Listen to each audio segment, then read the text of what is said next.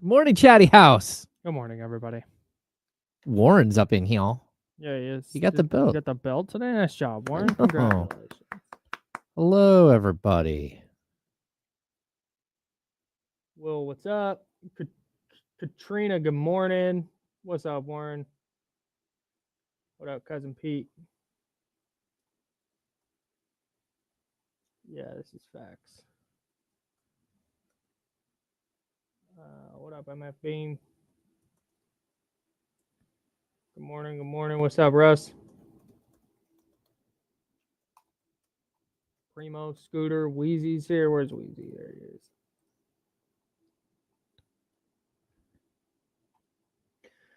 Good morning, gang. What up?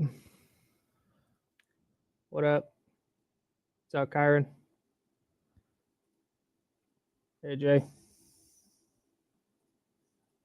No, I have not.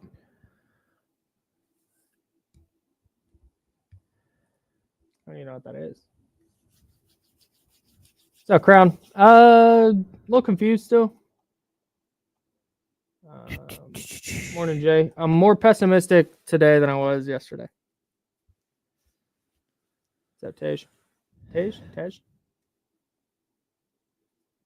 This is a crazy tweet from Chris Haynes. In light of major NBA movement recently, a few teams that are scheduled to travel on February 6th of the trade deadline have adjusted itineraries after realizing the team would be in the air when the deadline passes. This is to prevent a potential awkward flight.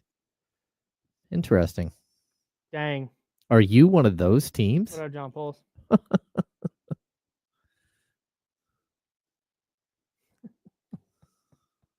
1 minute.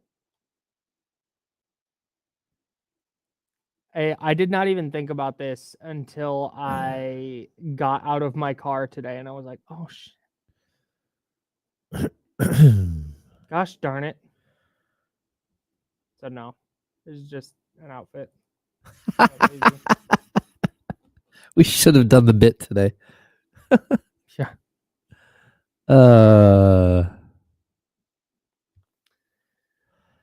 It's gonna be one of those days where you try really, it's in the back of your mind. Just don't curse. Don't curse. Have your finger on the button, Kyle. Have your finger on the red button. Not really, but I'll try. No, we'll be good. It'll be fine.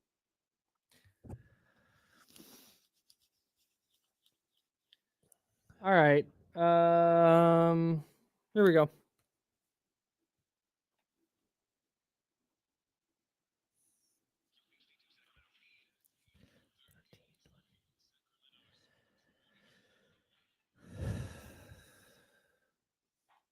It's time now to go beyond the headlines, and for the next 2 hours, go where every sports fan wants to go. Behind the scenes and into the practice facilities, locker rooms, coaches' offices, and press boxes to get the info before anyone else.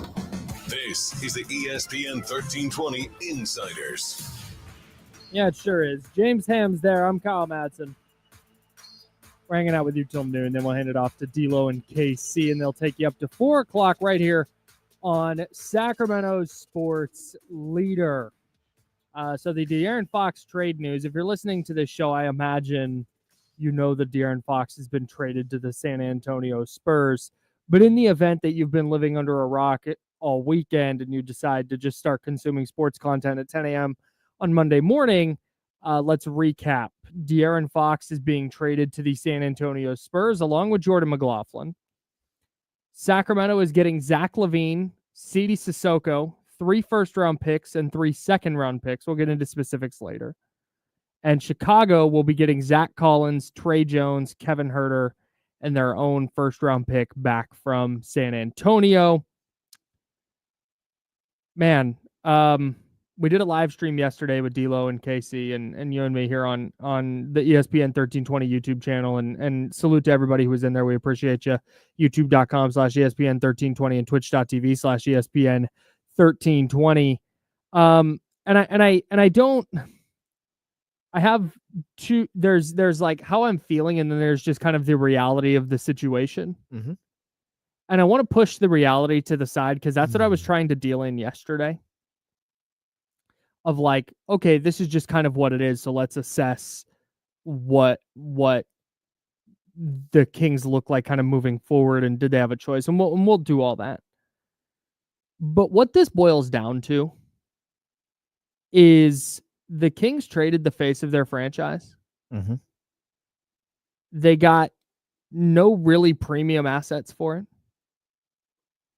They did not improve their roster in the ways that it needs to improve, with or without De'Aaron Fox.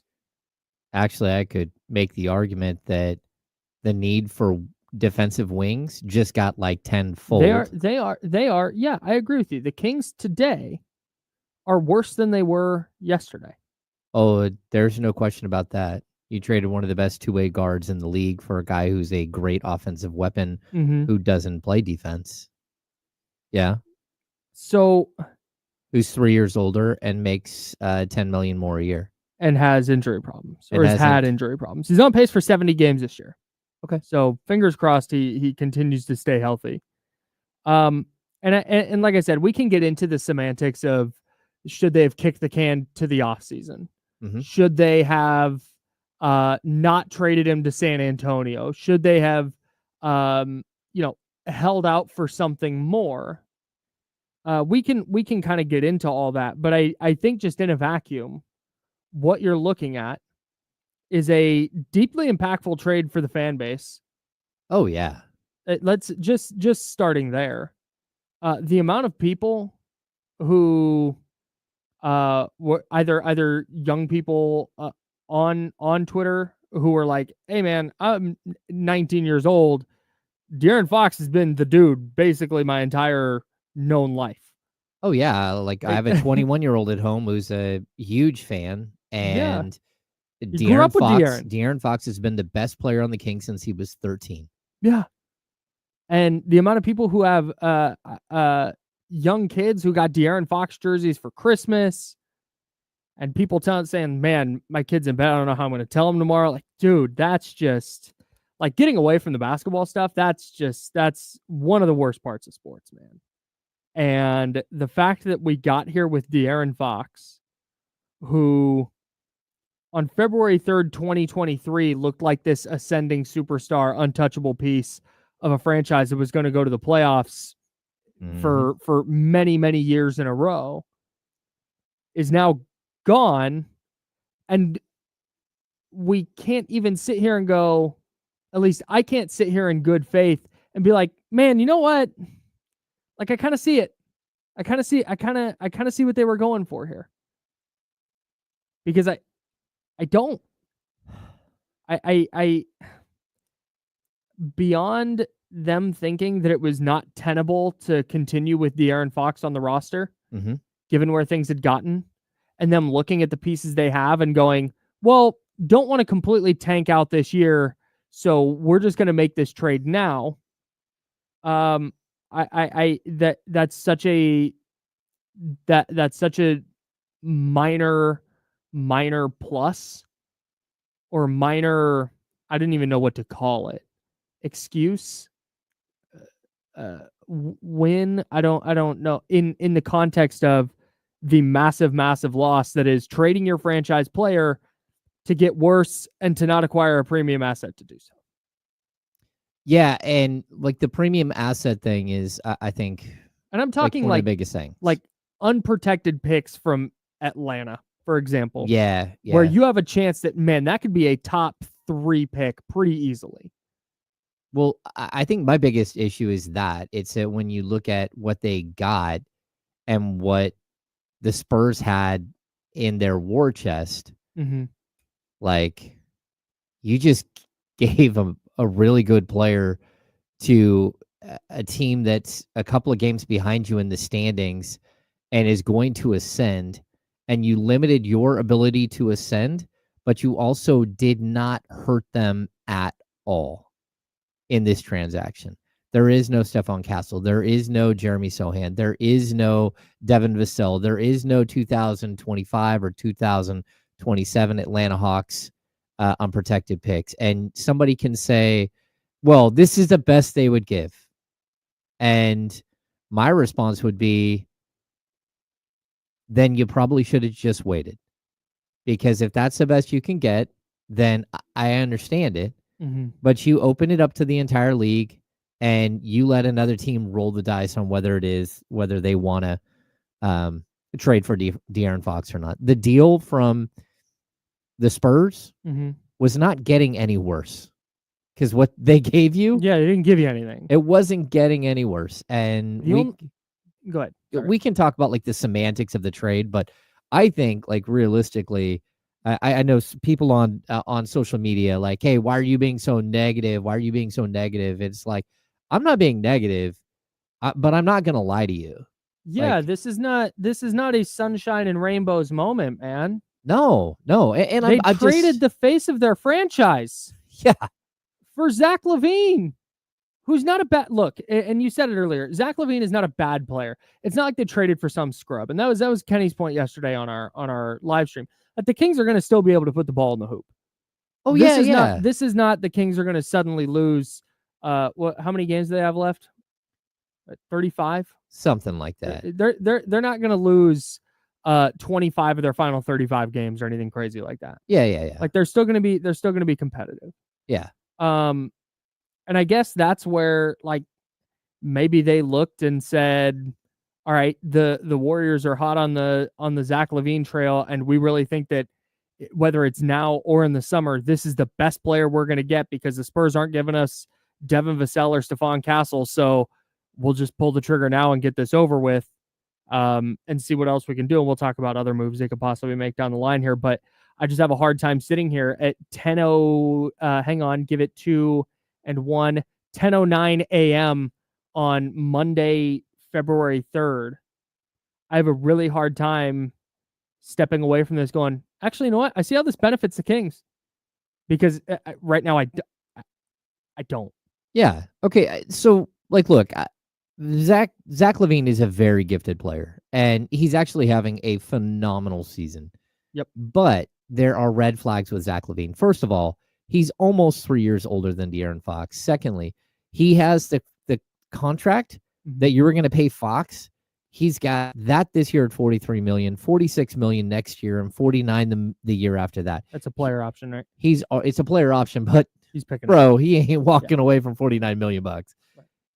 Then you start hearing, well, they could extend him this summer. Okay, you're not going to extend Zach Holmes this summer. Zach LaVine this summer. And the reason why you're not going to extend Zach LaVine this summer is because you have years to wait it out. And number two, he blew an ACL when he was younger, and he had foot surgery last year and played a total of 25 games. Mm-hmm. Like, he's injury prone, in addition to the fact that he makes a lot of money, and in addition to the fact that he doesn't play defense. Mm-hmm. And so it's one of those things that's really difficult to, like, look, he's going to have some moments here in Sacramento that you're just like, oh my gosh, Zach LaVine is so good. Yes. And he is a very, very good scorer. Mm-hmm. And I think like the biggest plus for the Kings is we just watched what happened with OKC. The second that De'Aaron Fox stepped off the court, Malik Monk was having a great game. Him and Domantas Sabonis were getting the two-man game. You know, bounce pass. Malik has 8 to 10 points in the first quarter. You're like, hey, this is super fun to watch. Soon as De'Aaron Fox stepped off the court, they switched their best defender on Malik Monk, and he turned the ball over 3 times. Mm-hmm. That's the reality of what life without De'Aaron Fox looks like. And if you traded him for a bag of peanuts or just a bunch of draft picks and nothing else, then you would have had major issues that you could obviously see, right?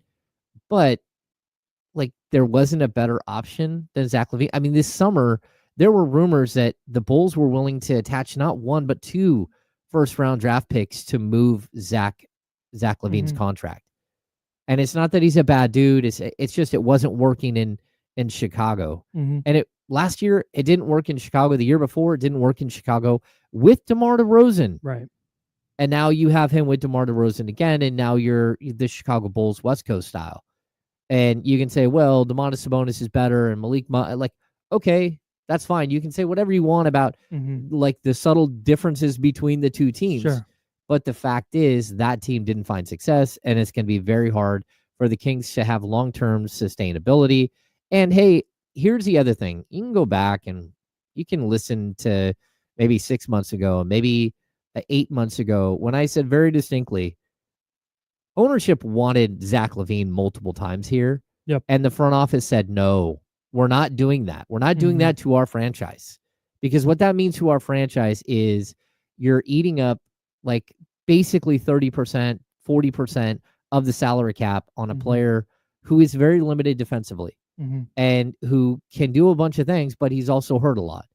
And I don't know what the exact percentage of games missed over his career, but at some point, that's another piece to this, that the voices that wanted Zach LaVine won out, and the voices that did not want Zach LaVine lost.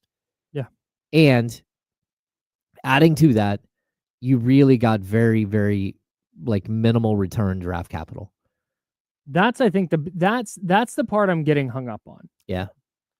Is if they thought Zach LaVine, who turns 30 on March 10th, by the way, if you thought Zach LaVine is the best you're going to do, and he's a better shooter than Fox, and there's all these different things you can do offensively, and he's really good off dribble handoffs. Okay.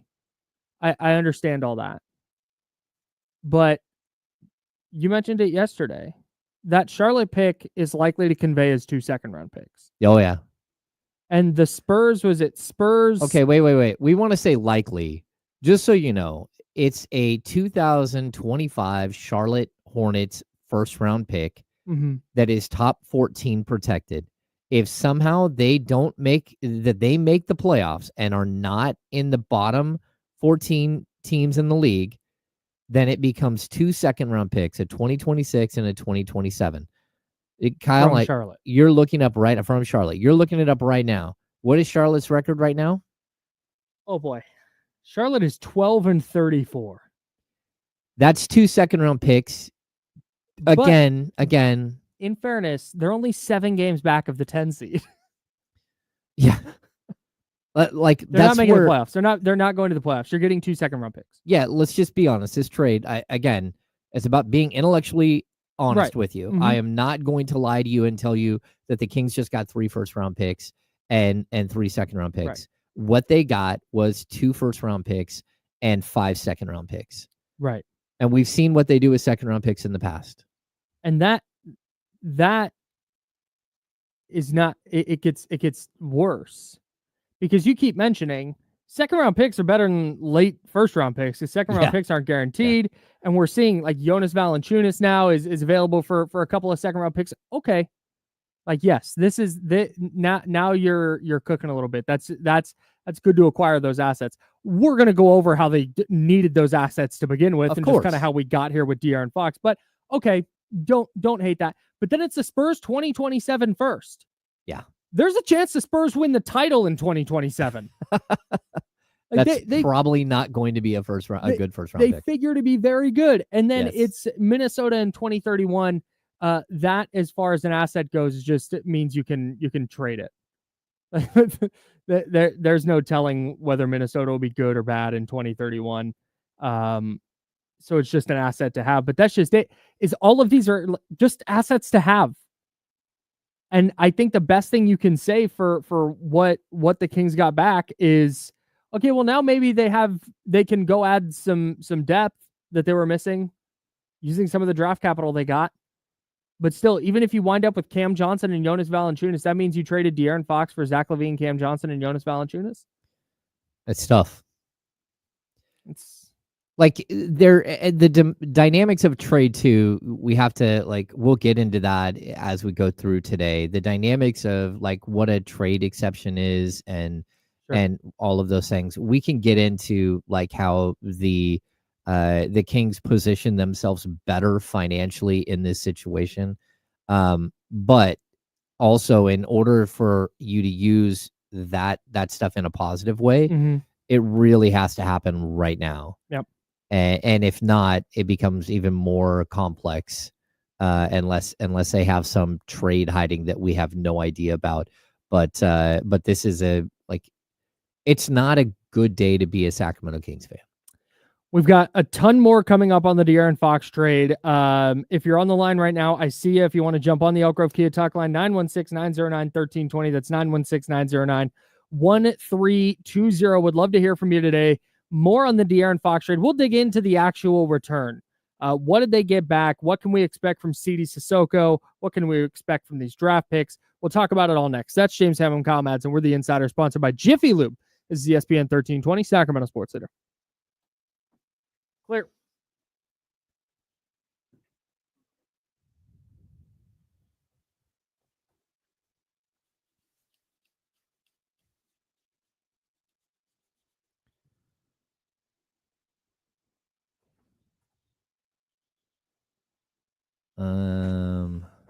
Let's see. Oh, this is a good question, Anthony. Does the 2025 Charlotte pick allow SAC to address the Stepien rule to access their future assets in first? Okay. No. Well, yes and no. Like, as of right now, they can't trade their 2025 first round pick because it could be headed to the Atlanta Hawks. And they can't trade their 2026 because it could also be headed to the Atlanta Hawks.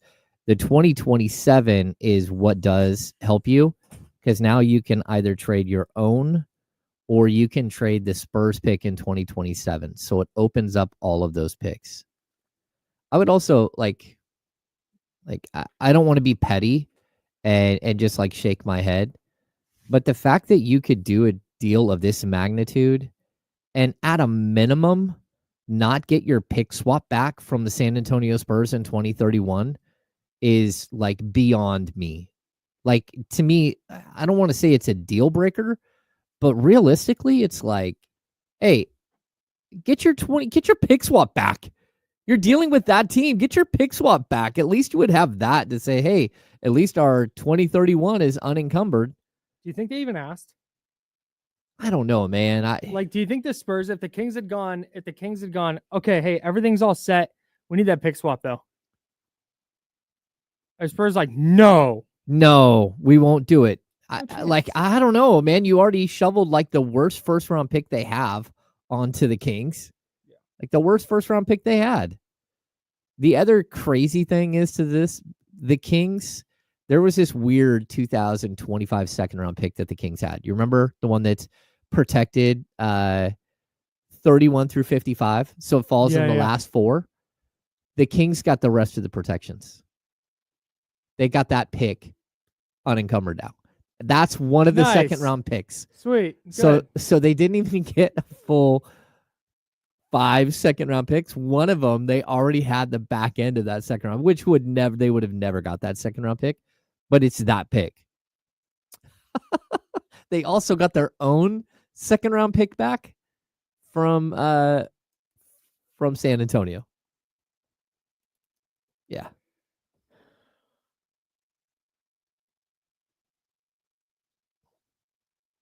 Sorry. I have no idea what to do with Underdog tonight. Oh.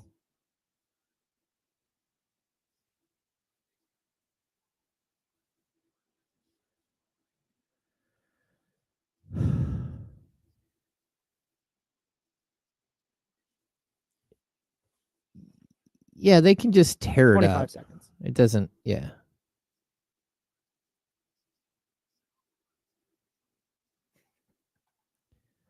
All right, guys. High times that KG just wants to move on.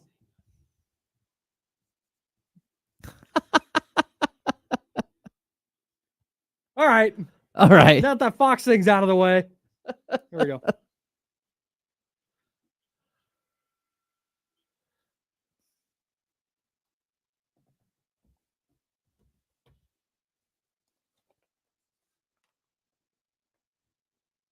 Now, back to the Insiders with James Ham and Kyle Madsen, brought to you by Jiffy Lube on ESPN 1320. That's James. I'm Kyle. We're hanging out with you till noon. I want to get to the phones. The Oak Grove Kia talk line's 916-909-1320, 916-909-1320. If you're new to the program, hello and welcome. We don't have a call screener. Typically, there's like a producer who runs the board and does all that stuff. That's just me. And James, and it's just us.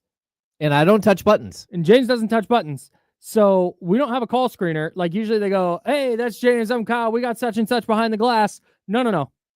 There's nothing behind the glass until Jesse gets here and starts setting up for D-Lo and Casey. It's really dark in there. It's very, very dark. I should turn the light on. Should I get a stuffed animal to set in the chair? I have a Clark Griswold blow up thing that you can put in your car next to you for Christmas. That's great. So you can drive your car and look like you have a second person in the car. Yeah, set that in there so we can look like we have a producer. Exactly. But if you try and call the show, it might just ring for a while. Uh-huh.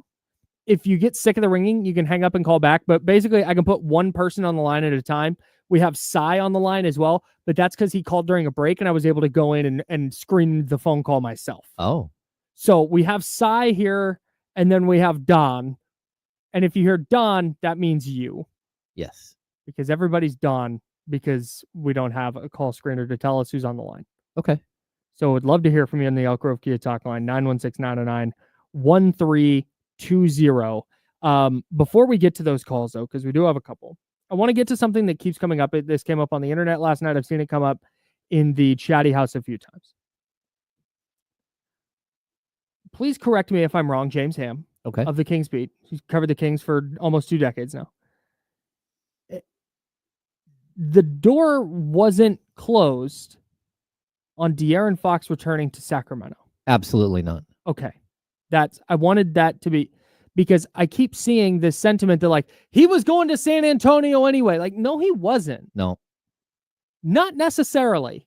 No, not only does he have a house here and his family here, but his wife, her family moved out. They live a mile away from them here in Sacramento. They bought them a house here in Sacramento, and they live here too. Like, they're settled in Sacramento. He's got friends. He's got friends that are family basically here in Sacramento. We all understand like there are ties deep here with De'Aaron Fox. He's been here almost 8 years. He showed up as like a 19-year-old kid, and he's lived a huge part of his life here in Sacramento. And he reached the point that, okay, they go to the playoffs in 22-23. They don't fix the roster the next year. And now they're in the year 2.5. They're approaching the trade deadline. And he said, can I get a little help? Yeah. Can we do the right things to fix this roster? And the Kings then decided to trade him instead. So I don't buy the idea that De'Aaron Fox had 1 foot out the door, and he always has, and this was the only thing the Kings could do. There was no chance of him coming back. I don't buy that for 1 second. And I won't be operating. If that's going to be your thought process, that's fine. Yep. Just know that I don't believe that to be true, and so that's not the thought process I'm going to operate under. This was not a De'Aaron Fox went to the front office situation and went, trade me now. Nope. It is not that. And like, look, Tom L here in the chat, he said, weren't you saying the team looked broken the last couple of games? I definitely said they looked broken on, was it Saturday when they played Oklahoma City and got just absolutely destroyed. It was ugly. They were broken. It was clear as day that, oh no, they're broken. That's because of this situation. Right. That, like we talked about, it's like a freight train was coming at you for 2 years and you didn't get off the track and you just got ran over. Straight up, you just got ran over. I like this was so avoidable. It was. That's it. That's all. Like just people think a freight train doesn't zigzag. Not typically, no. It goes straight, and to slow it down is very difficult, but like it doesn't move. It doesn't chase you. All you had to do is step to the side. All you had to do was go out and do the basics. Go add the pieces that everybody has been asking for. And you still haven't added the pieces everybody asked for. It's still a major issue with size, athleticism, physicality with this specific roster. You did nothing, absolutely nothing to change that. And actually, in all honesty, you got worse when it comes to that.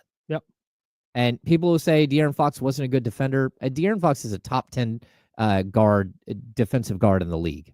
Like, I don't know what he led the league in steals last year. That's not the only, De'Aaron Fox is a very good defender. Defending NBA point guards is virtually impossible. It's really tough. Just watch what De'Aaron Fox does to everybody else every single night. So. No, he's a pretty good player. But if you're out on him, if you were out on him and you're like, hell yeah, he's gone, salute. Yeah. I don't, like I said, I'm not telling people how to feel. 916-909-1320, 916-909-1320 is the Elk Grove Kia talk line. Let's get to Don. Don, you're on the Insiders. What's up? Ham, Kyle, what's up? What up, TC? What's up, TC? Hey, what's up, bro? So, like, first and foremost, before I get started, I want to personally thank Fox and his family, bro. You know what I'm saying? You was a good dude, bro. And I want to send that, I wish you the best in San Antonio, and we move forward. As far as the Kings, bro, we got to strap our boots, lace our boots, and get up off the ground, bro, and keep it trucking. I don't feel like this trade was that bad. Like, James, I got to disagree on you. I love you, James, but I got to disagree on that. Like, LaVine swapped for Fox. Hey, we got LaVine. It wasn't like they called us and was like, you guys got Patrick Beverly, 3 seconds, 3-second swaps. And, like, we got Zach LaVine, bro, and a couple first-round picks, and we got to make some more trades and keep it moving. Like, we don't have really time to cry over sport milk. I wish Fox the best, bro, but we got to keep it trucking, him. That's all I got. Thanks, TC. Appreciate the call, man. Yeah, man, that's one of the that's one way to look at it. Like, it could have been worse, I guess. Yeah, but you shouldn't live in a world where it could have been worse. Is the other answer. And the other thing with this is, to TC's point, like, at some point we got to move forward, because the Kings have a game tonight, and then they have another one, a home game at Golden One Center on Wednesday. Mm-hmm. So at some point we got to talk basketball again. And I think once we do that, and once we see Zach LaVine on the court, and maybe there's additional moves the Kings make, maybe we get to the end of February and we're like, oh, okay, like this is not as bad as it seemed. Because I mean, frankly, that was kind of the Mike Brown situation for me. When Mike Brown got fired, I was like, they're toast. Oh yeah, like they might finish below 500. Mm-hmm. And then they won 11 of 16 under Doug Christie. Yeah, they're 11-6 since Doug took over. So 11 out of 17. Yeah. So right, they're like, oh man, it looks a little better. So maybe I'll be proven wrong again, and this all works out in their favor. But today, where we sit now, it doesn't look great. No, and like we always talk about, like, they need more rotational pieces. For as bad as Kevin Huerter was over the last year, you just lost another rotational piece. The Kings dropped not only De'Aaron Fox, but Kevin Huerter. And so now, again, their top 9 guys is down 1 guy. And in order to make a move, you might have to give up another 1 or 2 guys to make that trade work. Sure. So it's complicated, right? Like, this isn't like Rome wasn't built in a day, right? And you're hoping that they can continue to build something here. But I just have a tough time. Again, I can look at Zach LaVine's stats, and he averaged 24. He's averaging right now 24 points, 4.8 rebounds, 4.5 assists. He's shooting 51.5% from the field and 44.6% from 3. Pretty good. He's an elite 3-point shooter. And you can just watch him. Like, he is a bucket. Oh, yeah. And the way he scores most of his 3-point shots, like 16% of his overall shots come as a catch-and-shoot 3-point shooter. Like 26% come as an off-the-dribble 3-point shooter. And he shoots like 46% on those. Yeah. Like, he's a very good creator for himself. And he's not a bad creator for himself. He's also a lot more efficient as a scorer this year, 51.1% from the field, than Fox is, right? So better shooter than Fox, better, more refined offensive game, really. It's not a lot of dribble drives. It's not a bunch of pull-ups in the lane. You will have some athleticism. I mean, again, Zach LaVine was in multiple slam dunk contests. I'm not sure if he won one. Yeah, he did. He had the iconic one with Aaron Gordon. Aaron Gordon should have won if we're keeping it a stack. Yeah. I don't want to relitigate that. Yeah, so, like, that's not the problem. The problem for me is that he's 3 years older, that he makes 43, 46, and 49 million over the next 3 years. There's a long-term problem more than a short-term one. Well, yeah, and also that he blew his ACL at one point, and that he broke his foot and had to have foot surgery last season. Like, with guards, especially athletic guards, the things you don't want are knee problems and foot problems. Sure. He's had both. Sure. And so those are some of the issues. And again, I think he can play. I'm not saying he can't play at all. I think he's a very dynamic scorer, but he also doesn't play defense. 916-909-1320, 916-909-1320 is the Elk Grove Kia talk line. Cy, thanks for holding. You're on the Insiders. Thank you for having me on. Yeah, man. So I agree with James for the most part. I don't think we got enough back in the deal, and it's like all the Spurs gave us is 2 firsts and 5 seconds. That's ridiculous. I don't even understand why couldn't we have gotten LaVine straight up for the Bulls when you look at what they got from the Spurs. But I want to move on from that, and I like LaVine, but I think we should have got more. But I want to go at my issues with the way the Kings have been ran since Vivek took the team over, and I want to look at the GMs that they've had. Okay. D'Alessandro, Vladi, and now Monty. And I've noticed a repetitive kind of trend. So D'Alessandro, he fires Mike Malone. They both get hired in Denver. How does that happen? Then Vladi, he passes on Luka, and now Luka's going to Vladi's original team, the Lakers. And then Mike Brown started out with the Spurs in this league. And when I look at I didn't think he should have got Coach of the Year, and I think we lost to the Warriors because of Mike Brown's coaching. He wouldn't take Herter out. Herter shot 6 for 39 that series. You could say Herter's shooting is the biggest reason we lost. I would also say Sabonis did 0 boxing out that series. He got destroyed by Looney on the boards. Mike Brown would call no timeouts. He would make no adjustments. He wouldn't make the lineup bigger. He wouldn't do anything to change what we were doing wrong and to stop the Warriors from what they were doing. And it appeared to me he was doing everything to help his former team come back and beat us after we were up 2-0. Reading his body language, looking at the decisions he made, it was obvious to me. And the team has only gotten worse since under Mike Brown. That's why I was happy he got fired. I thought he should have been gone. And I believe he's been working to sabotage this team all along. And I believe that everybody the Kings hire has been sabotaging the team. All right, and thanks, Cy. All right.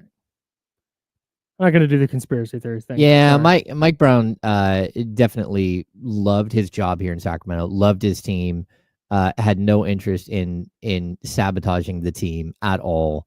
That's not a thing that happened. No, and he Mike did Brown not help. badly wanted to beat Steve Kerr and the Warriors. Oh yeah, badly. And yeah, he did not, under any stretch of the imagination, do anything to have the Kings lose that series. I didn't. Here's the thing. And again, I see so many of you on the line right now. I can only have one on hold at a time. So I'm going to do my very best to try and get to all of you. So if you're on the line, please just hang out. But I didn't hate the initial point of like, hey, let's look at the GMs and if there's some common thread with the GMs and moves they did or didn't make. But when we start going off into the Mike Brown was losing games on purpose. Yeah. I agree with him too. Like there was a point where like the guys that they brought in to lead this team do have a certain personality, and not only that, but the second guys that you bring in, the assistant GMs there's a common thread with most of them outside of Peja. Peja's just like hanging out and bouncing ideas off of Vlade. But the other guys that they brought in, like, they like to climb.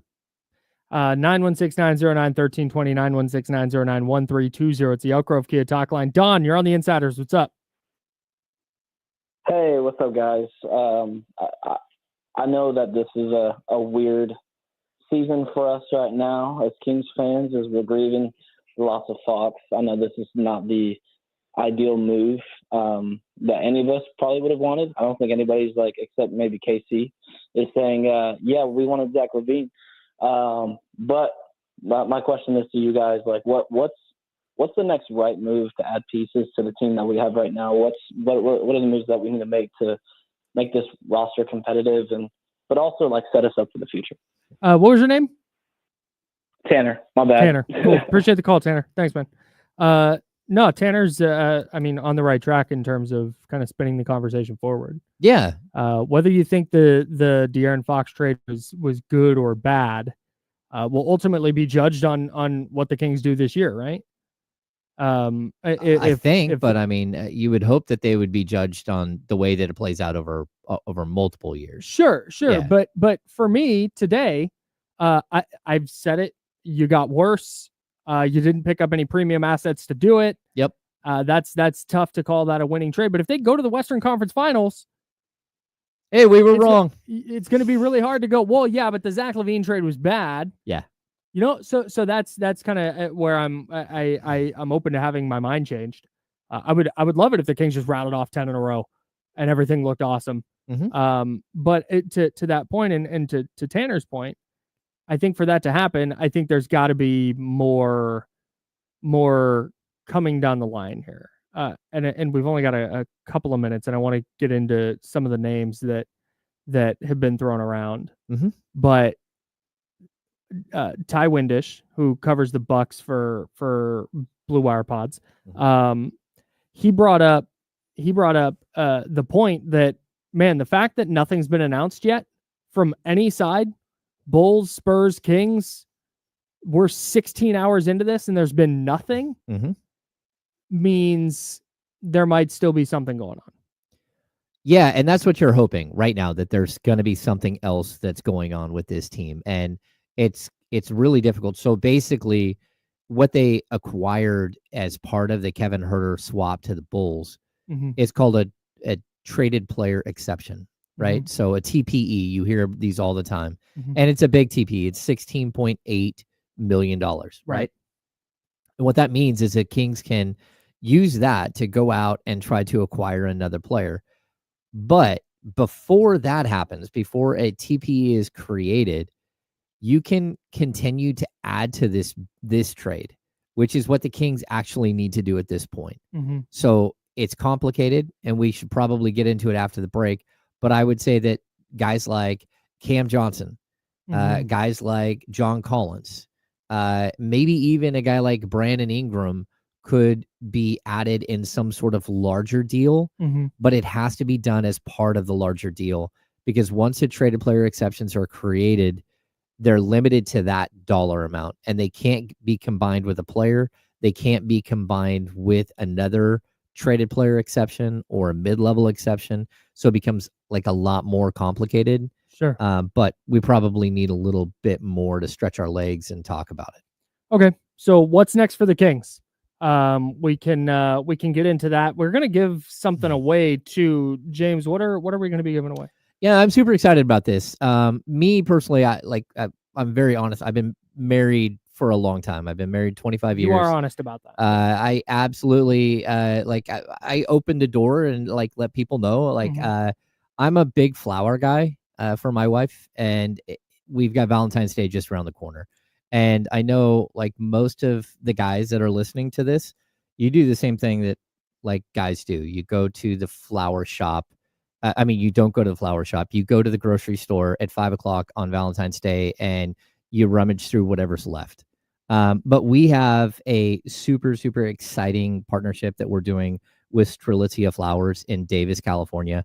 ESPN is excited to give away, to give you a chance to celebrate all kinds of love with this Valentine's Day with Strelitzia Flowers. You have a chance to win 1 dozen long stem roses with delivery, and they hand deliver everything, courtesy of Strelitzia Flowers. To enter, all you have to do is listen to the Insiders with me and Kyle, and listen for a code word. Go to the ESPN.com page. You'll see a big thing for Strelitzia Flowers. We're going to have a code word in just a little bit, but you can also go there now to the StrelitziaFlowersCompany.com and use the code word radio 224 for $10 off any purchase of $100 or more.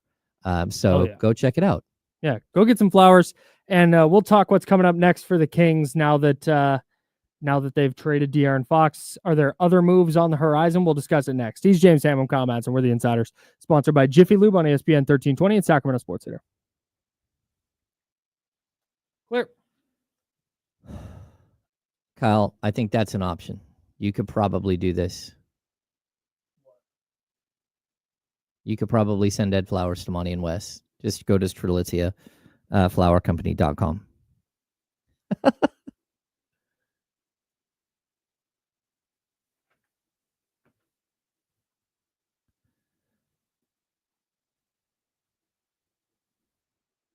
See? Exactly.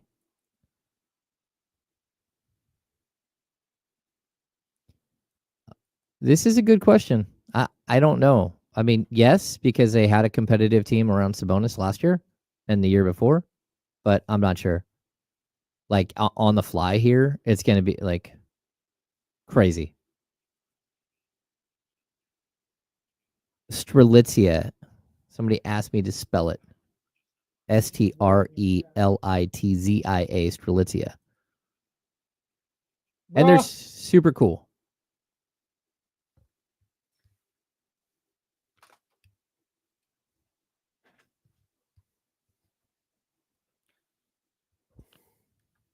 You all right over there? Yeah. You're fighting. It's just these headphones. It's just all cord. It's all cord. I could go sit. You can replace that with a I am different. so far away from the microphone right now. I am. Kyle can almost get to Look the at this. door My headphones are plugged in. with his headphone cord. This is outrageous. I wonder if you went over the top of the counter, if you could make it to the door. You might be able to reach. 2 minutes. Oh, not quite. I can reach the door. We have no idea, Brett. You know we don't know if there's going to be a Monty presser or not. Come on now. What does this mean?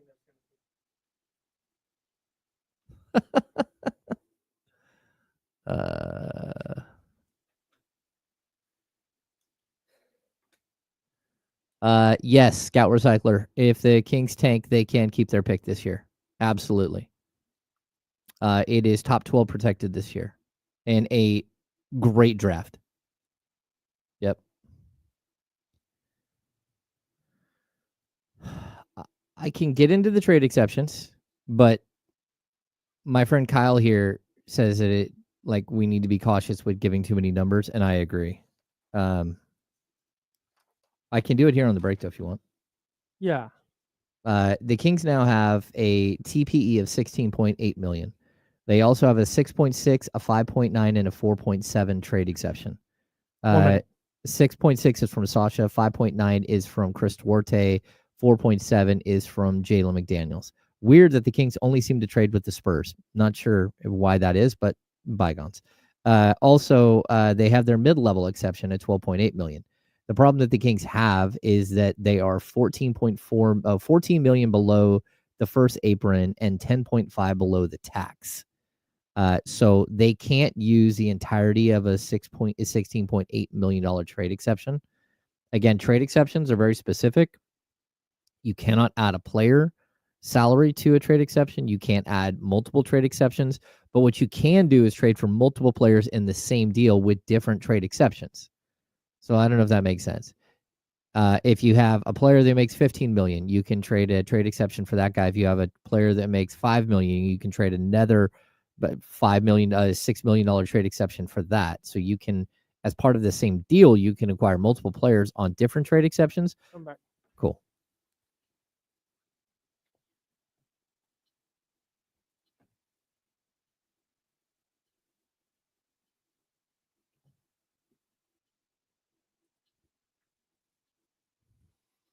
Now, back to the Insiders with James Ham and Kyle Madsen, brought to you by Jiffy Lube on ESPN 1320.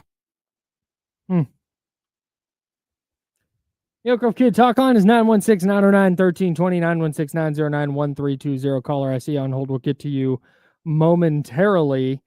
James, you mentioned last segment we had some flowers to give away. Yeah. We are also going to hook you up with a Jiffy Lube gift certificate. Yeah. And an exclusive Insiders hoodie that you can only get if you either work here or win this contest. So, here's what we're going to do. You're going to go to ESPN1320.com. You can go to jiffylube.com to find the location nearest you, but you won't find the contest page. Go to ESPN1320.com. You're going to see the Jiffy Lube contest page. Today's word is Fox. F-O-X. That's going to be our code word for today. So if you enter that at the contest page at ESPN1320.com, you'll be entered to win a $50 Jiffy Lube gift certificate, which is great value, and an exclusive Insiders hoodie brought to you by our friends at Jiffy Lube that you can only get through this contest. So entered now at ESPN1320.com. Code word Fox. That's There what it we're doing is. today. There it is. Typically we do something related to the game that happened. Mhm. I didn't want to do something from the Oklahoma City game, to be totally frank. I didn't want to do it. No, it was not a good game. I put that game out of my mind I almost did- immediately. I did not want to watch that game at all after the first quarter. Oh, you just Oh, they give up 82 in the first half. yeah. And then didn't somebody give up 91 in the first half? Yes. Dallas Oh, man. after trading Luka. They gave up Yeah. 91 points in the first half to the Cavs. Mm, 91. That's Yeah. so many points. that's so many points. That's like a game's worth of points and Yeah. a half. That's wild. Insane. But that's what happens, man. You say it all the time. The trade deadline affects these dudes. Whether you think it should, whether you think it shouldn't, it does. Oh, yeah. And don't for a second think that most of the players didn't know that something was on the table. Yeah. Like we knew on Saturday that things were building towards a potential trade. Knew all day Sunday. You hear the Kevin Durant stuff right now that the Suns are fielding offers for Kevin Durant. Just so you know, heard that rumor on Saturday that the Kings were trying to get into that conversation to see what they could do and see if they could be part of that, as Sure. opposed to a guy like Zach LaVine. But it didn't work out. They didn't have the assets to do it, and so they moved on. 916-909-1320. 916-909-1320. Again, if you call and it just rings, nothing against you. We just don't have a call screener. Yep. So it might just ring for a little bit, and we'll get to you as soon as we can. Right now, we're going to get to Don. You're on the Insiders with Kyle and James. What's up? Hey, Don, go ahead. We're talking to you. Hey, how's it going, James and Kyle? I just had a question for you both. Obviously, shout out to Fox. Great player. Been an entire life cycle with him as our leader. I just wanted to talk about the future state of the Kings. I know you guys are going to go into some players out there, but a lot of the names listed so far have been bigs. And I just want to know, with getting rid of McLaughlin and now only having 3 guards, who's going to be the primary ball handler? And do we trust Monk in that role? Good question. Thanks. I trust Malik Monk to be a top 12 NBA point guard. Like, that's where I'm at with Monk. I mean, since he's moved into starting lineup alongside another major ball handling, like ball dominant guard, he's averaged like almost 20 points and like almost 7 assists per game. I think those numbers can go up. He does need like more help, like we keep talking about. Like, the way that assist numbers go up is typically because your teammates hit shots. The Kings don't have teammates that hit shots. They don't, as of right now. There's like enough problems. The Kings have had plenty of problems hitting shots this whole season. So I think Monk is the guy. You don't really have a backup. Monk's going to have the ball in his hands a lot. LaVine's going to have the ball in his hands a lot. DeMar DeRozan's going to have the ball in his hands a lot. You have to start running a lot of offense through Domas still.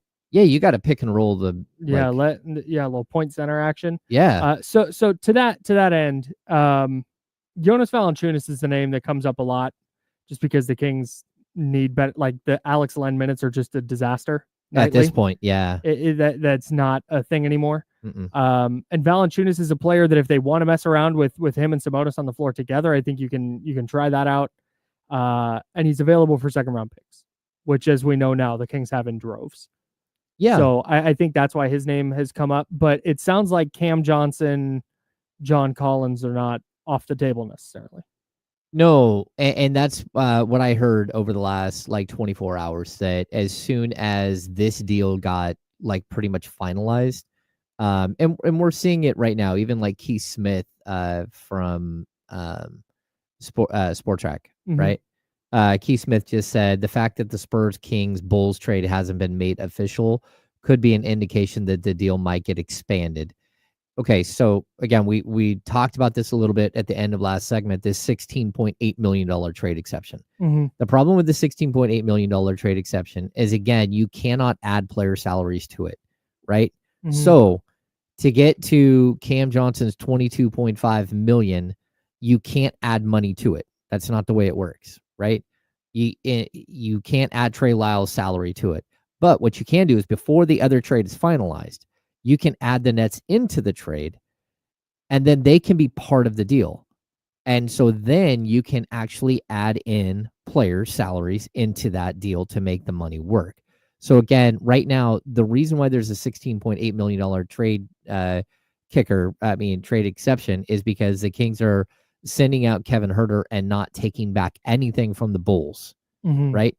So now there's a way to work this deal where player XYZ goes to the Nets, and now all of a sudden the Kings do have like a couple of extra unprotected first round picks. They've got the Spurs 2027. They've got the 2031 for the Minnesota Timberwolves. So if the Nets want to trade Cam Johnson right now, you want to combine that into this bigger trade before the trade call is made to the league and it's finalized. And that would be something that I could see the Kings doing. I know that, like, from what I've heard, they not only have they called the Nets, but there's also a possibility of, if they can't get Cam Johnson, maybe they can go back to the John Collins trade. Again, it's going to get complicated, but players have to go out. The Kings are hard capped at $178 million, and I think that's even come down to like 170. I mean, like basically 174 million, because there's 4 million in player incentives that count against the hard cap. I see. So right now they're 14 million under the hard cap, and they're 10.5 million under the tax. Under the tax, and that's according to Bobby Marks from ESPN. Okay. So again, they can work in players into the deal right now. Right. Right. But if the trade is called in, you have a $16.8 million trade exception. There's no way to get Cam Johnson. You can't take that trade exception and expand it at all. So any hope of getting Cam Johnson, it would cost you. You'd have to go figure out a different route to come up with $20-something million in salary, which, becomes really difficult because Kevin Huerter's salary is no longer on your books. So you don't have that salary to trade. And that's kind of where this all comes full circle. Can you add in another team, have some of these pieces go different places, and all of a sudden the Kings can yield maybe one or two other players that they were looking at before. Right. And that's something that they're going to be working the phones here. And there's going to be a time limit, because these other teams, the Spurs, like the Bulls, they're going to want this deal done. Yeah. Yeah, because they want to get the players to come in and take their physicals, and so they're available to play in the coming days. Yeah. And, again, I think players have a 48-hour window. And the Kings, by the way, should be wanting to get this deal done too, so they can get Zach LaVine in the building. Yeah. It's not like they're sitting comfy in a playoff spot right now. Oh, no. They play tomorrow against Minnesota. Yeah. Is Zach LaVine's original team. They play in Minnesota, and you would hope that, like, if a deal gets done today, there is a possibility Zach LaVine could suit up tomorrow. But it's complicated. And you might be looking at these players, most of the players in this deal, because it is a multi-team deal, not playing until later in the weekend. I'm focused more on the important aspects of this trade, and that's what it means for the Kings when it comes to Underdog Daily Fantasy, because Underdog's Pick'em game is super easy. It's the easiest way for me, enhance the sports watching experience. I'm going to have so many lineups. Like, I was already locked into the big game, but when the Chiefs and Eagles face off, I'm going to have 6 different lineups put together. All you have to do is pick 2 or more player stats. You pick higher or lower on those stats. Passing touchdowns, rushing attempts, receiving targets, how stats go in the NFL. But they have all your favorite leagues, all your favorite players. I've got a Kings one built tonight. We'll go over Kings lineup built for tonight. We'll go over that in a bit. Underdog is the best place to play. Pick them. Download the app. Sign up with promo code KyleM and deposit now to get up to $1,000 in bonus cash instantly. That's promo code KyleM. Must be 18 plus and present in a state where where Underdog Fantasy operates. Terms apply. Concerned user play. Call 1-800-GAMBLER or visit www.ncpgambling.org. All right. How do the Kings move forward? Who's involved? Could the roster look a little better after the trade deadline? We'll talk about it next. That's James and Kyle. We're the Insider, sponsored by Jiffy Lube. It's ESPN 1320, Sacramento Sports Center. Oh, and of course, they do play tonight. My bad. I lost an entire 24-hour window of my life, just so you guys know. Yeah. So the Kings play in Minnesota tonight. There's no way those guys play in Minnesota.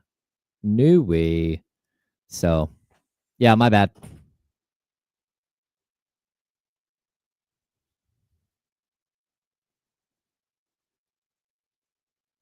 And I don't think anything that happens in the next couple of days is like expect them to be a little off and a little weird. And I would not expect a bunch of wins here in the next, 48, 72 hours.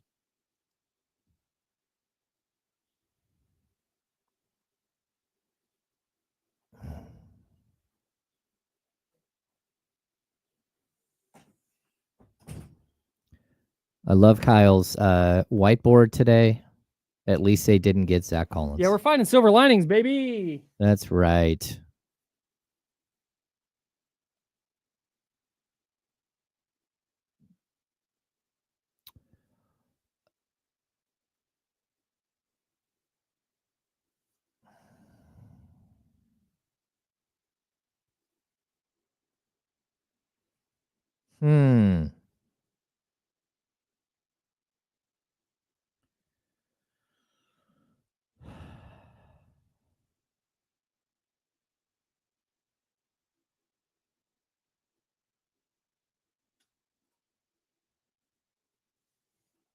All right.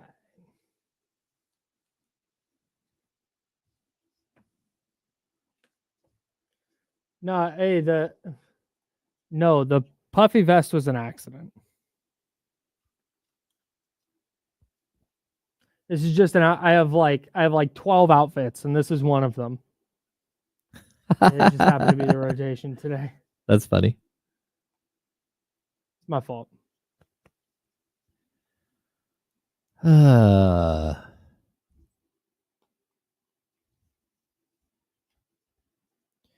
I don't know that Collins doesn't want to be here.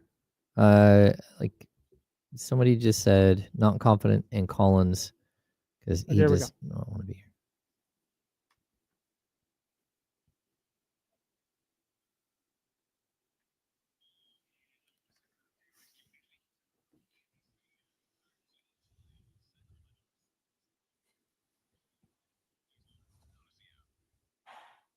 Welcome back to hour number 2 of the ESPN 1320 Insiders.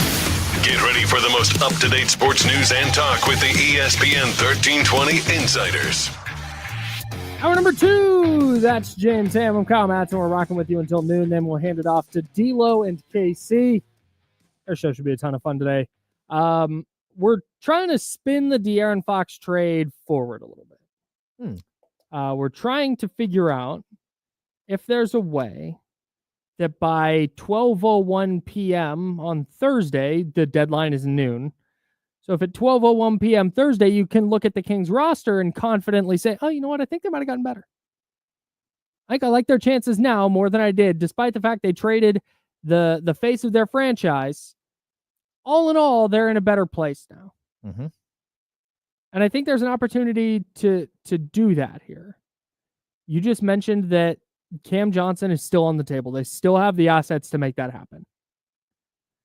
John Collins, same thing. Mm-hmm. Is it those two? Well, I mean, I think those two are the pieces that you would combine into a bigger deal here, right? Both? No, one. Sorry, one or the other. Okay. Yeah, those are the types of pieces that you could combine into this deal. I see.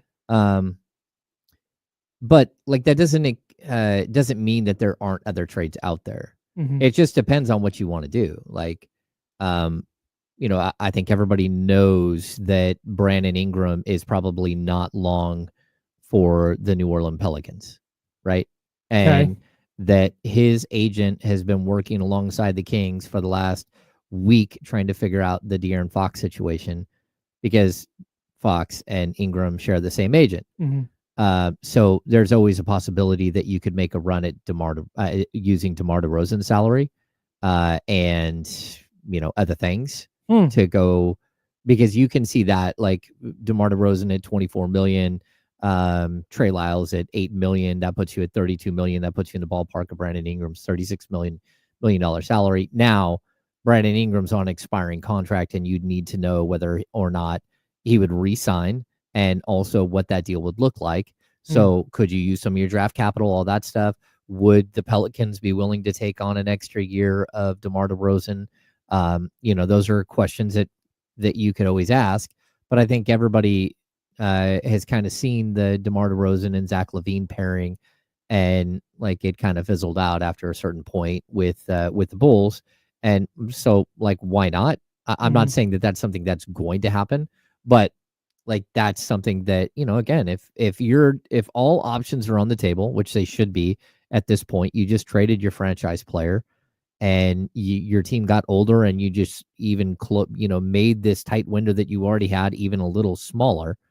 Then you have to consider all of these things. So I would say that, again, the Kings are going to run around trying to get deals done quickly. We do know that they're trying to be aggressive, that they're trying to figure out what it is that they want to do moving forward. But like, look, you still have gigantic holes in your rotation right now as we speak. And not only that, you don't even have enough rotational players to make this thing work. Right. So like, this is going to get tough unless Isaac Jones is playing 30-something minutes or 24 minutes a night, which, and hey, I'm here for it. If you're not making any more moves, if this is it, then empty the G League bench.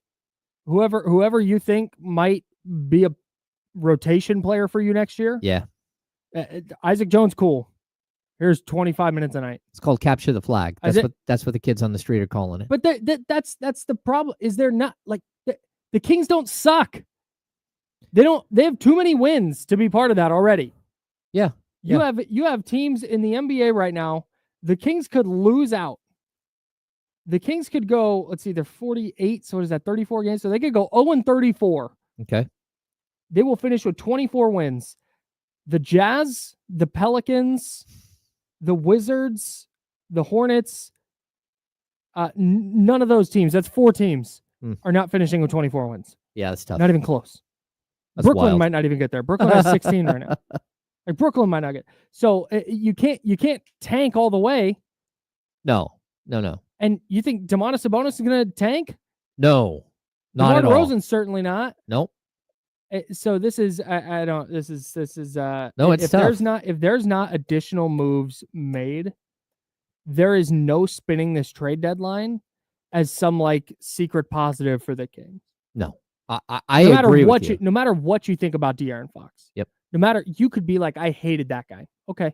You could think that he had both feet out the door and was buying a house in San Antonio, whether he got traded or not. You could think, okay, that's fine. But if this is it, and you've now gotten a worse player without addressing any of your major roster flaws, that's not. There's no spinning that. No, I totally agree. So I want to. There's 2 other things that happen here. Number one, the Kings did get another player in the transaction. They got Sidi Sissoko. He's a second-year player out of France. He played for the G League Ignite a couple of years ago, and then was drafted, I believe, with the 44th pick in the 2023 NBA draft. I reached out to Pete Youngman, friend of the show, who, of course, was the trainer for the Ignite during that time here, and I asked him about Sidi Sissoko, and he said, "Salt of the earth, a pleasure to work with, eager and willing to work to keep improving his game. Like a lot of guys, he just needs an opportunity." And Pete said, "We're more than welcome to use that quote on the air." And so, like, again, the one problem with him is he hasn't played hardly at all. And actually, like, in total, he's basically over his 2 years has played the equivalent of 3 hours and 15 minutes of NBA action. He's at like 195 minutes of play. And so it's tough. We also did some like digging around a little bit. There's a lot of weirdness about his height and weight. Really odd. Very odd, because Basketball Reference is not usually wrong, but he weighed in at 6'5.5" and 226 pounds at the combine. According to the San Antonio Spurs media guide for this season, they list him at 6'6", 220. He's a a good size, strong built individual. But again, just like experience is the problem. He's not a great shooter. Just, probably more of a defensive minded guy. But again, he's only 20 and he has very, very little basketball experience. And the other thing is this trade opened up another roster spot. The Kings are down to 13 roster spots at this point, including CD Sissoko. So I would expect that, again, Isaac Jones is up to, I think, 38 games on the active roster. He's only maybe 39. He's only got like 11 or 12 more games that he can play. And I expect them after the deadline to do something like upgrade him to a regular roster spot. But you don't do that until all these other transactions are done. Sissoko shooting 28% from three in the G League for his career, 46.1% from the field. He averages for his career in the G League, 14.6 points, 3.8 boards, 3.2 assists in 29 minutes a night. So not a rotation player right now. Can he play for Stockton? Yeah. Do the rules allow that? Yep. He can go down to Stockton. That's where I expect him to. That's where I imagine. I expect him to be assessed in Stockton for the next couple of months and see what you got. And he's one of those. I mean, he's on a two-way. Not on a two-way. He's on a like a second round. That I think it's a second round pick. I see. Like exception that they created that Colby Jones signed under. So again, he has no guaranteed money at all for next year. 916-909-1320, 916-909-1320. I've got a bunch of people on hold. Thank you so much for your patience. Don, you're on the Insiders. What's up, man? Hey, Don. Bo. There we go. Am I on? Yeah, you're on. What's up, Bo? I know you guys got the Don going on. All right, my man. Oh, no, it's okay. I was waiting for Don. I was like, but there's 20 of us. A few things. Hopefully you guys can keep up. Number one, my Curry Foxes are now retro. Only wore them to like 4 or 5 games before they're retro. Love that. So there you go. That's interesting to have a retro shoe and you've only had them for 2 weeks. Number two, I'm on the side of loving this just because it's dreadful to go to games knowing you're not going to be competitive. And I do think LaVine, the contract's not great. It's only 2 years left after this year's completed. I'm not mad about that. I think that we can play the similar style of basketball with LaVine. And I think he'll fit in great. So I'm not panicking about that at all. James, I always laugh because when I'm watching the show and listening to you, we always disagree. So we'd have a great conversation. The one thing we do agree about, it's hard to replace our talent in Sacramento. I totally agree with that. So I'm a little bit nervous on our future. Our drafts are hit or miss. So we'll kind of see where we go from there. But I'm super excited to see this core for a little bit. And a few players, I'm not so keen on like just throwing in the John Collins or the Cam Johnsons. I actually like the smaller players like a Caleb Martin or like a Jonas Valanciunas. I think Jonas Valanciunas would turn it. I think that we would be sneaky if we got J Val to go in there and he could just hit people around, man. I think it would be fun to watch. So, yeah. Thanks, Bo. Appreciate the call. I don't think the shoes are retro. I kept up. I didn't think I would, but I kept up. Yeah, I don't think the shoes are retro. I think he's still going to wear the De'Aaron Fox Curry brand shoes. Yeah. So you still wear them. You still rock them. I'd still wear them. Yeah. I don't know. It's like he was mean on his way out. No, I don't wear player shoes. Actually, he did release He did release a statement. He did. De'Aaron Fox on the internet. Do we have that? I do. I can't quite find the words to express what I want to say, but thank you. Coming in as a 19-year-old kid and leaving as a 27-year-old man, I'm grateful I got to spend the beginning of my young adulthood here. The love for the city is unmatched. For the to the fans, y'all deserve the best. I wanted to end my career here and never expected it would end this way, but I'll always be grateful for your support. Thank you for the love you've shown me and my family. Sacramento will always hold a special place in my heart. Fox. Cool. Yep. There it is. Okay, it's pretty standard. Yeah. All right. Good dude. If the rotation is Monk, DeRozan, LaVine, Murray, and Sabonis, Yep. with Keon Ellis, Cam Johnson, and Jonas Valanciunas coming off the bench, are the Kings better post-deadline than they were pre-deadline? Yeah, I would think so. I mean, just because you added the wing depth and the size on the front line. Yeah. But I don't know that you can get like, I mean, you're hard capped. So every deal that you have to do has to be very cautiously created. Mm-hmm. And again, Vivek Ranadive has not shown us that he's willing to go into the luxury tax at all. And so you got like 10.5 million to play with right now. And there are ways to create other space. Like we've seen the Kings do it multiple times. They have all these second round picks now. Maybe they can get someone to take on a player for second round picks and stuff. Yeah. But there isn't a lot of like spare change hiding. Right. So making multiple deals is very difficult, even if you have a trade exception that makes sense. Right. Man. Yeah. So they couldn't even do that if they wanted to. So they are going to add one additional player if they add anybody. No, I mean, there's always a possibility that there are other players thrown in a deal that could actually end up helping you. Like there's possibilities of additional pieces coming back, but I would say that it's probably like it's going to be difficult. It's going to be difficult to do multiple players. It is so difficult to be optimistic with the Kings front office. We can sit here and go, well, they still need to do this. They've needed to. Yeah.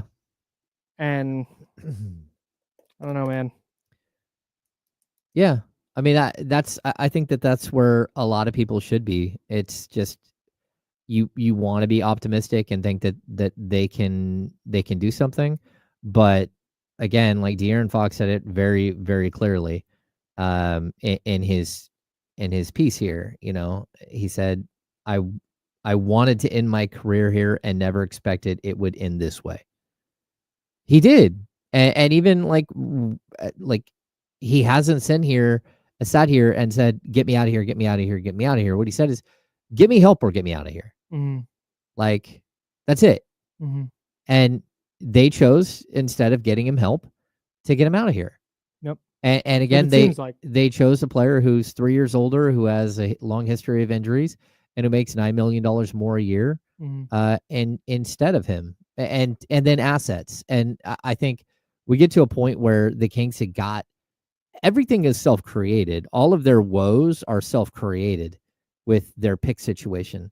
But they got to a point where they didn't have the assets to go do the deals that they need to do.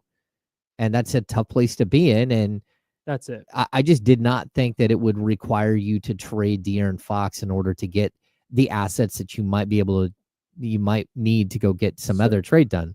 So this is the I don't know if irony is the right word.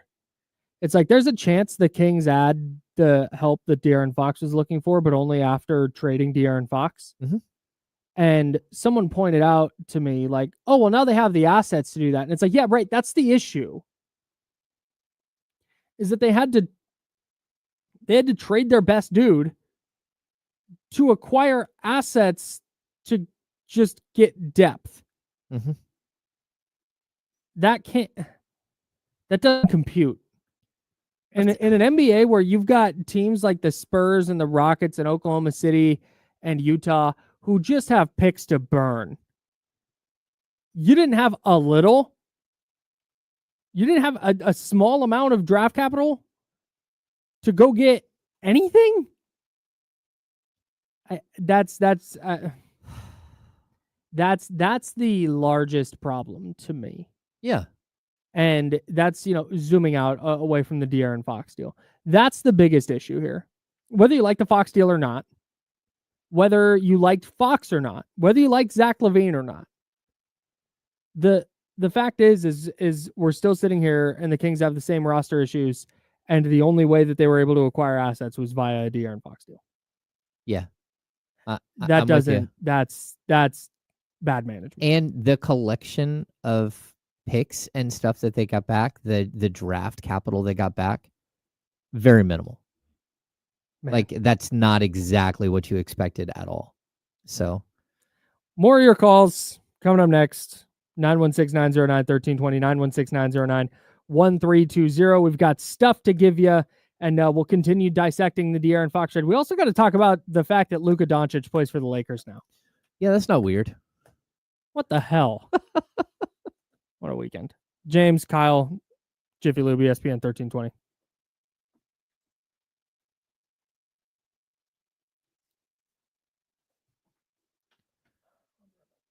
Yep.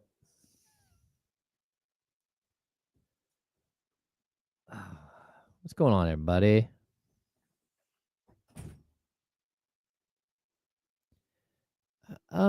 Okay. I've seen this. Okay. So I'm going to answer this really quick. Jim Garfinkel, what capped the Kings at the first apron? Did the sign-in player use more than tax player? Okay, what capped them is that DeMar DeRozan was acquired via sign-in trade. And when you acquire a player via sign-in trade, it hard caps you at the first apron. And that's why they are hard capped. It's because of the transaction that they acquired DeMar DeRozan in. It's a rule to limit teams from being able to trade high-end players and circumvent the cap to go way above it. But that's why they're hard capped. And this is something I keep seeing. Like, you can say Vlade didn't leave the Kings with much, but he also didn't leave the Kings with a bunch of dead weight and a bunch of like horrible contracts or anything else. Realistically, Vlade made plenty of mistakes. The 2018 draft, where he drafted Marvin Bagley, will go down as like the worst, one of the worst moves of all time. He also did not have a 2019 first round pick because of a trade to clear up salary cap a couple of years earlier. But at the end of the day, he also didn't put the franchise in such a bad spot that they couldn't have rebuilt. Look around the league and look at teams that were, like Monty McNair took over this team, in 2020? Like teams that have been able to recover and turn things around. The Kings didn't have like debilitating debt. They didn't have debilitating contracts. To be honest, they didn't have a Zach LaVine contract until whenever the deal was final. They haven't had that you can't move. So yeah, I mean it's tough, but again, Vlade made mistakes, but like a reasonable general manager could have recovered from Vlade's mistakes. And not only that, but I would make the argument that that Monty McNair and Wes Wilcox did a good job of building out the 2022-23 roster that, made the playoffs. And that's partially because they didn't have a bunch of bad contracts to get rid of. In the last year and a half, the Kings, this group, squandered 7 second-round picks. 7. And that's part of the problem. You don't have assets. You don't have assets because you traded your assets to manipulate salary cap stuff that may or may not have helped out.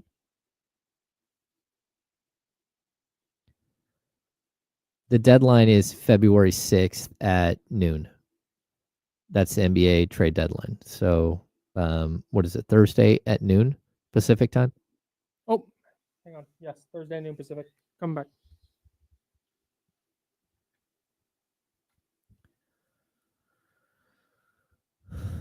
Now, back to the Insiders with James Ham and Kyle Madsen, brought to you by Jiffy Lube on ESPN 1320.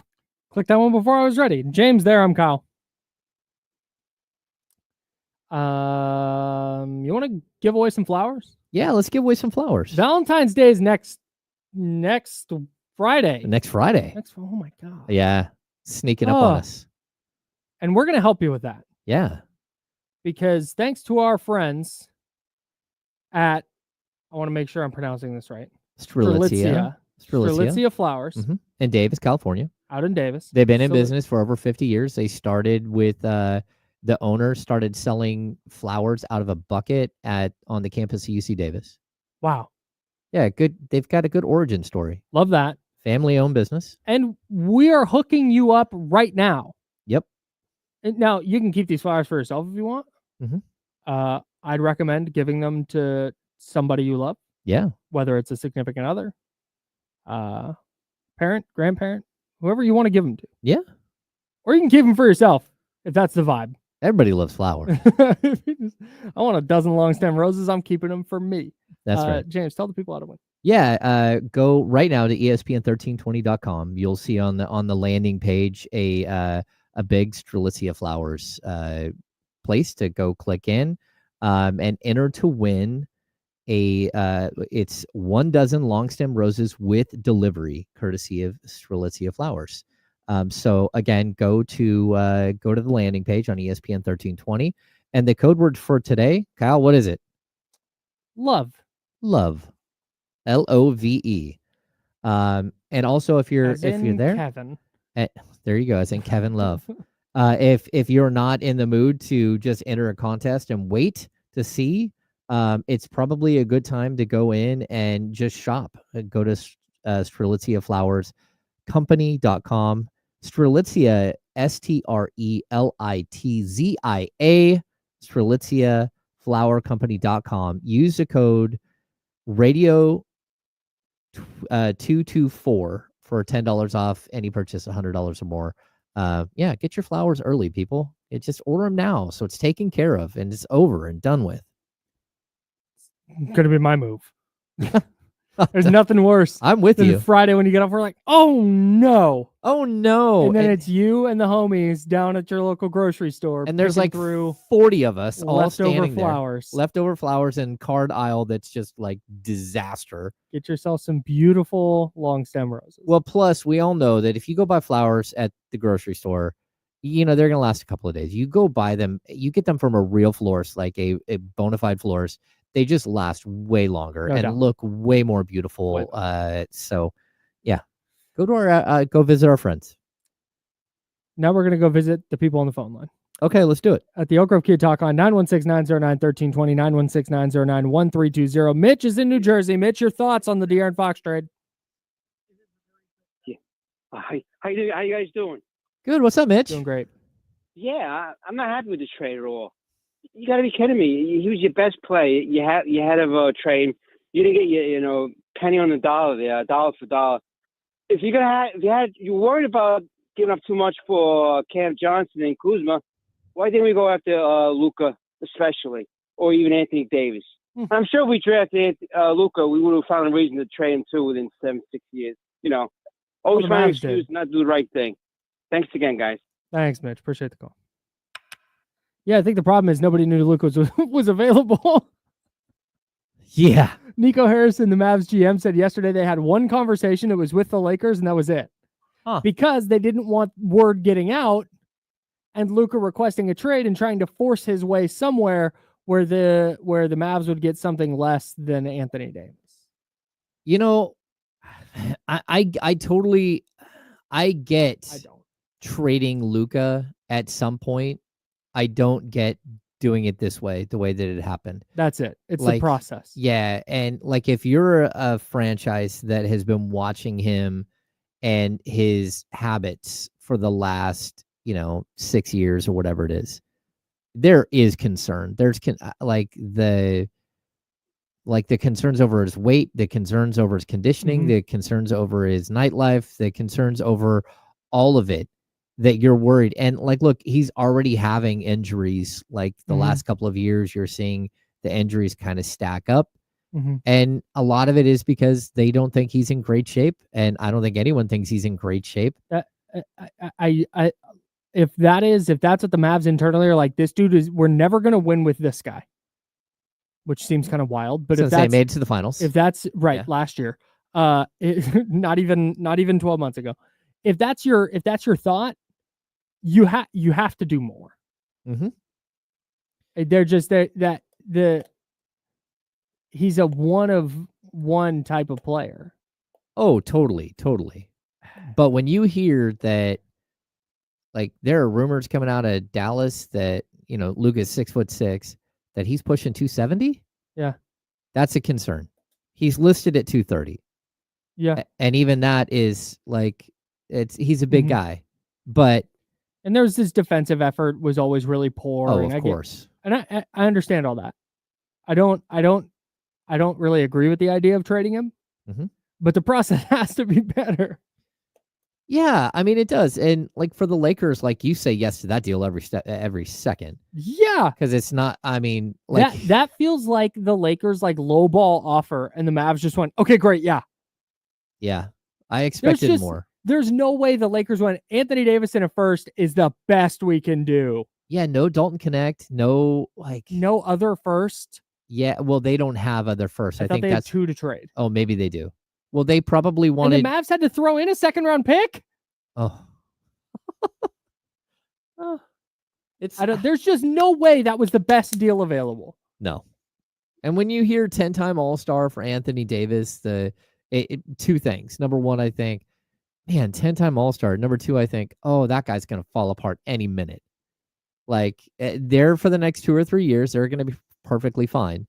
Maybe 2. I don't know if it's going to last longer than that, but like Anthony Davis, like history of injury is also crazy. And so it's just tough to trade for a big man who's almost 32, who's, again, had so many seasons where he misses 30, 40 games.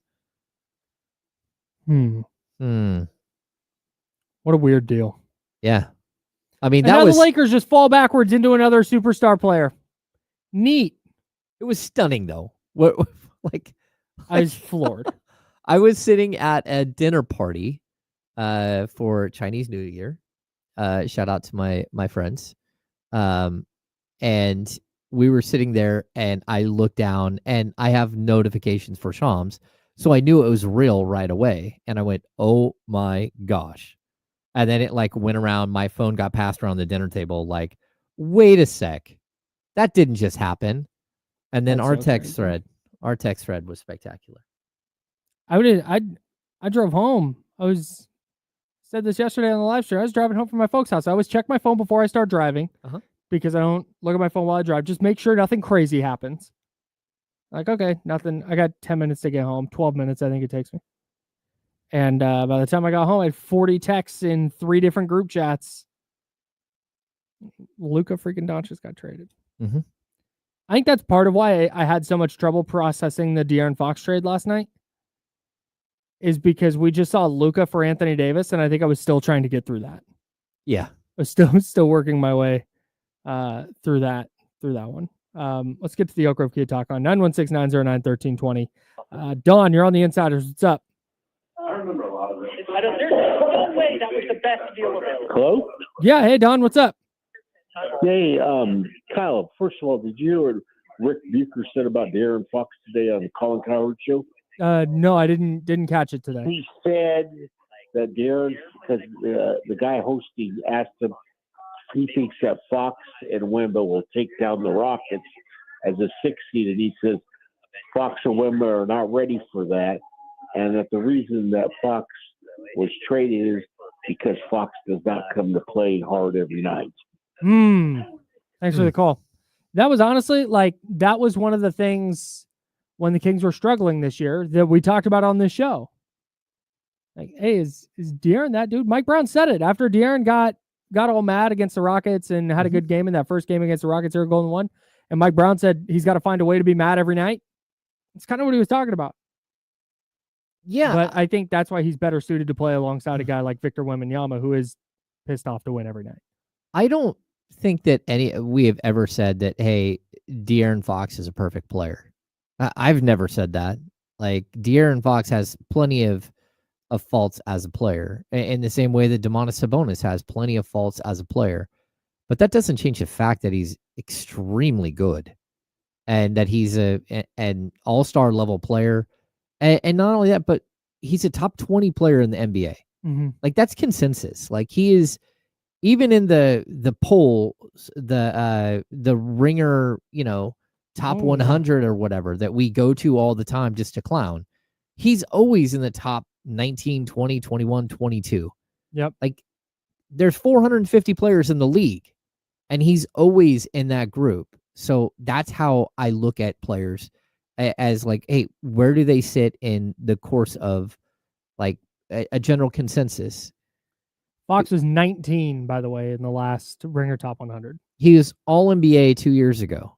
He was third team All-NBA, but he also finished 11th in All-NBA voting, with Sabonis coming in 12th. I mean, he was very, very close to second team All-NBA. I don't know where Zach LaVine is on their list, but I don't remember him being in the All-NBA discussion. Zach LaVine is 44. Okay. I mean, he's in top 10% of the league. Sure is. Yeah. Brian, you're on the Insiders on the Elk Grove Kid Talk Line. What's up? Hey, I just want to congratulate Vivek Ranadive for getting his guy. It seems like it's been a long time coming. And, it kind of reminds me of the DeMarcus Cousins trade with Buddy Hield being Mr. Ranadive's guy. And now he's got him. And you look at our asset chest versus other asset chests. The Bulls have been trying to trade this guy for 3 years since they signed him.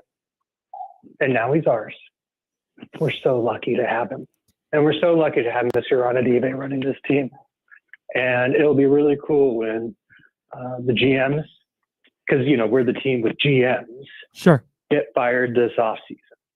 And we can thank them for making this trade. Because, who are we? Just the fans, right? So, yeah, thanks, Vivek, and congratulations. You got your guy. Thanks, Brian. Okay, then. Anyone pick up a hint of sarcasm in that? I felt that there was a chasm that I wasn't going to fall into. A sarcasm? Honestly, that's okay. So, all right, let's crack open this can of worms.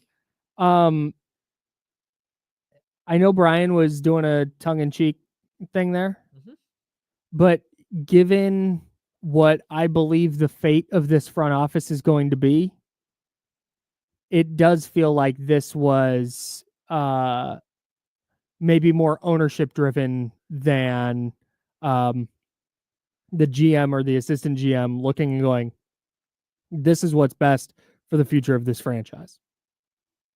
Yeah, I agree 100%. It's just that, given what we know about how they've operated, this just doesn't look like them. Well, given what we know, like, of the past of this, like, the Zach LaVine thing has been on the table for a couple of years. Mm-hmm. I mean, Zach LaVine's, like, they literally came out last year and said that he would love to go to the Sacramento Kings and play alongside De'Aaron Fox. That was last year, like right at the beginning of the year.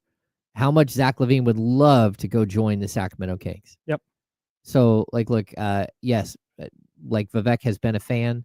I think some people forget that Vlade signed Zach LaVine to a 4-year, $80 million contract sheet, offer sheet, and the Bulls matched that years ago. Vivek was the owner then. Like, Vivek was the owner. Vivek was part of the, like, signed the offer sheet for Zach LaVine. Like, so this predates the Monty and West situation. Right. And on top of that, why don't Kings fans who absolutely love to do this, why don't you go back and look what Zach LaVine said after they matched? Just go ahead. I'm sure you'll find it. Like, Zach LaVine was very excited to go back to the Bulls. So, he's matured. I have a question. Okay. If Zach LaVine was not on the table here, let's say the Warriors got the deal done and they traded for Zach LaVine, is De'Aaron Fox a Sacramento King right now? Maybe. I don't know. I kind of think he is. I kind of think the Kings got to a certain point where they were super reactionary, and I didn't get that. Like, super reactionary. But in the same way that we just talked about Nico Harrison, the Dallas Mavericks GM, going, hey, Anthony Davis is the best we're going to do. And if word gets out and he says he wants to go to Philly, like, we're not going to get anything close to Anthony Davis from Philly or any other team. So we just got to pull the trigger on this deal now. And you see the lack of return there. It sort of feels like that might have been the move here, where it was, hey, Zach LaVine's on the table. There's another team, Golden State, who is heavily pursuing Zach LaVine. We need to get this deal done now because there's not going to be a better player that we're going to acquire for De'Aaron Fox. So let's just do this now. And that's where, like I said, I know Brian, our caller, was doing a bit there. Yeah. But also, like, there's a lot of truth is said in jest. And it looks to me like, putting all the pieces together of everything you just laid out, starting in 2018 with that offer sheet for Zach LaVine, and how much Zach LaVine has just kind of been like in the Kings discourse for the last 3 years, that they went, okay, well, we're not going to be able to get Fox to All NBA, and he's going to want out of here. So this is our best chance to get this guy that we have been trying to figure out how to get. So let's just do that. Okay, so I would also point out that Fox has been very clear that he still wants to be in Sacramento. Like, there were two choices for Fox. Like, at the end of the day, it was he wanted to either go to San Antonio or sign long term in Sacramento if Sacramento did the prerequisite things to keep him in Sacramento. They decided not to do those things, and they decided to trade him to where he wanted to go. So that's admirable. But if you're a franchise, the idea is to get the most possible. And, like I heard, hey, so-and-so is trying to get greedy in the deal. Well, not greedy enough. Like, straight up, just not greedy enough. Like, that team has a bunch of really nice pieces hiding, a bunch of assets. And I get it, the Kings didn't have a bunch of assets. They now still have most of those assets, most of them. And so not only do they have De'Aaron Fox and Victor Wembanyama, they also still have Stephon Castle. They also still have Devin Vassell. They still have Jeremy Sohan. They still have Keldon Johnson. Julian Champagny. Like, you couldn't get Champagny in the deal? Like, you couldn't get, hey, who's not, is it Malachi Branham? Malachi Branham. Nope, couldn't get him. And that's where I'm looking at this like, okay, I get it if you want to make a deal with the Spurs, but does anyone realize that the Spurs not only still have all of the Hawks picks, they have all but one of their own picks. They have other picks, and they have a roster with movable pieces that they can go get the next player and the next player. Yeah. Okay. That's why they're the Spurs. Woof. Straight and they're up. in the West. That's why they're the Spurs. And you're competing with them. Sick. Yeah. Cool times. Good times here on the Insiders. We're sponsored by Jiffy Lube. The handoff with one of Damian Barling or Kenny Caraway. Maybe they'll both come in today. I don't know. He's James. I'm Kyle. We're the Insiders, sponsored by Jiffy Lube. This is ESPN 1320, Sacramento Sports Center. Sports Center.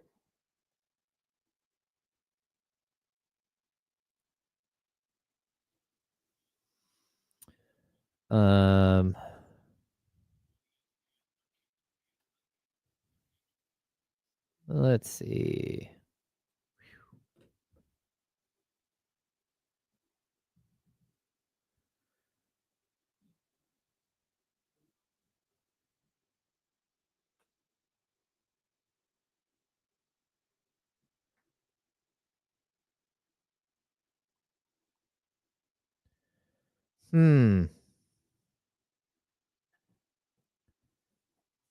I have no idea what I did to our program here, but wigging out. That's not good.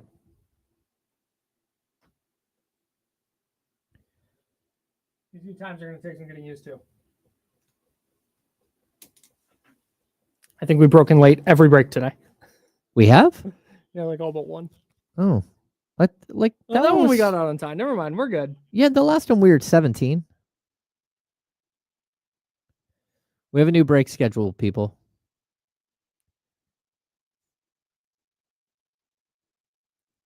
See, Zach, did the Kings have zero leverage? No, they didn't have zero leverage. Like, they had every opportunity to go out and try to make the team better before this happened.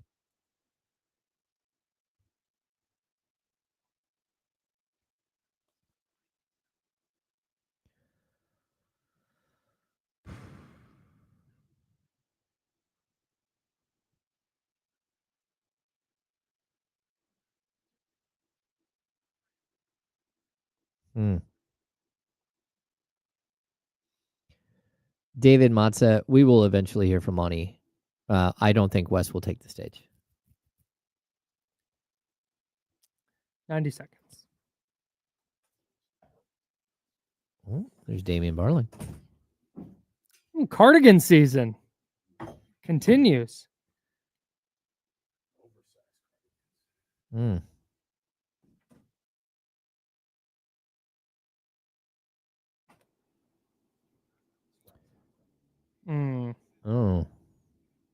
You need me to stick around?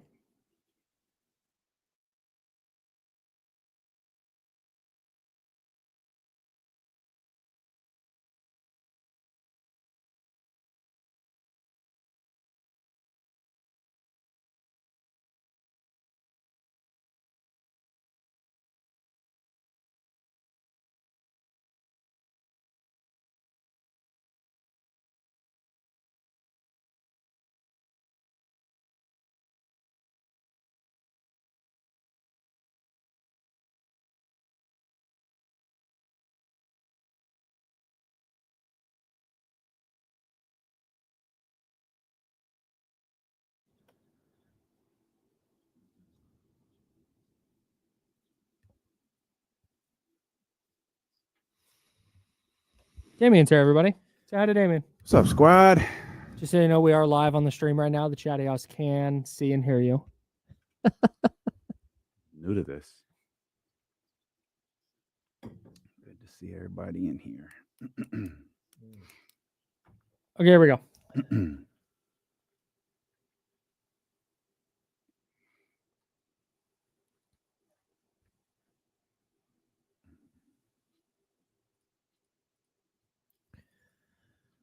Now, back to the Insiders with James Ham and Kyle Madsen, brought to you by Jiffy Lube on ESPN 1320. As the handoff, James Ham, Kyle Madsen, and Damian Barling, D'Lo, and KC coming up at noon right here on ESPN 1320.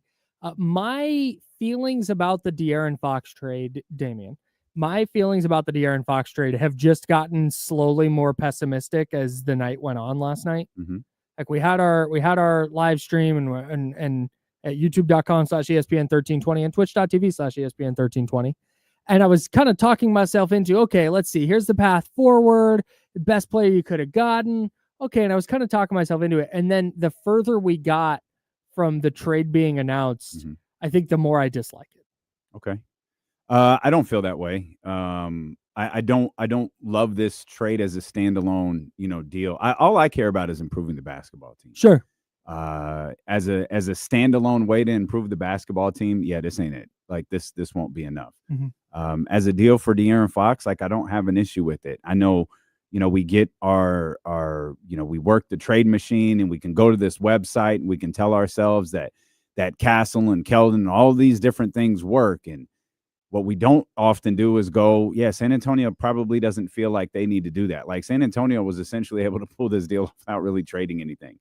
They're trading anything at least of serious consequence. Yeah. Like good for them. Like they had like a certain level of control of this. I also think Sacramento had a certain target in mind.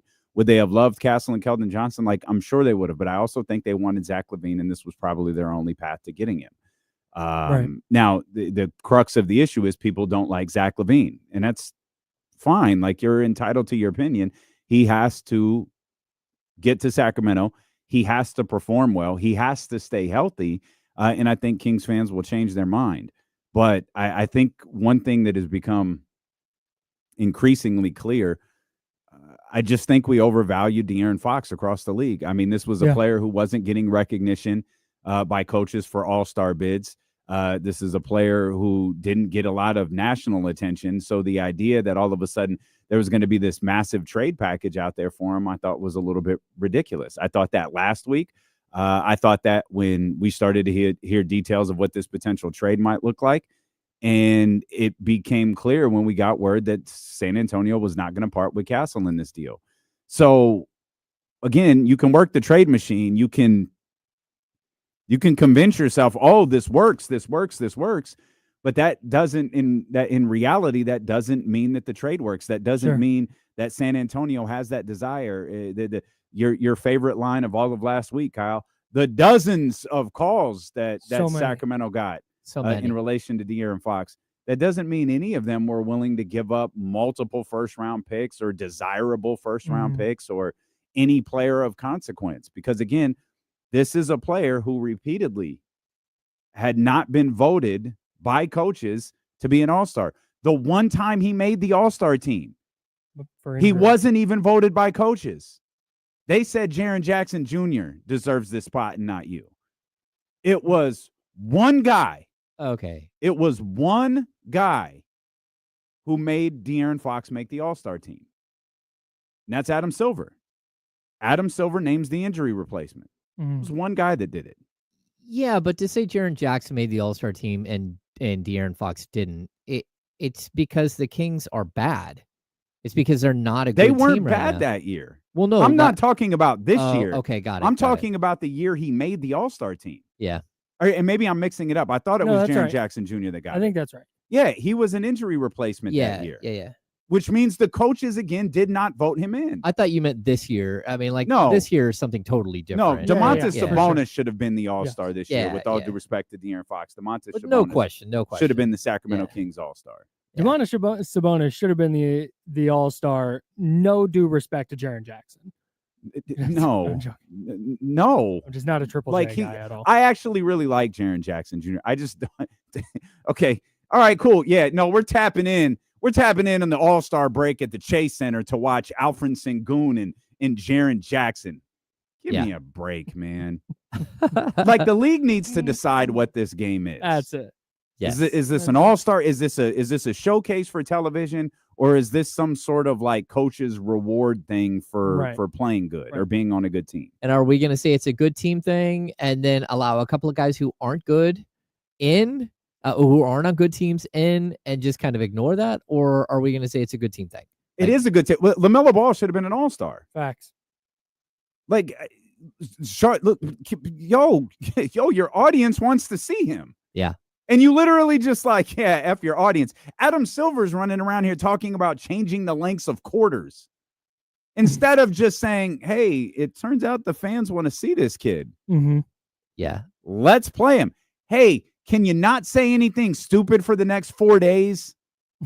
But outside of that, go have fun. Like, let the kid play. Like, I don't know. 200, what was it? 2 million, 3 million people wanted to see him. Yeah. Like over and you just said no. I'm good. Led the votes there in his position group. Crazy. But I'm not down on the De'Aaron Fox trade. Like I recognize what it is. If Monty and Wes and whoever runs this team is like, okay, see you guys at free agency, then yeah, this was a failure. This was a failure because you're not any further along than you were 2 days ago. You're worse. You're arguably, you might be worse. But you're also a 500 basketball team right now with De'Aaron Fox on the roster. Right. So De'Aaron, I think, was the last guy to get hurt. Right? Didn't everybody play? Keegan, everybody missed games. De'Aaron was the last guy to miss games. And I think the first time he missed was the fall. Mm-hmm. Yeah, he missed those. So he played most of the games, and this is a 500 basketball team. Yep. Yeah. No, I get that. I just, at the end of the day, like you have choices that you make as a franchise, and like I don't see the value in the trade that they accomplished. I don't see the value in it. Like a Band-Aid solution in Zach LaVine at a huge amount of money that, like, realistically the Bulls couldn't move off of. They've been trying for 2 years to move off of that contract, couldn't do it. And it cost you your best player, because it costs so many different players, I think, to do that. Like to hit a contract like that, you have to have multiple guys making upwards of what, $16 probably $million that you want to move on from? Yeah. But the Kings had one player who made 40 that didn't want to be here anymore, Mm-hmm. and were able to execute it. The other thing with Zach LaVine is it's math. I don't even know that it's the player. It's math. They couldn't give him away this summer. No. Who? Zach LaVine. The Bulls could not. No. They couldn't give away Zach LaVine this summer. What are you two talking about? No, they tried to attach at least one first-round pick, and there are rumors they're willing to go up to 2 first-round picks. So what does that move look off like? Of his contract. How do you you want to move off of his contract? How do you make that work? No, I'm not criticizing. Like they couldn't. They couldn't. Right. You actually can't. Like you literally mathematically can't. Right. Like I think James thinks he sucks and you can't trade him. I think what I'm saying is mathematically trading him is difficult unless you have a player like De'Aaron who you that's how you work him in as a third team. No, I get that, but like Zach LaVine at $25 million is totally fine. Zach LaVine at $25 million would be great, but that's not what you're talking about. You're talking about like the bad contract that people. I don't know if the Kings want to pay that De'Aaron Fox contract when he gets his next extension.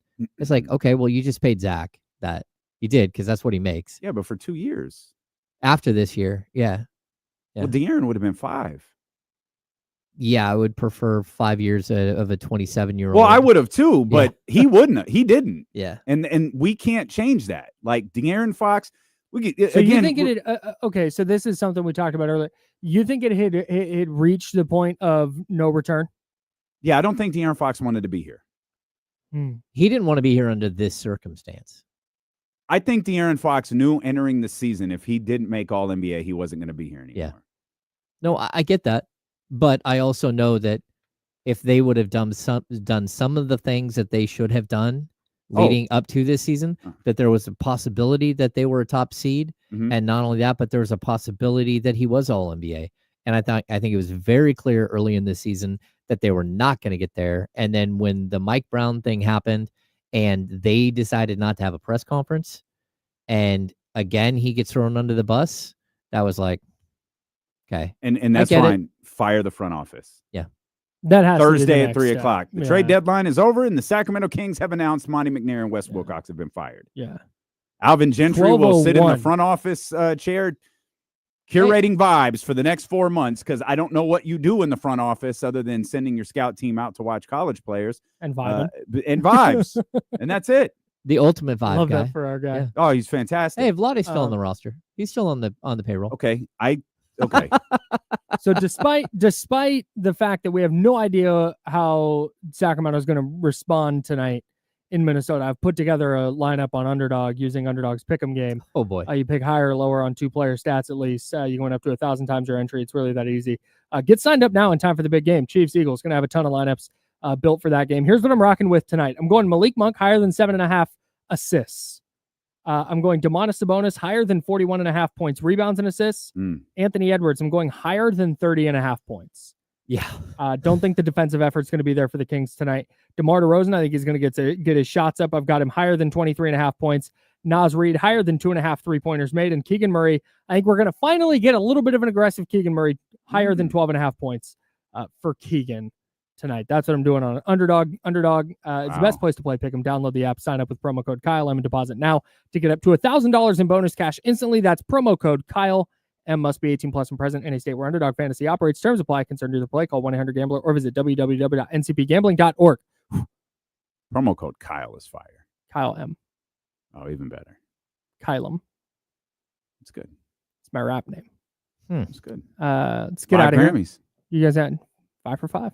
5 for 5, baby. Shout out. D'Lo and KC coming up next. Can't wait. Should be a ton of fun. Right here on ESPN 1320 until tomorrow at 10 a.m. He's James Ham. I'm Kyle Madsen. Until tomorrow at 10, drink water, be nice people. Bye. Later, chatty house. Appreciate you guys. Enjoy D'Lo and KC. Adios, friends.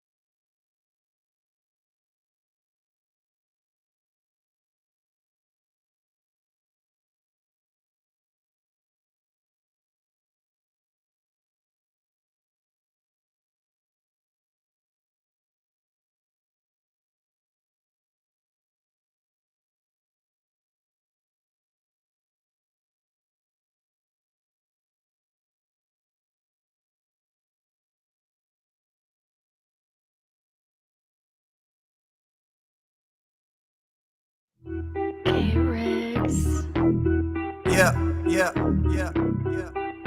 got them screaming D-Lo, KC, D-Lo, KC, D-Lo, KC, D-Lo. We got them screaming D-Lo, KC, D-Lo, KC, D-Lo, D-Lo. We your number one spot. We your number one spot for some sports, huh? Got the city going crazy when we work, huh? We top 2, but we ain't 2, we in first, huh? And when you need the real, we is who you search, huh? D-Lo, KC, D-Lo, KC, D-Lo, KC, D-Lo. We your number one spot. Let's go. Hey. One more time. We welcome you in the air to the February 3rd edition of D-Lo and KC. I'm Damian Barling. The ultimate needle mover in God mode himself. He's Kenny Caraway. Yes, sir. Acknowledge me. And we are live. From the worst slums of Sacramento. Indeed. Remind me to tell you about a sidebar for that during the break. This ain't the day for the radio, but during the break. Why do I always have to remind you of stuff? Why don't you just grab a little pen and paper and just say, hey, tell old D-Lo about such and such. The De'Aaron Fox era in Sacramento was over. We had seen this coming. God, it was one. Didn't we beat Brooklyn a week ago? Yeah, less than a week ago. And then all hell broke loose that night, and thus began De'Aaron's quest to get to San Antonio. And quest for the Alamo. I guess a sentence I don't think has ever before been uttered. Quest for the Churro. But it's pretty clear that's where De'Aaron Fox wanted to go, and that's exactly where he landed. He is headed to San Antonio, as everybody is very, very well aware of right now.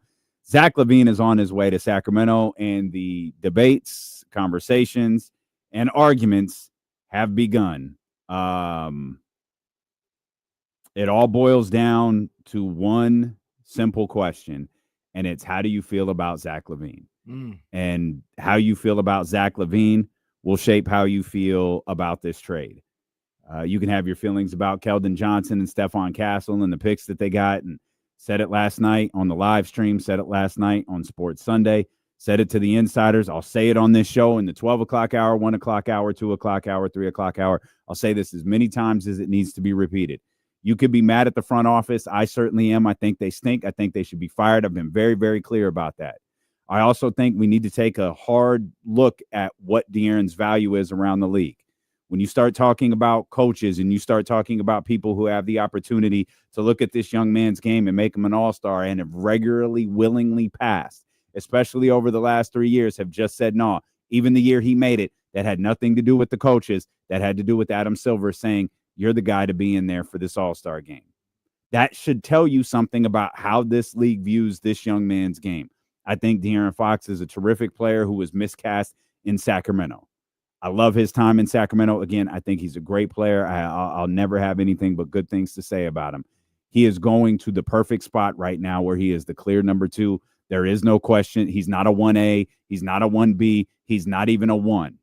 He is there to accentuate the star of Victor Wembanyama. And I think that's the perfect role for his mentality. I think it's a terrific role for his game. And I think what we should do, what we should realize is the Kings had a player to move who wasn't as hot of a commodity as Mikal Bridges. He wasn't a hot commodity like Paul George was. No one saw acquiring De'Aaron Fox as the move that put their franchise over the top. De'Aaron Fox is a piece for San Antonio's build to Western Conference dominance, not the piece. Now, you can swing and miss. We talked about this last week with Rudy Gobert. The Minnesota Timberwolves thought Rudy Gobert was the piece that was going to take them to a championship contender. They were wrong. The 50 national media people who jumped on the Minnesota Timberwolves bandwagon, revisionist history, they were all wrong. They don't want to tell you that, but they were all wrong. The Timberwolves saw him as the move. The Spurs see De'Aaron Fox as a move. Not the same thing, which is why you saw the trade return be a lot less than people gas themselves up and believe to be. Spot on, man. Much like you, and like you just said, I love De'Aaron Fox as a basketball player, his skill level, his talent. I love all that, but I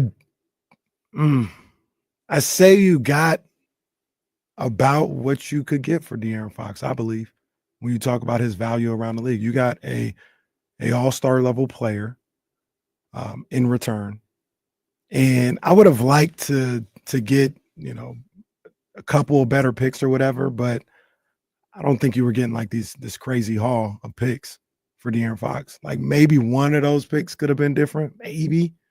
But like I said, I'm not sure what people thought. And both things can be true, by the way. Like, could you have done a little bit better with a better front office? I think so. I do.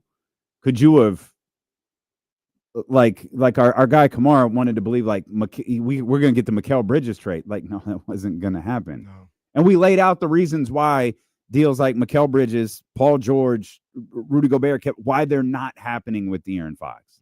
And it was clear, like, instantly. Like, we broke this story on Tuesday. We did. We broke this story on Tuesday. By Wednesday, it was clear, yeah, you need to temper your expectations.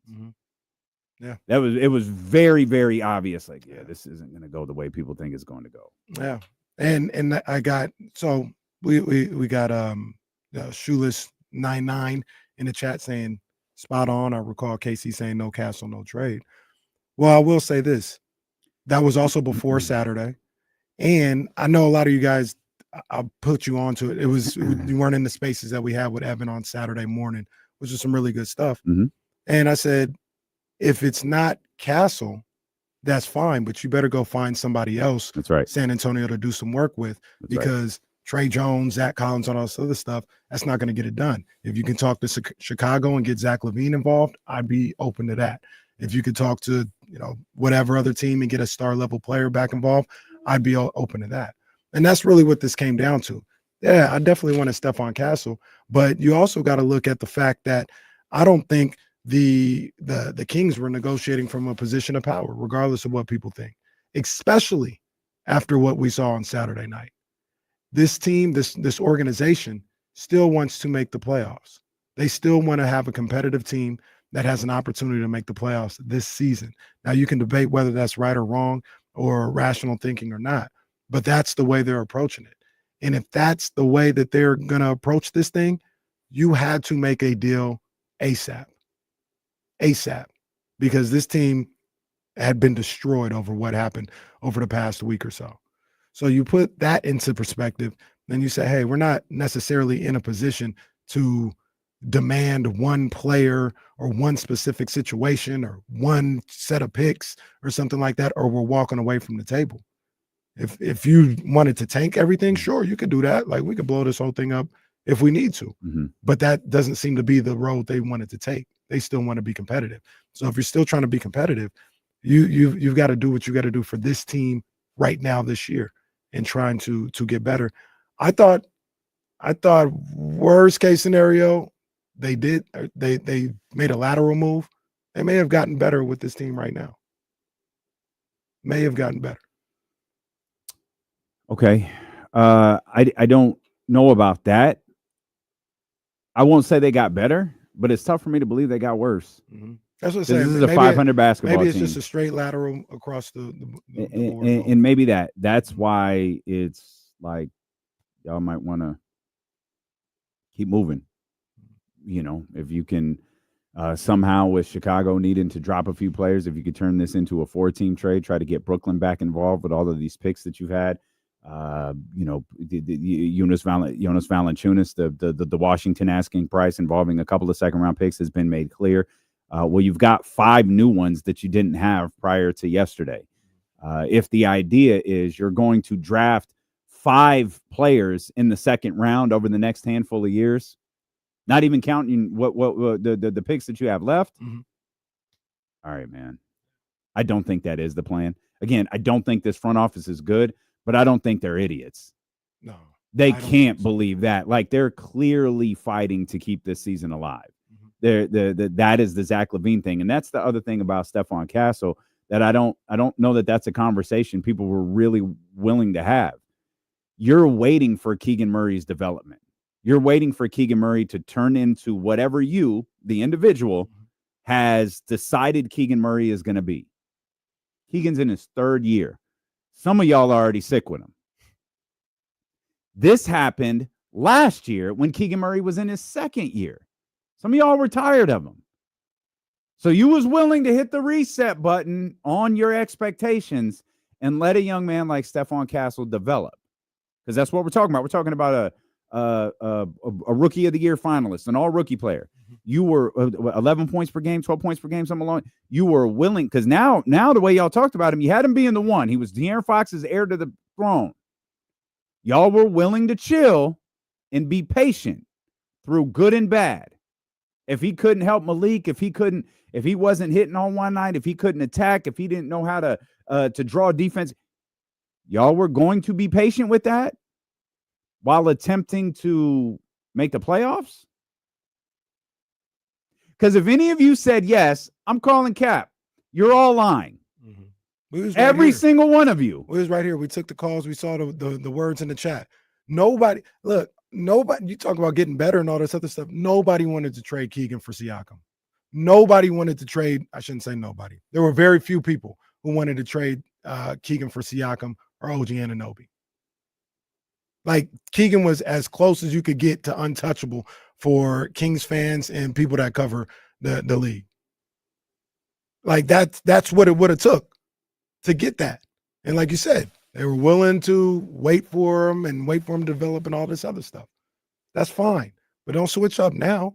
Or if you are going to switch up, say, hey, I said one thing there. I changed my mind. That's fine too.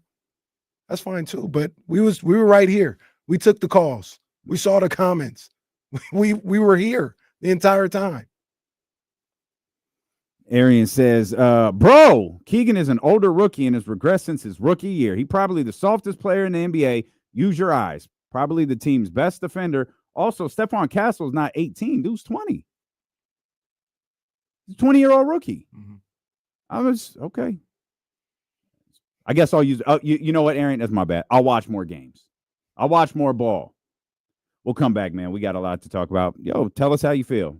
Phone lines are open for you. We didn't have phones last night on the live stream, so you can hit us now. You can chime in here. Marshall Harris is going to join us. Hey. He's in Chicago. He'll be with us about an hour from now to give us his thoughts on this. And then, of course, James Ham, who is just a curmudgeon when it comes to this whole deal. He'll tell us why he hates everything that has happened over the last day or so. So we're just getting started. We're thrilled that you're here with us. It's D'Lo and KC, brought to you by Sky River Casino on Sacramento Sports Leader ESPN 1320. You got Marshall's email? Okay. So we talking ball heavy today, but I do want to say, I finally remember, like about a week or two ago, I was like, oh man, there's people were saying Jacob Fatu, like he's killing it on the mic, like I kept seeing that on Twitter, and I bookmark it or something, didn't go back to it or something like that. I heard did you see his promo with Damian Priest? I did not. Fire. He might be ready today. Today. Jesse, he might be on the phone. Jacob Fatu might be ready for everything today. He is fire. He is fire. I did. I had the Royal Rumble on, but I didn't watch it. Same. I saw Charlotte's return. I saw a couple of the. I saw enough of the Cody KO match to know I don't think I'd like it. I don't like when guys do stuff like that. Like, why are we still doing that shit? But whatever. I get there's probably more of a story to it than I gave it a chance. And I did not see how we got to Cena and Jay, but I saw how it ended. Same thing. I was trying to watch the boxing fight and maneuver with that, and I had Royal Rumble on in a different room. It's the greatest Royal Rumble of all time. Word? I enjoyed it from start to finish. For me, it is the Royal Rumble match. The match whole, itself, not the yeah. pay-per-view. For me itself, yeah. Okay. My favorite. I wasn't like the biggest fan of the winner, but that whatever. Tell a story however you want. But I thought it was fun. Yeah, but when I finally sat down and listened to Fatu, and I was so impressed. This guy, he's ready now.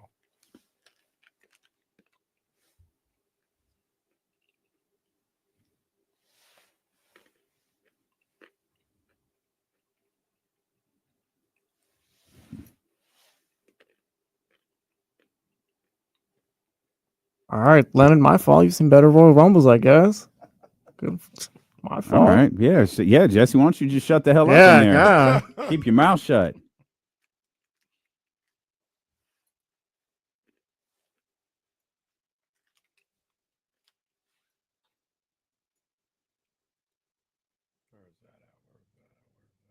All right, Leonard. Sorry, I wasn't around for 1990 Royal Rumble. 90. Oh, what did Hulk Hogan win that? Like what? Hulk Hogan throwing out tugboat? Or you mean 91? 91 is the one that Flair won, wasn't it? 93, I think that was in Sacramento with the great main event of Bret Hart versus Razor Ramon. I thought the one 2020 was actually pretty fire. That had Edge's return. That had Drew and Brock. Well, no one remembers it because it killed WrestleMania. Like WrestleMania died. Yeah, you're right. Because Drew won, right? Yeah. Yeah. And him and Redacted were in the ring together. I also love Nia. Right? Brock? Yeah. Yeah. There's so many redacteds in the WWE. I forget which one you were talking about. I'm not going to say that was the best one, but that one was fire. That was good. No, that was good. Edge's return was fire. Edge's return was definitely fire. Okay. We promised we want to hear from you. We weren't able to take calls yesterday when we did the breaking live stream. And so we want to hear from you, hear your thoughts. 916-909-1320 Elk Grove Kia Talk Line. And we'll start with our man TC. TC, what's going on, baby? What's up, my two brothers, man? What up, TC? What's up, man? Hey, I already said my farewell to Fox and all that, bro. I already called in and said all that, right? So I'm not gonna repeat it again. You know what I mean? But at the same time, we gotta not saying y'all, but I'm hearing a lot. It's mixed emotions. Everybody gonna fan how they gonna fan. But what I can say right now is we're not worser with the trade that we just made. And also, we got to quit acting like we got a scrub. Like we traded De'Aaron Fox for Patrick Beverly and 20 second round swaps. Like, come on, bro. We got a dude.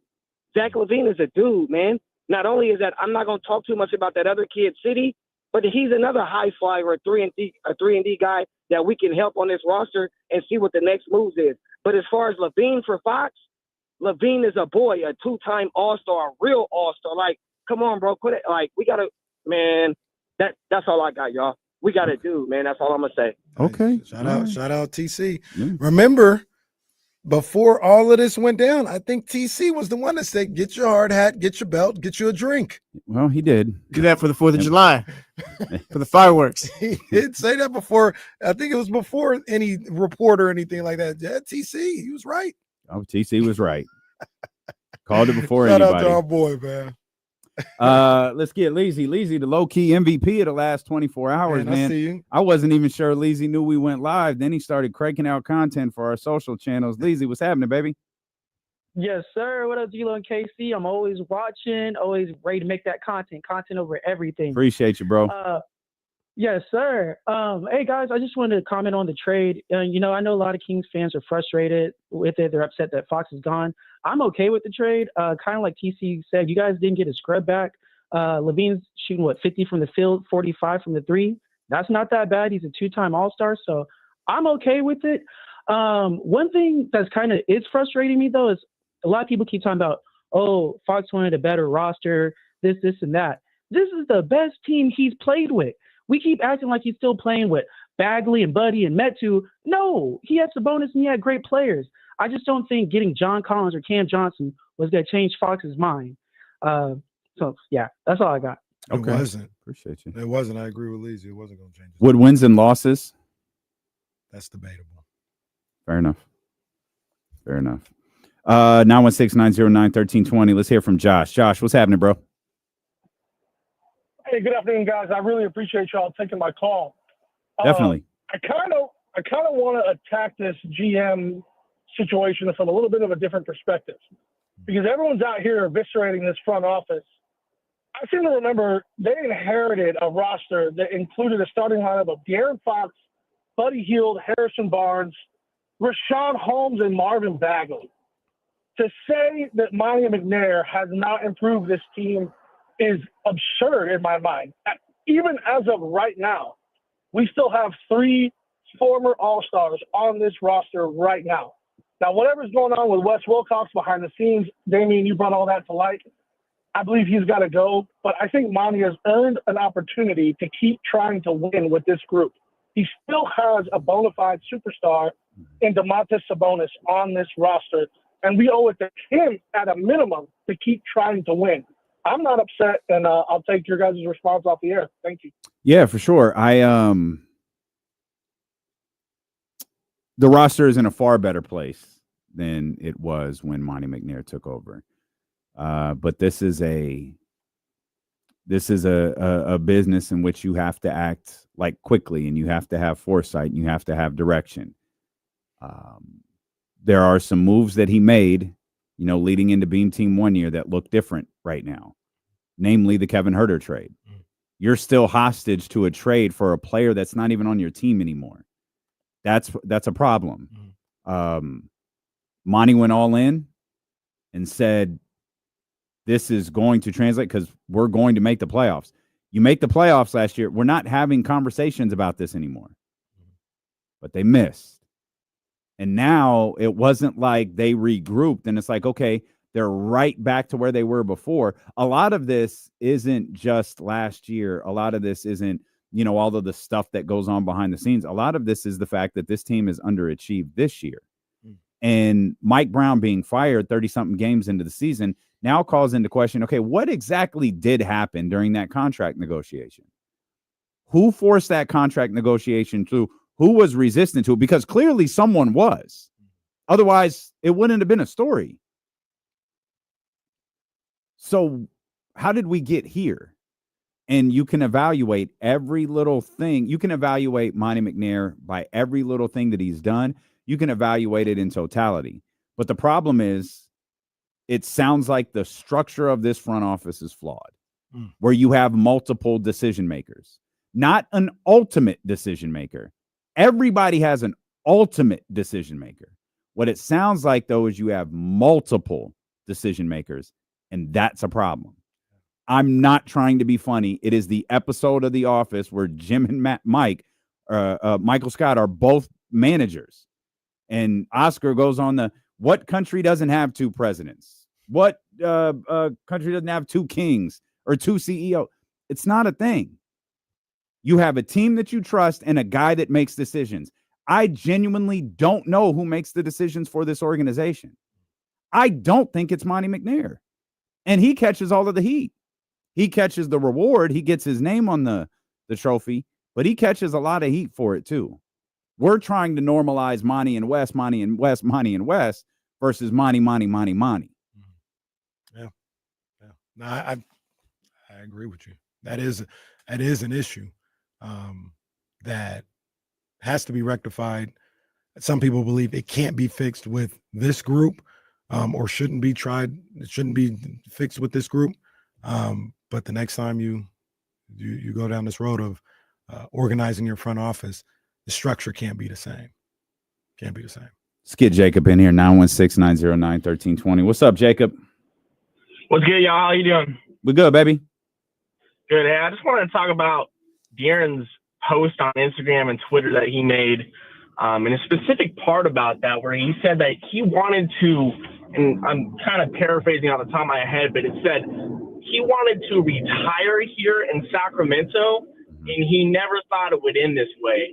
And, I understand if he might be upset with the front office, which is a fair point to make, but that his post saying that he wanted to retire here and he never saw it ending this way. It just seemed so disingenuous. Like, Rich Paul and his camp was feeding info to the media, basically saying, I'm going to San Antonio, and San Antonio is the only place I'm signing a contract extension with. And, you have his wife saying, oh, well, on Twitter, she's saying, oh, well, he didn't request a trade. Well, technically, yeah, he didn't request a trade, but he basically strong-armed his way out of Sacramento. And to just include that in the second paragraph of his post, like, oh, I never thought it would end this way. I wanted to be here to end my career, like, the whole time. That it just doesn't seem – it just seems very disingenuous. I'm just curious on what you guys think.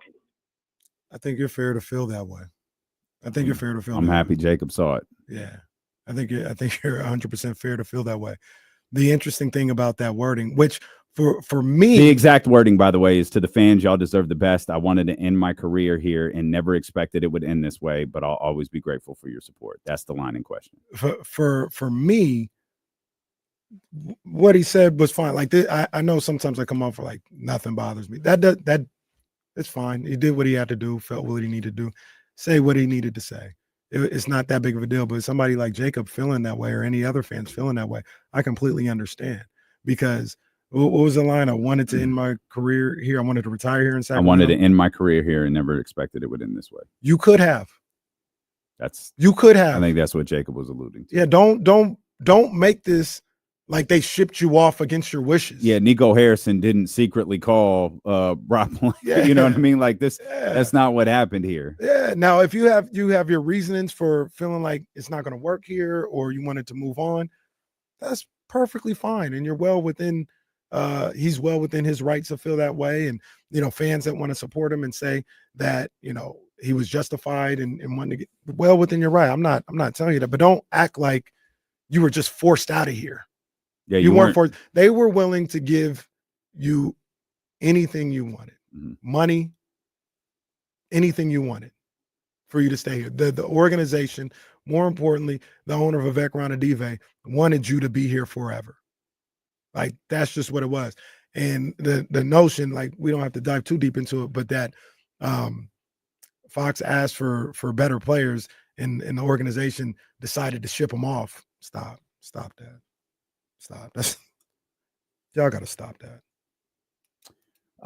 Let's get poor Mitch in here. Mitch been trying to get a hold of every station in the market, and no one will take his call except D'Lo and KC. What's up, Mitch?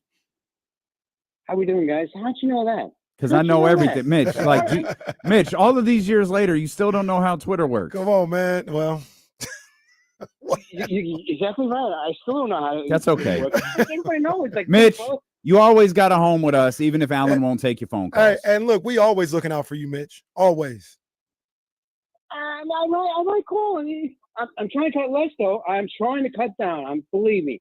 Boy, some of the things that people say on the chat room, man. You think I was, I won't mention his name.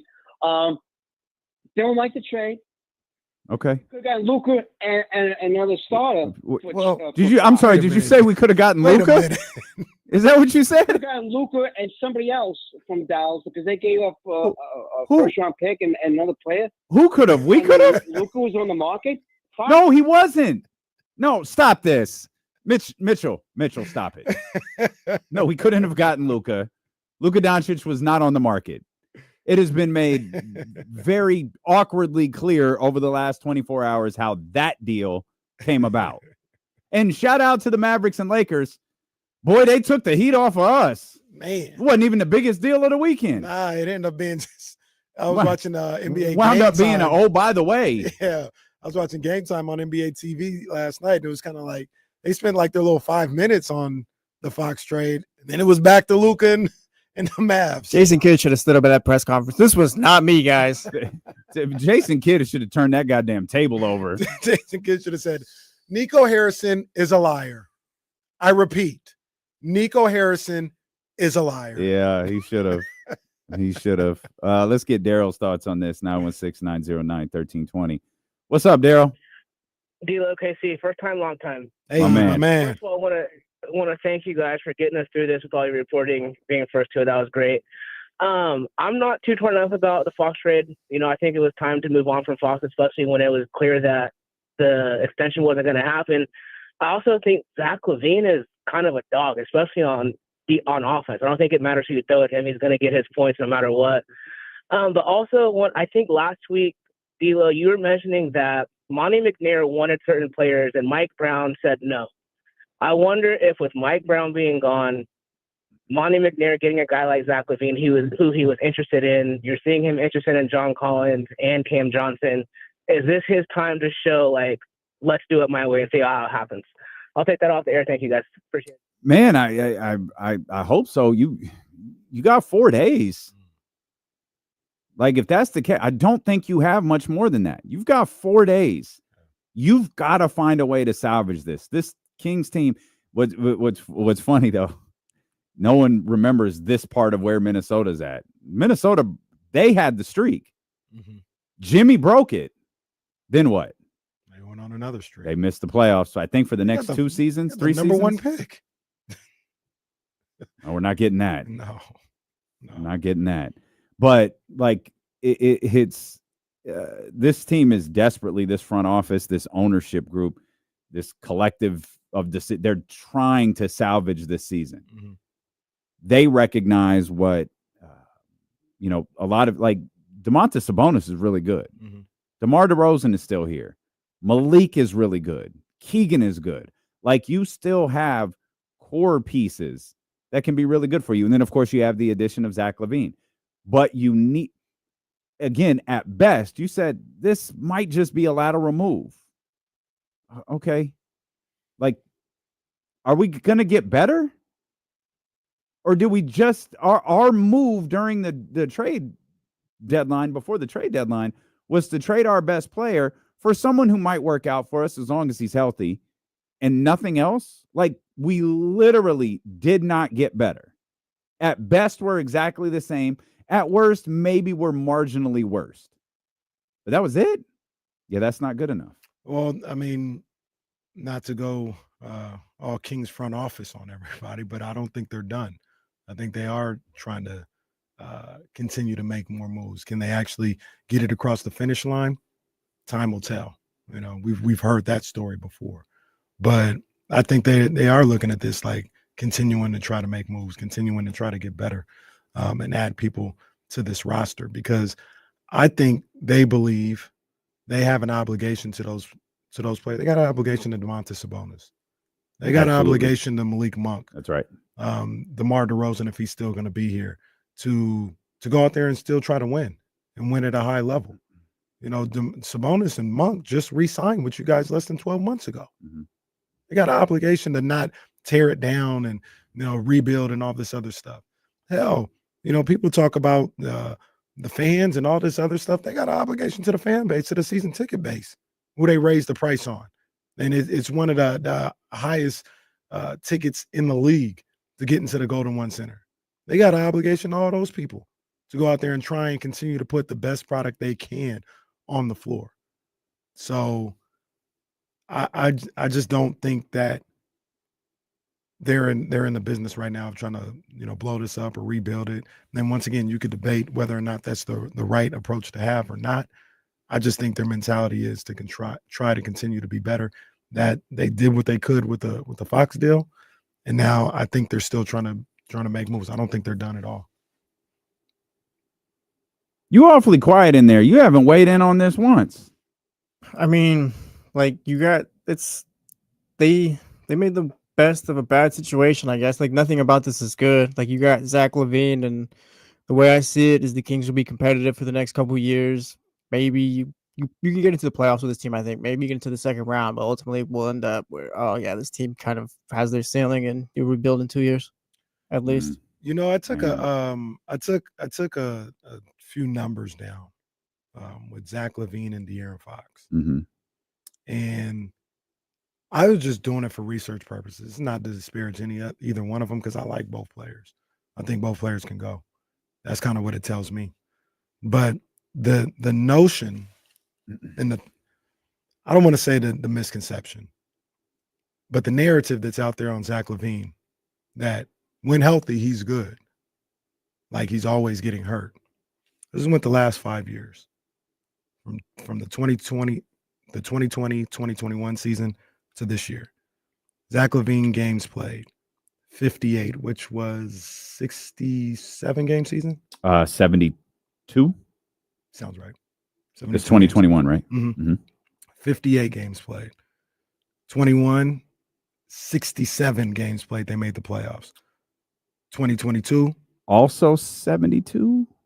There were two 72 game seasons. I thought it was just the one COVID interrupted, and then no, because remember one season started the delay, and then the next season started in like December. Well, so the delay was the COVID season. Yeah, that was 72 games. That was the bubble. Yes. Yeah, and then 2020, because that was 1920, because COVID hit in 20. 2020, 2021 was 72. And they rushed to get back on track. 21-22 was a regular season. Okay, got you. 21-22, he played 67 games. They made the playoffs. Mm-hmm. 22-23, he played 77 games. Last year was a rough year. Mm-hmm. He had the foot injury. He was out. He only played 25 games. This year, he's played 42 games out of 50. You go to De'Aaron Fox, 2020, 2021, he played 58 games, same as Zach. Mm-hmm. 21-22, he played 59 games, 8 less than Zach. Mm-hmm. He then made the playoffs in 22-23, played 73 games, played 74 last year, and he's played 45 this year. So Zach, the year he played 77 was 4 less than Zach. Am I looking at that right? 22-23, he played 73. Yeah, LaVine played 77. Yeah, played 77.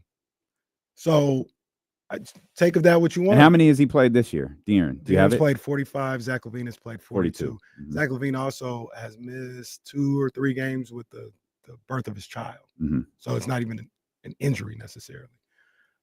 So take of that what you want. You can either look at it and say Zach LaVine is healthier than I realized, or De'Aaron Fox was actually hurt a little bit more than we give it credit for. Do what you want with the numbers, but the numbers are there. Well, and then the detractors would say, just go back further. Yeah, that's fine. I mean, he tore his ACL. I mean, I'm saying that's if I were going to make an argument, which I wouldn't because I don't buy it, is he played 82 games his second year, then he played 47, 24, 63, and 60. Mm-hmm. And but the trajectory that you just spoke of should be what matters the most. 5 years is, and I understand what you're saying. 5 years is a pretty good sample size. I didn't do 3 years. From James Ham, according to a league source, Zach LaVine is expected to be in uniform for the Kings on Wednesday night when the Orlando Magic visit the Golden One Center for HBCU night. I threw that last part in. James did not tweet the part about HBCU night. He did not. I threw that part in on my own. He should have. And I got a bunch of numbers here, but the one that I think will resonate with you, D-Lo, and others, once again, not trying to disparage either player because I like both players. But in that five seasons, the average win total for Zach LaVine, 42 games for Zach LaVine and the Bulls, 42 wins. The average win total for De'Aaron Fox, 41. That's the bottom line of it. Like we're talking about, you gave up a 1A and you gave franchise. You didn't give up a 1A. Like franchise, really? You didn't give up a 1A. And once again, not trying to disparage my man. I got no issue with Fox, but franchise really, in 5 years, don't go treating him like Buddy Hield. Oh, no, that ain't going to happen. I can promise you that. I can promise you that. But what franchise are we talking about? In 5 years, they've averaged 41 wins a season. Like what franchise? Currently, they're 10th. I hear you. So you ain't gotta sell water to me. So like that's what one of the things I look at and say, it's a lateral move, maybe at worst. At worst, like player for player, you got like the same type of player. Essentially, like I said, we don't have to go through all the numbers I went through, but they're pretty much the same. Fox is a better defender than Zach LaVine, although I think Zach LaVine his defense is a little underrated. But Fox is one of the top two-way players in the game. I don't go off of that just because he left the Kings. I think he's a top 5 two-way player in the game. That's not who Zach LaVine is. But come on, John Bull. but Zach LaVine over that 5-year period, way better shooter, way better, about the same score. The points per game is about the same, but a way more efficient scorer than De'Aaron Fox. Let's get Jay in here. 916-909-1320. What's happening, Jay? How you guys doing, guys? Huge fan. Had the pleasure of talking to you guys last week on the air. Thanks, Glad I'm bro. able to get back on the No doubt. on the call for y'all. No doubt. Two questions. First one, do we have intel on like how Wes got this role? Because if I recall correctly, Wes and Monty were both gunning for the GM job. Monty ended up winning out, Correct. and then it was reported that Monty hired Wes as his assistant. But is that really what happened, or is like Vivek kind of made that like a minimum requirement? I guess that's my first question. I'll make note of that. Go ahead. Good journalists never ask two questions in a row. But go ahead, Jay. No, I got you. Go ahead. Second one is love the LaVine trade for now. Obviously, want to see what else happens. But with LaVine, DeRozan, and Keegan likely in our starting lineup, if we do go out and go get a Cam or a Collins, what does that do with our lineup? Like, are we like with Keegan being our best defender? Does he go to the bench now and like we start Cam and Collins? Like, I feel like we're back to having a imbalanced roster construction again. I don't think Keegan goes to the bench. I think Cam and or John Collins would be the one coming off the bench. I think Keegan stays in that starting lineup. Now, who ends games, that that could rotate between Keegan, Cam, John if he's here, Keon Ellis. Like, that could all be determined on how each individual is playing that night and maybe matchups as well. But I don't think Keegan would be out of the starting lineup in any trade that would come in. There's a couple more people on hold.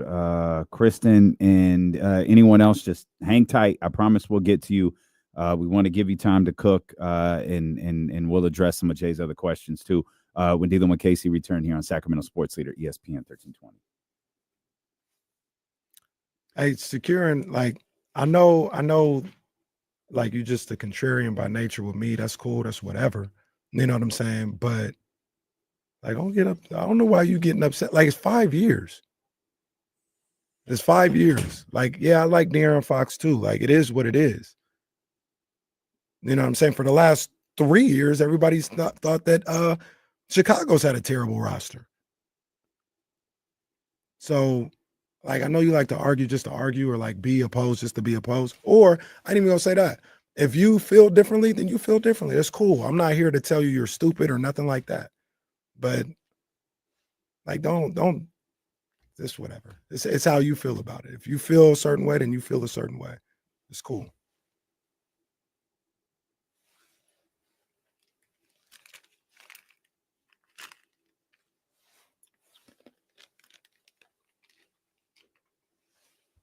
That's fine. That's how you feel. But if you're presented with stuff and you just want to, it's staring you in the face, and you want to make excuses for it, or you want to rationalize it however you rationalize. For me personally, you lose credibility when I talk to you about hoop, because now you ain't talking about the facts that are laid out in front of you. You just going off of I want to be opposed to it. And people always say I got a bias or whatever with anything. I'll tell you straight, the Eagles. I hate the Eagles. You ain't never heard me. Well, no, I don't like them. I don't ever want them to win. Like, I don't. But they're the best team in the NFC right now. They deserve to get to the Super Bowl because Saquon Barkley is doing his thing. That defense is phenomenal, all that stuff. So, like, you got to be able to take away your biases sometimes and report or speak about like what it is. Like, what it is what it is. De'Aaron Fox was here. They were barely a 500 team the entire time he was here. They're in 10th right now. Right now. You can blame that on everybody else that you want to blame, but they're in 10th right now.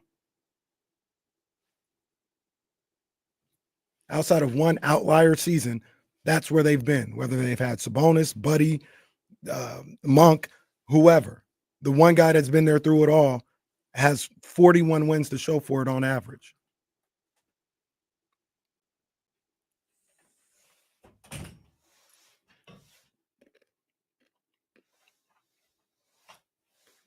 I'm drinking all juices today, so if I get up a lot, man, please forgive me. Yep.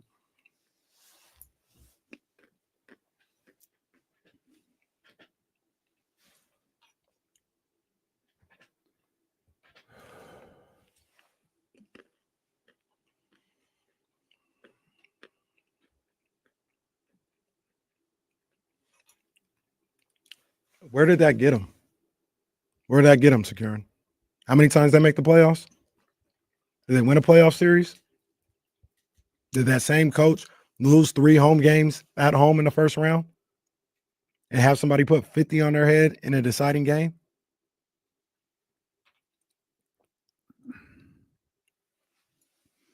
All right, let's get back to these phones, man. We want to give you all time to cook. We've been talking a lot for the last couple of days. We've been talking a lot for the last week, so we want to hear from you. It's our man Jay Cliff. Jay, what's going on, baby? What's up, KCD Low? Jay Cliff, what's up, man? How's the Achilles, big dog? Man, I just been playing golf. Yeah, I hear you. I hear you. You know what's funny Send about that jersey that? to the rafters, big dog. What's funny about that, for those that aren't in the know, that sounds like an insult. Like, hey, how's the Achilles, bro? Huh? How's the Achilles? Sound like you're clowning him. Jay Cliff, yeah, that is true. I got to clear it up. Jay Cliff, that's my teammate on our West Sac League, man. Ruptured his Achilles, man. So I'm just checking on my guy. Yeah, I'm jogging again. There we go. Take your time. But Take your time. I don't think mentally I can play ball again, man. Maybe put up some shots, but yeah, it's scary. Like I wasn't even doing anything. It was like Greenlaw when he ran onto the field. You know, collapsed. It was a regular run move. Like I didn't jump. It was just running.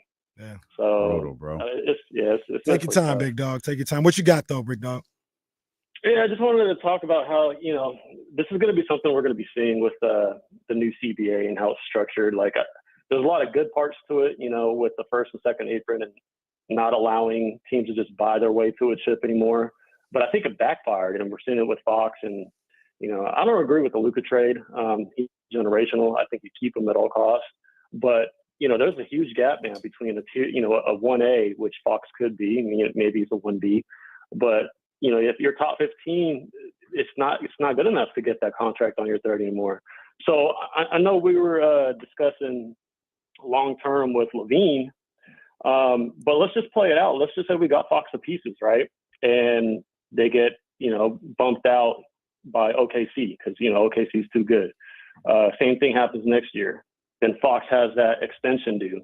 Now, do we sign him to that much cap space? Because projected in 2027 is about $178 million before you hit that first apron. That's into tax, right? Now you have, let's just say that Fox isn't going to get the super max. He just gets the regular max. Now you have him and Sabonis. They're going to be at $105 million together, right? That leaves like $75 million. Are we keeping Monk? That's another $20 million. Now you got $55 million.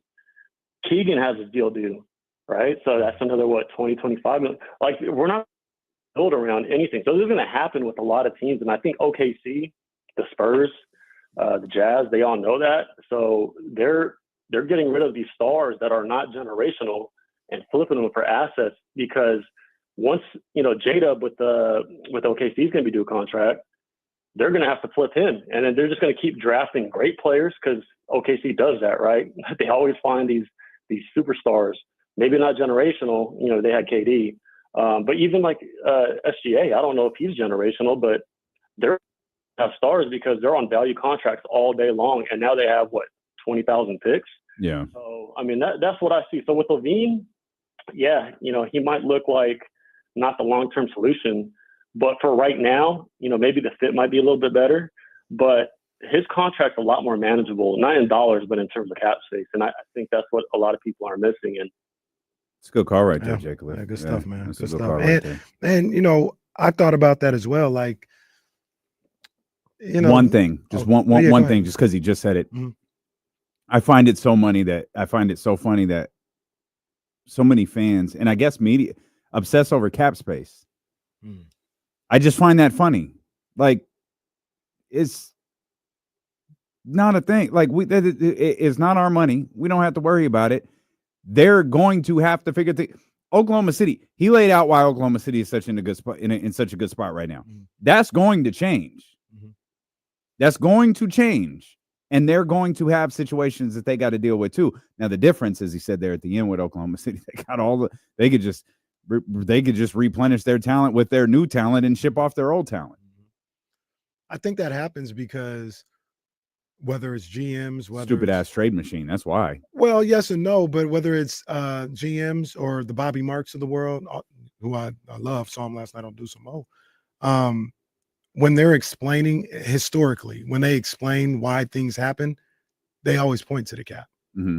You know what I mean? So that's why people look at it as like, oh, you can't do this because it affects your cap or your cap. Because every time somebody's traded or they say we can't go after a person or something like that, they always, those people revert to the cap when telling us why something can't get done. So I think it's kind of ingrained in sports fans' minds when they try to think about what their team or any other team can do, because it's been told to us so many times. That's what hinders people from making moves, or like on the flip side, RIP, why you are able to make a move. Like you do have cap room, so you can go after such and such.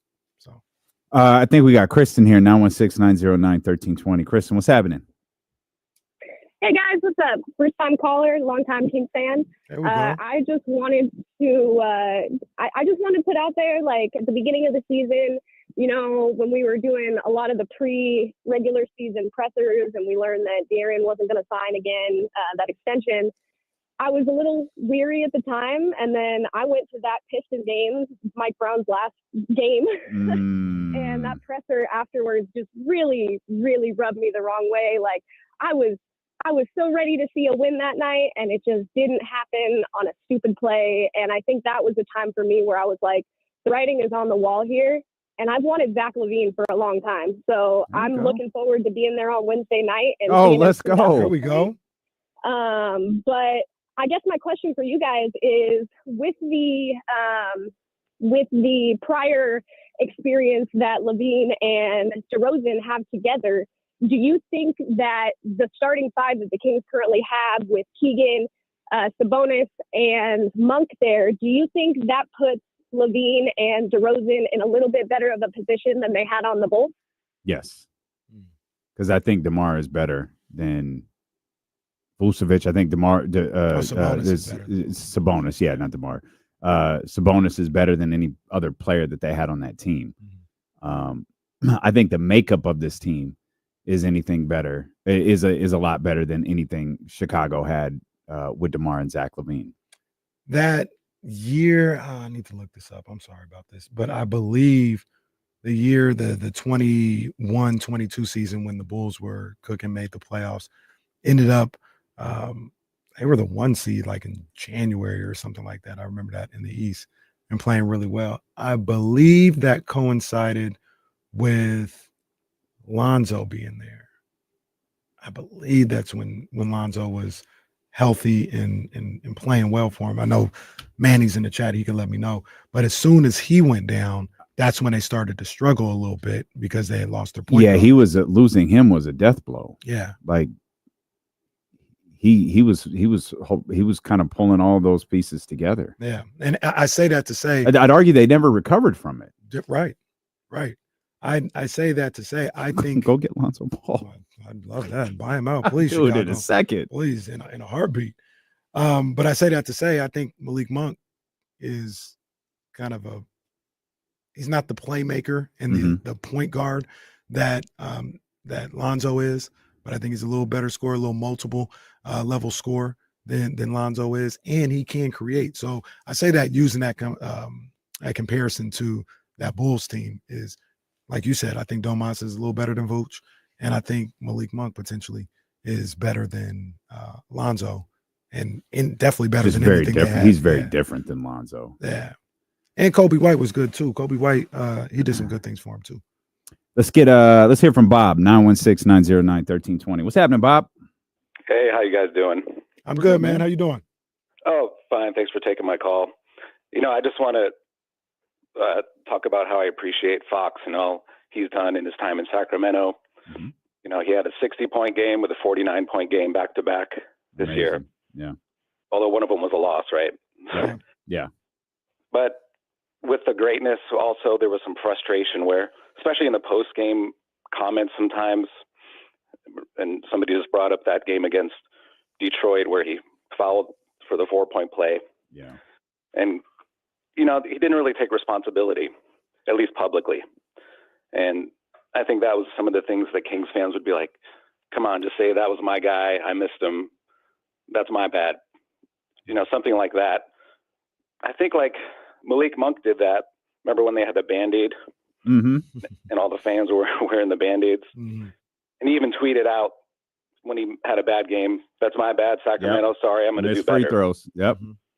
That's what we want.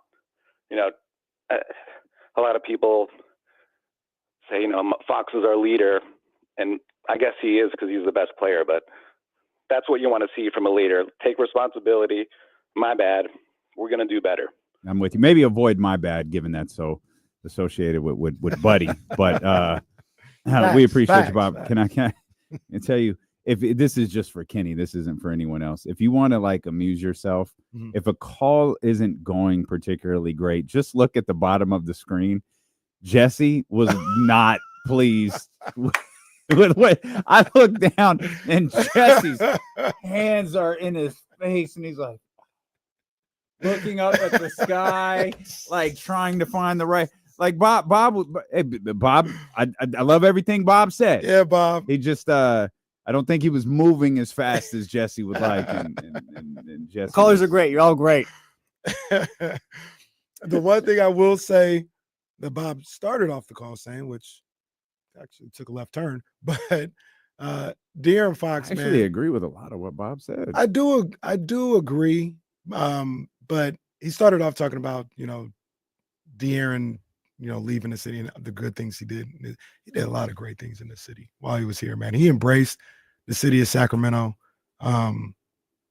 like some of the greats that we love, like a Weber, a Vlade, a DeMarcus Cousins. He embedded himself in this city, and I don't want to, go overboard and say it was a great time, but he was a hell of a Sacramento King, man. Good memories from De'Aaron Fox for me. He was a really good Sacramento King. The Fox era had its ups and downs, but it did, have one of the ups we haven't seen much in this area, and that was that playoff appearance and the way he played, and specifically the game 1. You know what I'm saying? The game 6, these are part of all those memories. Yeah. Shout out to De'Aaron Fox, man. This isn't De'Aaron's fault. It's mine. It's ours for those who felt this way, because this isn't an original opinion of mine. I think a lot of us felt this way. But there was for whatever reason, never-ending discussion about Ja and De'Aaron. And Ja and De'Aaron were really comparable forever. And then Ja got to the playoffs for the first time, and he turned into Super Ja. And that's where he lives now. He no longer lives in that category that he was before the playoffs. He lives in that category that he hit when he got to the playoffs. That's the caliber of player Ja Morant is now.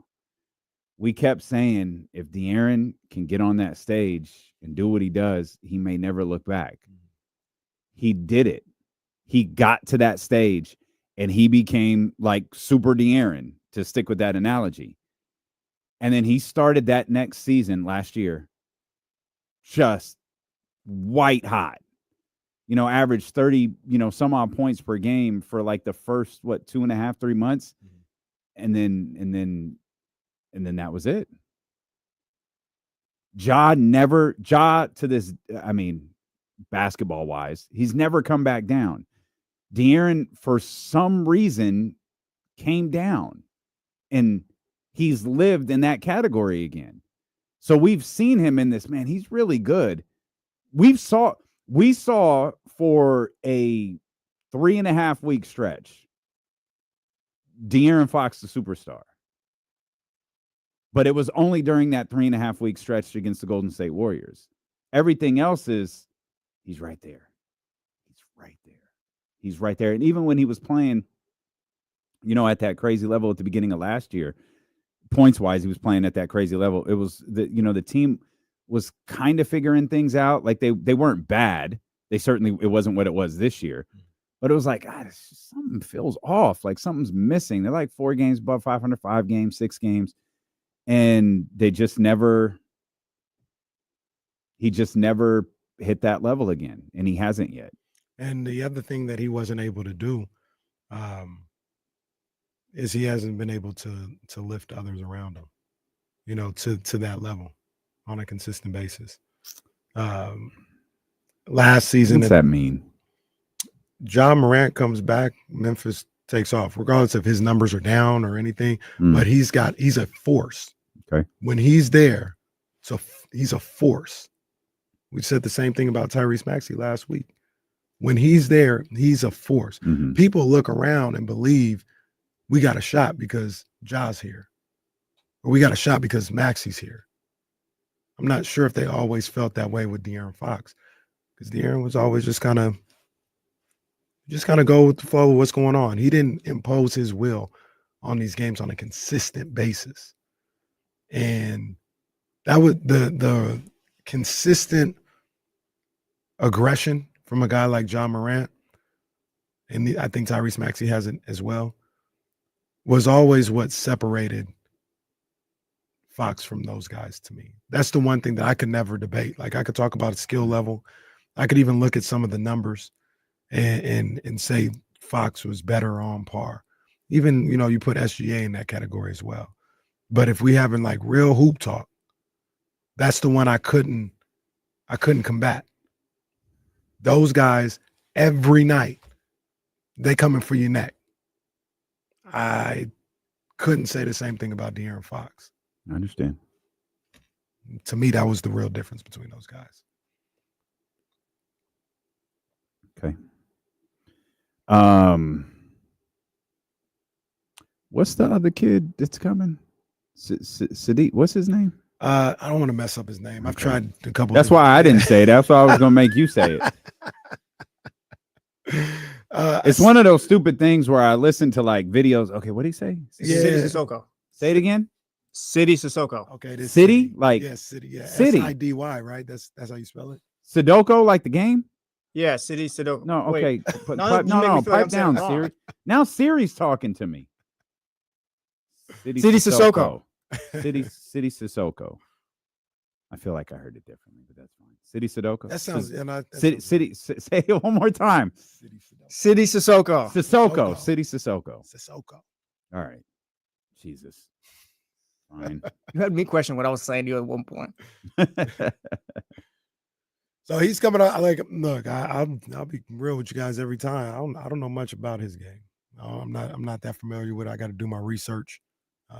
So I don't know what the Kings are getting, if anything, with him on the roster. But he is involved in the trade. I don't know. Jill Adge likes him. She said he was my second-round draft pick that year for the Kings. Well, Jill would know. Jill knows second-round draft picks and front office members. That's facts. Man, these are always. Go ahead. No, I was gonna say with the De'Aaron Fox, Aaron, and what the caller had said before. That is something that you've got to. I would have done it. I would have, if Fox was like, man, forget all that noise. I want to sign the extension. I want to be here.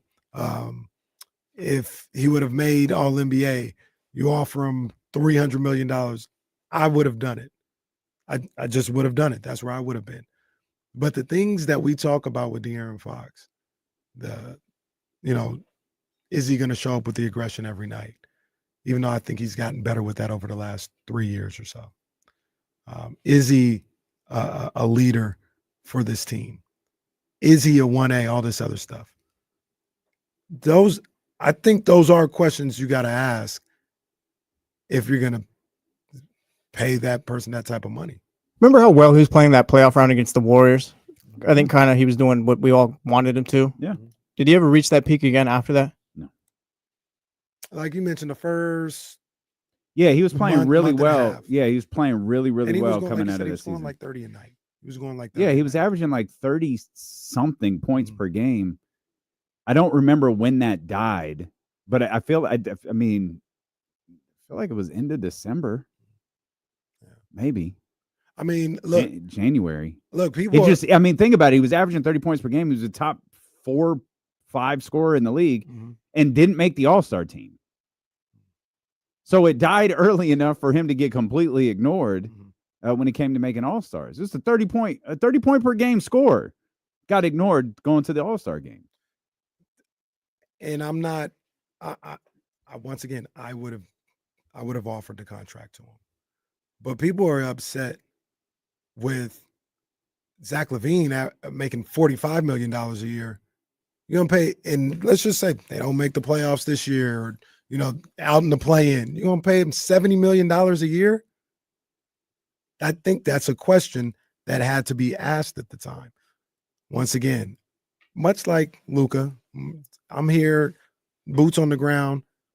I would have paid him and just crossed my fingers and hope that like he would have elevated to one of those MVP candidate levels at some point. But that's a real question. Mm-hmm. And securing the Bagley, he says not my money. Now he want to use that now. But when we talk about Zach LaVine, now it's how can you pay him that type of money? That's the thing that I don't understand. Like how are we gonna have that retort for a Zach LaVine, but not have that for a De'Aaron Fox? Or if you talk about Zach LaVine isn't a winning player, since when is the Chicago Bulls front office this model of expertise? But we use the argument for De'Aaron Fox that the front office is garbage. When I'm telling you, they're damn near the same person production wise. Mm-hmm. Team wins and individual success. But when you talk about Zach LaVine, he can't stay healthy. He's not a winning player and all this other stuff. But De'Aaron Fox, he's the model of health. And the only issue here was the front office. I'm telling you they're the same player and I like them both. But you can't tell me that they're different situations. They're a lot closer than people want to make it out to be. They just have different outlooks on whoever they like at that point, I guess. I think another thing that happens is you feel like you have to have an immediate opinion on something. And Zach LaVine, it's no different than it's really no different than anything.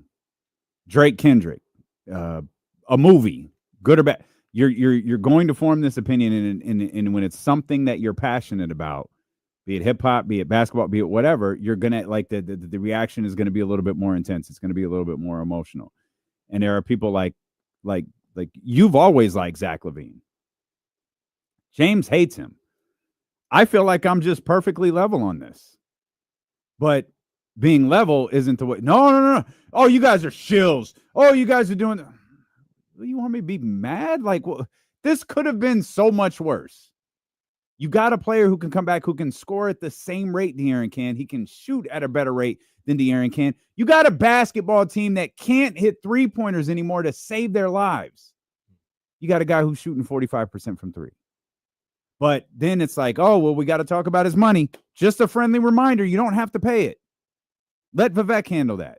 Well, Vivek won't even go into the luxury tax. For what? His team's 500. I'm not going into the luxury tax for an average-ass business anyways. Or I'm not going into the luxury tax for an average-ass business either. Now, you go get me some players that can get that 40 wins to 55, and I'll pay whatever. I'll pay. Vivek, I would bet anything. Vivek Ranadive would take on the Joe Lake line of thinking. If I can win a championship, I'll pay for it. If I have to, Steph, Draymond, Clay, I'll pay all of them if I can win a championship. I'm not paying all of that to be 42 and 40. Yeah. And that's what we're looking at. Everyone's reaction is so intense to this. And then some people love De'Aaron. Mm-hmm. And they're sad that De'Aaron's gone. I don't have that emotional attachment to athletes. Like, salute. Like, I know a lot of y'all loved him. Just trying to look at this from the standpoint of his basketball team didn't win with him. He's really good. I don't question that. It's not all his fault they didn't. His basketball team didn't win with him.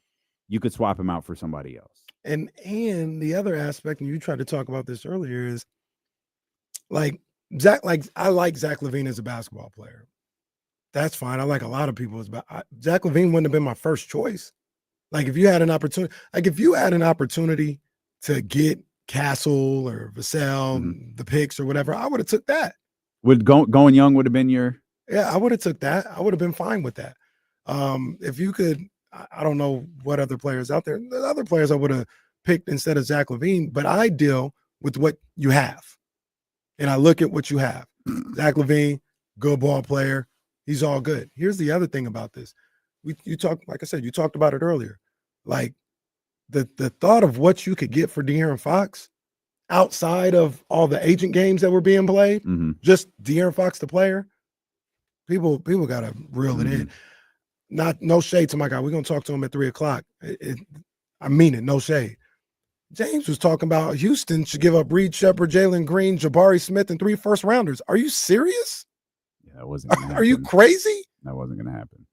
Like, no, this is about along the lines of what you could get for De'Aaron Fox in a regular market, let alone the agent and the player that already told people they're not going to resign somewhere.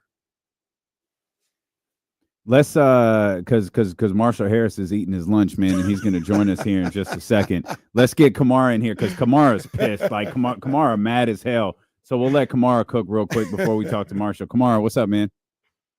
I mean, you know, I'm not mad. I'm just kind of resigned to what it is. You know, it's fascinating to say that the talk around the league regarding De'Aaron. I mean, you guys know privately the conversations we've had about, you know, my friends in the league and executive offices. And quite frankly, you're right. Like there was a level of players and they never really looked at De'Aaron in that space. I think we kind of saw it play out as far as the leverage in negotiation power. I just think it is looked at like, hey, I mean, he's a good player, but we don't know if he's a needle mover. And that, you know, when he's in your uniform and you're arguing with, you know, your friends, like, yeah, no, you know, this guy's really good player. And they're like, you know, he puts up good numbers, but your team is still a 500 team or below 500 team. And, you know, we see him play.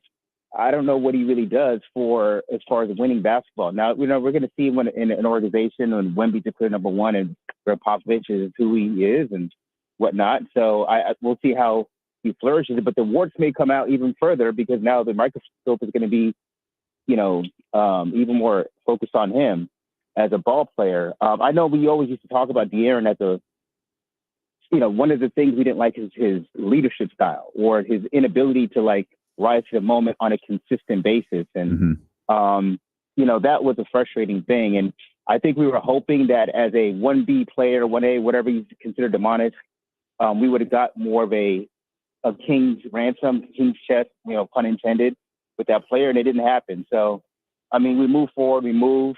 I mean, am I happy with the return on the investment? Not really. But, I mean, what can you do? I mean, ultimately speaking, Kamara, it's my fault. I knew we weren't going to make it. We had like a minute. I was like, I could stretch it to 2, and we didn't make it. Just the more or less on the Kamara call is always going to be more. That's my fault. I take the L, Kamara. That's me. We're going to come back. We're going to talk to Marshall Harris. He's out in Chicago. Hey, we'll see what he says about all of this next year on Sacramento Sports Leader, ESPN 1320. What's up, man? Marshall, what up? What up, fellas? How y'all doing? How y'all holding up?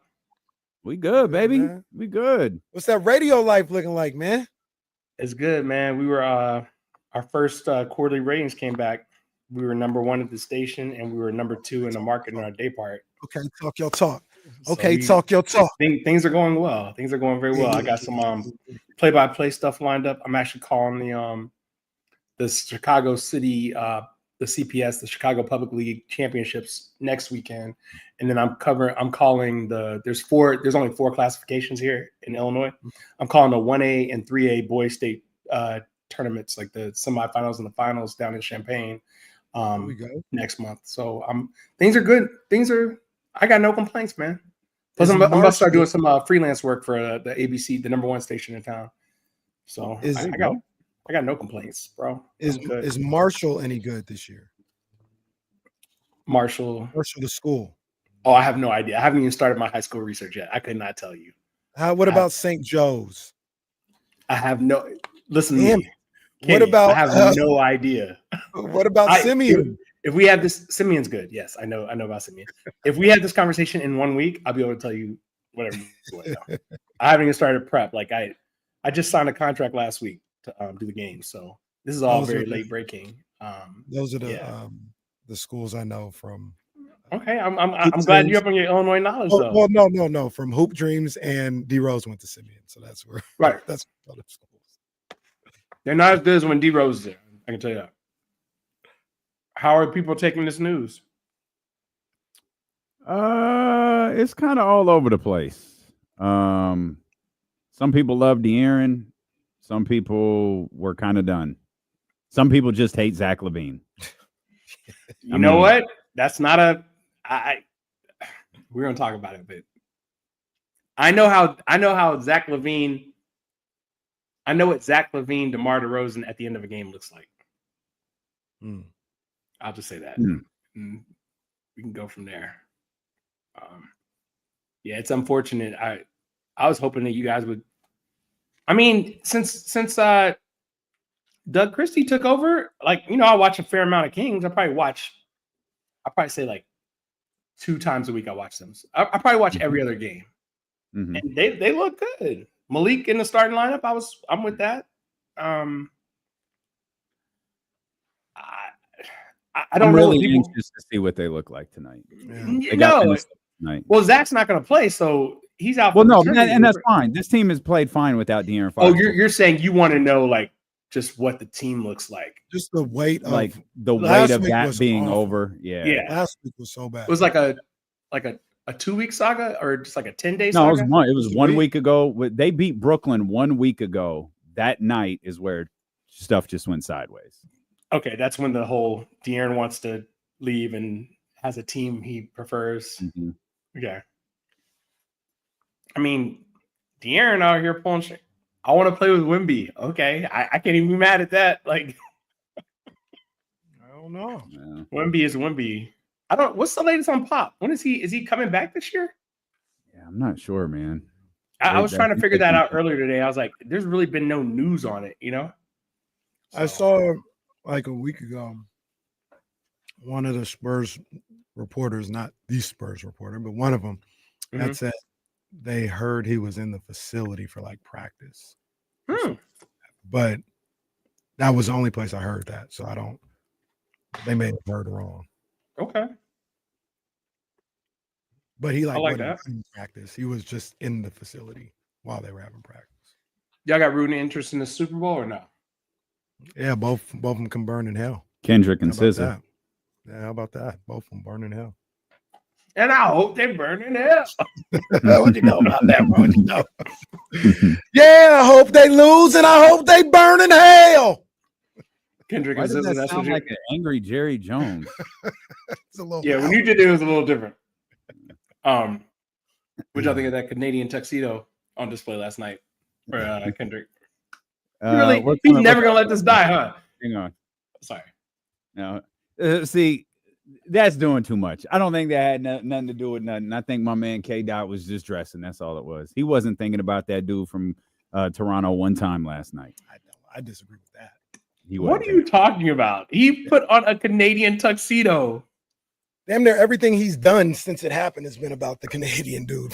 It's been out. It's like nothing he's done since he's dropped that record has had anything to do with Really? Drake. We're not talking about Drake because that no sports conversation will ever end this show. A Kendrick Drake conversation will end D'Lo and KC.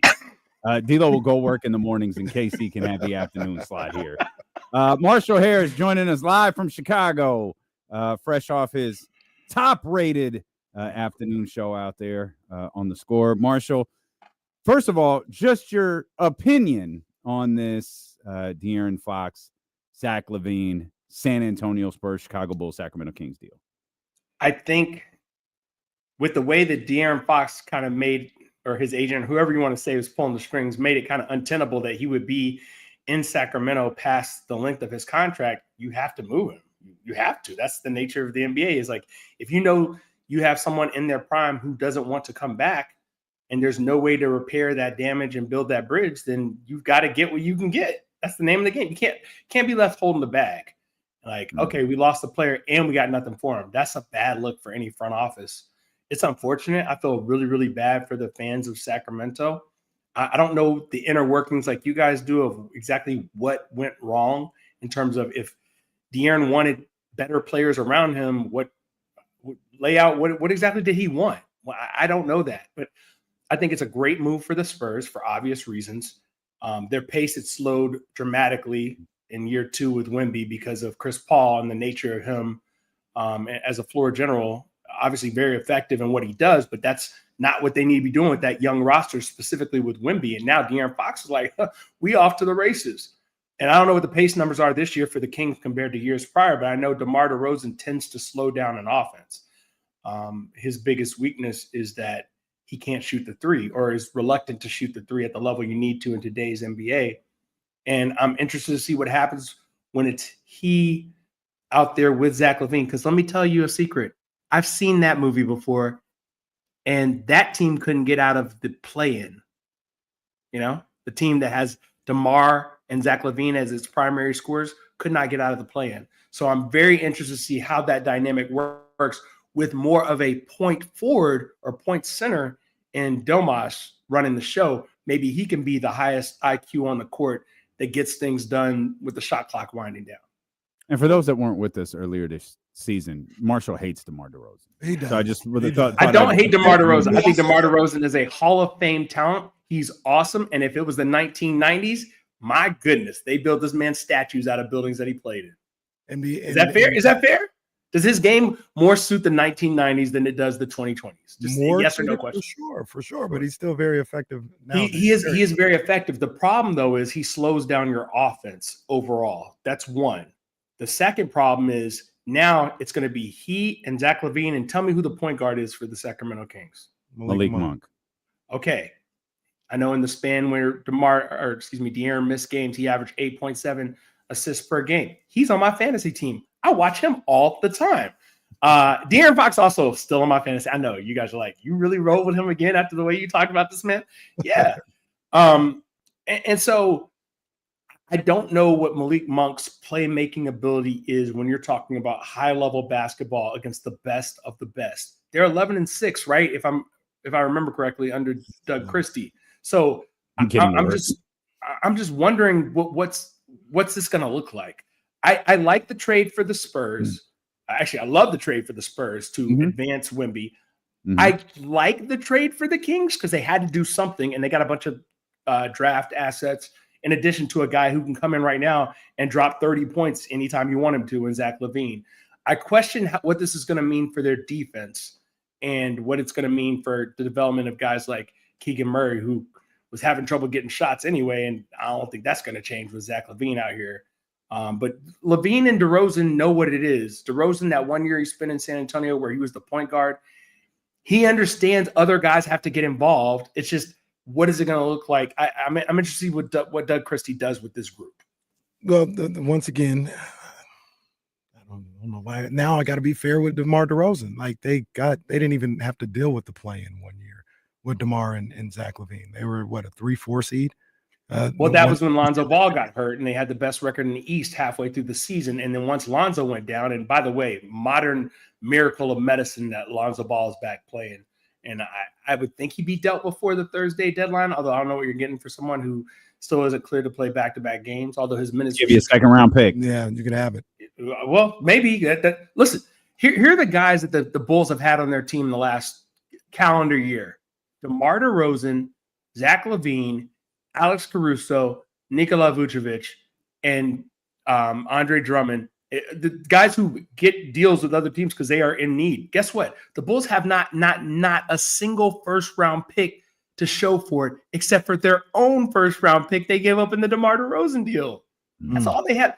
So good grades for the Kings and the Spurs, terrible for the Bulls. They're still stuck in purgatory, and we'll see what they unload before Thursday's deadline, but it's not good. But the Kings, they can still go out here and do some work now, even with these assets that they just got.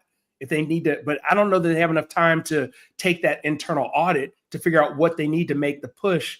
And now everybody else is going to react. The Phoenixes, the Golden State Warriors of the world, they still have to go and add pieces to. Nobody wants to be left out of the play-in. If you finish 11th or worse that's when heads start to roll and major changes are coming. It could be the end of the Steph Curry era, which I know no one in Sacramento is mourning that, but You talk about major changes. This team's fired their coach and traded their star player in like already. month. And where are they right now? Where are they in the standings right now? 24 and 24. No, I'm saying place in the standings. I don't really care about record anymore because they have a good record with Doug Christie. Spot. They're clinging to the 10th spot. Yeah, that's like for dear life. So what's the two teams directly behind them are the Spurs and the Golden State Warriors. Spurs are coming. We know that. We know that. The Warriors might not be coming, but the Spurs are definitely coming. So why are you throwing the flag? You got to watch how you talk on this show. There's just children everywhere. Ridiculous. My bad. So go ahead, Kenny. No, so what I would say is we talk about like what Zach might do for the defense. I don't know where they're at right now, to be perfectly fair, but defense is already an issue here with De'Aaron Fox here. You know what I mean? Like pace. I think that went up with Doug Christie under the helm, but when Mike Brown was here, that was an issue. That was an issue back when Luke Walton was the coach and everything else like that. So I was there for that, so I know exactly what you're talking about. Yeah, so I think I've tried to make the argument today, and once again, I always say this because I got to be perfectly clear. It's not to disparage either player because I like both players. This is more saying like, no, they're both really good. I don't know if there's much difference between Zach LaVine and De'Aaron Fox. What do you think? Obviously, the speed is the physical traits are different. They're both athletic, but in different ways. Like who gets from end to end or create space quicker than De'Aaron Fox in the league? It's a short list, if it is a list, as far as end to end, baseline to baseline. But Zach is obviously a much better three-point shooter. He's having his best efficiency season of his career. You look at what he's shooting from three, what he's shooting from the field. Listen, he's going to make them better in terms of offense because he's just going to make shots. And now when you add him to guys who can hit shots like Malik Monk and everybody else, the offense is not going to be the problem in Sacramento. It's what's going to happen on defense. DeMar DeRozan is not like done playing basketball, but he's not as athletic and as good a defender as he was, say, 5 years ago. Zach LaVine has never been a plus defender. He's been at his best a neutralizing defender. Like he can keep up with his guy. But do you have enough stoppers on defense, guys? Can you play in a good enough system where you can hide guys who aren't great defensively, like great individual defensive players? That's my question about Sacramento. I mean, De'Aaron Fox, good defender, but he also is going to be playing with Wemby now, so it doesn't even matter to a large degree. Their issue is more about here. They didn't get stops. It didn't matter here. They didn't get stops with them. How much do you put out? I think he's a hell of a very good defender. Yeah, absolutely. Yeah, top 5 in the league. I say two-way player. So what's been the issue with the defense in Sacramento this season? I don't think the defense has been that bad this season. No, I'm saying. Go ahead. No, I mean, there's different points that you could pick apart. Like Kevin Huerter, congratulate. I think that's the first time we've said Kevin Huerter's name. By the way, we've been on the air for 90 minutes. Kevin Huerter is no longer a member of the Sacramento Kings, and I'm sure you guys are thrilled with that, right? And that's the thing. Like he had gotten to the point where he wasn't playing anymore. Doug, could be because they had been getting their ass kicked in a couple of games, was trying to throw a guy out there who might be able to shoot. And if he gets hot like Doug McDermott did a week ago, you can ride that a little bit. But ultimately, he was the biggest L. Kevin Huerter and Alex Len are the biggest problems on the defensive end.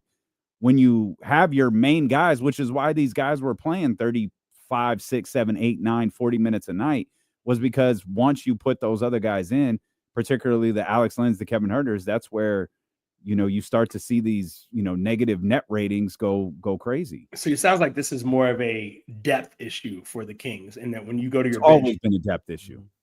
I mean, that's the GM's job is to find a way to win in the margins. And even when you get your superstars, there's a lot of teams in this league that have superstars. But guess what?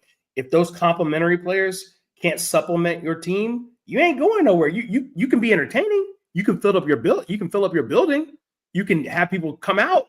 But when it comes push to shove, like, are you going to be one of the last 8 teams playing in your conference in a best of 7 series? The answer is going to be no most of the time. I just don't know if the Kings have an answer for that specifically. I can tell you the Bulls don't. The Bulls, they love purgatory. They love playing time. It's like, hey, come out and see the Bulls tonight. who, by the way, lead the league in attendance. My partner on the radio, Dan Bernstein, he was like, do you want to win a championship or do you want to be dinner theater? The Bulls are very good at giving the fans some dinner theater. Like, come out, we'll score a bunch of points. And in the fourth quarter, the last 2 minutes, what's going to happen? You don't know. We might win, we might lose. That's the problem with the modern NBA. I remember, I think I was listening to Jeff Teague podcast, and Jeff Teague was talking about they always show up in Chicago. And we talk about how they show up here in Sacramento. Like, they show up, they fill the house every night. Kenny, there's 3.1 million people here. If you can't fill up a 20,000 seat arena, that means you have a really bad product. That means you have a really bad product. Facts. Let me ask you something, Marshall, because you were there, on the ground. I posted earlier Zach LaVine's opening comments from Media Day, and I remember when I saw them, it really stood out to me. It was like I was like, damn, that was pretty insightful. Maybe because I never heard him speak like that or speak in general. I was like, damn, like he was like really doing some soul searching. Have you seen? Has there been a difference? Was it just lip service? Have you seen a difference? No, Zach LaVine has been a model teammate. He has done everything that's been asked of him, played when he was asked. He has done it all, and he has been good. It's just a matter of, same issue with them. We got a bunch of like young second-year players, rookies, guys were hurt. The team was not built to defend. They got rid of Alex Caruso. I don't know if you heard, that man can defend. And they in that trade, instead of getting, I don't know if you heard about this, but OKC has this safe out back where they just keep draft picks more than the eye can count. It's like the money bin from DuckTales, but in draft picks. That's like Franklin Saint's stash spot. Instead of trying to get one of those draft picks, the Bulls were like, no, give us Josh Giddey. What? I don't know if you've ever seen Josh Giddey play basketball. He can't defend you, Case. I'm not even trying to be funny, Kenny. I know you can ball, but I'm saying he can't defend you. He's an NBA level player. Can beat most NBA players. He'll tell you. No, not true. I can just beat Steve Kerr today.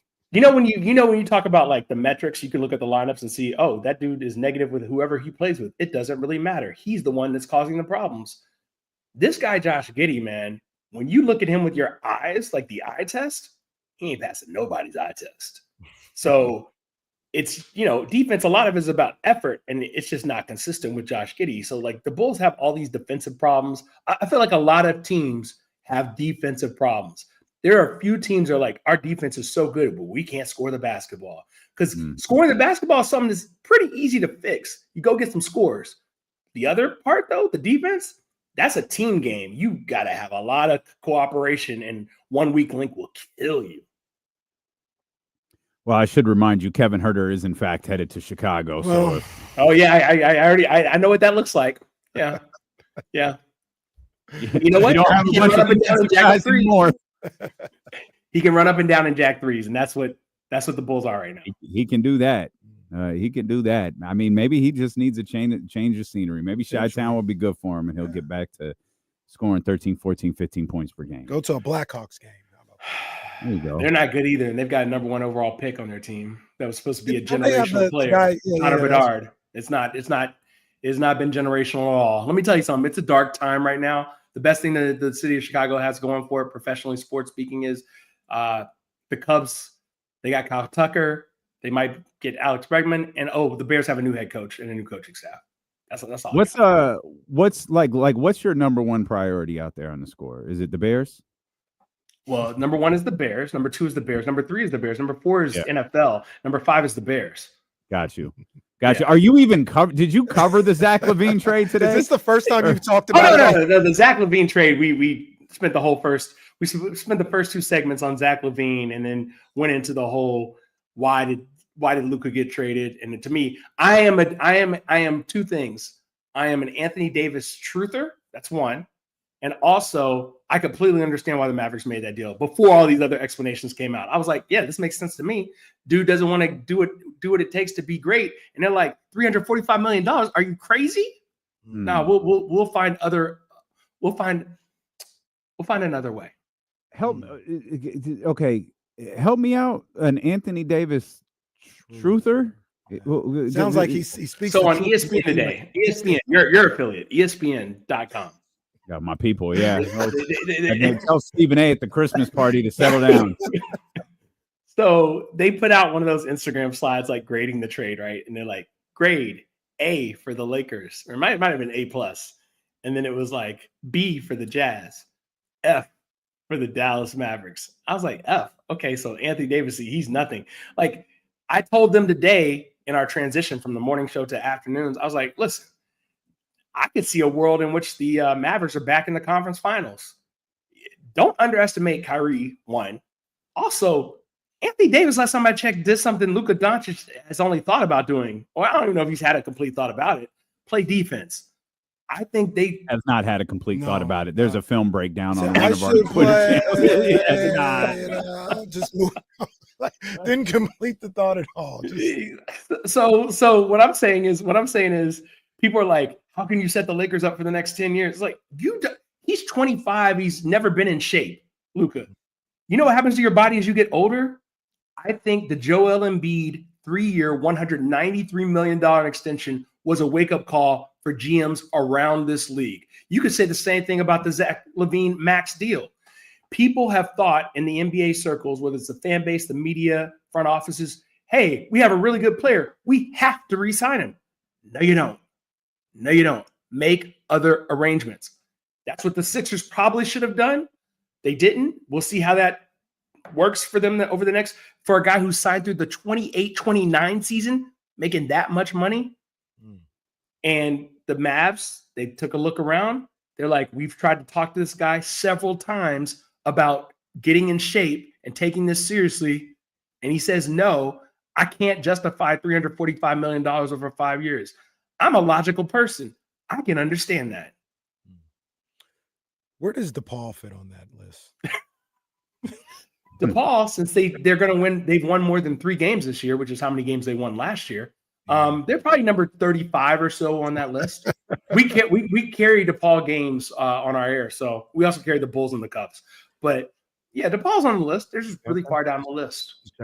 No, Zach LaVine, though, I want to ask you about him because I'm really interested on like what Kings fans might be getting with Zach LaVine. Is he? I know you talked about this year, like obviously the best year of his career, percentage-wise, his shooting ability and everything. Is he a frustrating player to watch because you think he could be doing more, or like what do you get when you watch that? No, because you're going to be watching him on offense, and you're going to be very happy that he's hitting a high percentage of his shots and making great, like the crowd, the ooh and ah plays as well, right? He's not Zach LaVine dunk contest winner. And well, actually, he did one of his dunks the other day in practice. I was like, and it was smooth. I was like, this man still got it. That joint. Yeah, like, wow. And he made it look nice and easy. I think you're going to get a super efficient player in terms of from the field. It's just going to be I don't know how the Malik Monk, Domas Sabonis setup is going to go. He's a pure catch and shoot guy from the corner. Just go ahead, run back the other way if he gets open looks in the corner. He can also create his own shot, which is why a lot of people thought he might end up on the Nuggets because they need another scorer who can create their own. I think he's going to be a fun watch for the Kings. Whether or not that ends up with them winning and getting into the playoffs, I'll concede that. But getting into the actual 1 through 8, I don't know. But I'm interested to find out. I'm going to stay up late and watch. That's the best thing about living in the Central Time Zone, man. League Pass, undefeated when you got them late games. Like, yeah, I agree with you. People are like, it's bad on the Central and East Coast. I agree with you. I'd be up at 11 o'clock watching Portland Trailblazers basketball. Like who's the worst time? Who's the worst team playing in the? What'd you say? I said he's talking about watching Portland Trailblazers back. You don't do that now. It starts at 7:30. I watch Long Beach State. That's because something's wrong with your brain. I would agree with the Long Beach State comment. I would say this: when you live on the East Coast or Central Time Zone and you watch like the teams in your area play, who's the worst team playing in the Pacific Time Zone right now? Utah, right? Yeah, it's got to be Utah. It's got to be Utah. Yeah. But outside of that, there's good players and fun players to watch on every single team. Clippers, Lakers, Kings, Warriors, Blazers. There's just fun teams to watch. It's great. It's the best $100 I spend every year is on League Pass because it keeps me in the house and out of trouble. You stayed up late. You stayed up late out here, anyways. Y'all are just night people. I had to work. No. Back then, I had to work till midnight every night. Now I'm off work at 2:30, which is why I can be on your show 45 minutes later. I like that. My lunch. Yeah. I like that. I like that. That's a good look. Marshall Harris, live from Chicago. We appreciate you, my brother. Always great to catch up. Man, get back out to Cali, man. When you come back out here? You know what's funny? I might be out there for the first game for the ball championship. No, for the first week of the baseball season. The Cubs are at Sac. Yeah. So I might come for that. I might swing through Phoenix and then come up to Sac for that. I'm looking into flights and everything right now. And you got to pull up on us, dog. Yeah. As long as I got extra room in your station, I can do the show from there. I gotta be able to. Got you. Oh, we got nothing but rooms here. Yeah. This wasn't very well thought out. We got you. Appreciate you, Marshall. All right, my guy. See y'all. Marshall Harris right there, live from the Score in Chicago. Top-rated show out there in Chi-Town. I think he said 500 million people listening to him every day. Yeah, I heard it. I mean, if WWE was in charge, that would they say. Well, how many people in the chat? 93,000? 93,173. That's how many people were watching our live stream yesterday. We actually got closer than you would realize yesterday. That was crazy. If we didn't have TV, I might have been like, how do you think? Could we do this? Could we get to 90? And that was with competition everywhere. Well, not everywhere. Come on. Not everywhere. Well, there were shows. What happened? There was one other show of consequence, and then like 4 others of non. But yeah, no, that was with that's what everyone trying to go live. So, at some point we got to like form our shows and make like a superpower. We could have gotten to 100,000. Ultron. When we come back, I want to ask you another question about this trade. Okay. At some point today, can we talk about what happened on Saturday? Yes, please. We have to. Okay. Yes, we will. This question might not take that long, and then we might just get right into it. Okay. Were you around anyone when that happened? Yeah, I was getting ready to go to dinner with my wife and almost just stopped. The way I was acting, my fiance thought someone died. We'll talk about it.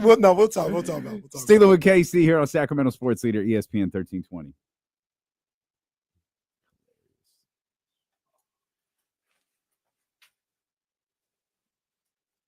Yeah, I saw y'all cooking last night, man. That's good stuff. Good stuff. Y'all did great. Y'all did great. For the 2:30 chill. That always comes around. $900 shirt too. Fam, no, it's not. I knew too. I could tell. You could tell by the Come way. on, man. Yo, don't listen to this dude, man. Yo, this guy, I tell you, bro. Just don't listen. Let's do a little 13th round, man, because it's popping off. 13th round. Shout out to my man Don is Dope. Shout out to Jordan Brand. And now, like when I say that, man, it's like, all right, Don is Dope and Jordan Brand, man. Salute to my guy. Big ups to him. 13th round with your main man, Kenny Caraway. We had a big time fight on Saturday night, light heavyweight clash between David Benavidez and David Morrell, which was actually a really good fight. It was a really, really good fight. I enjoyed it, entertaining, had some drama.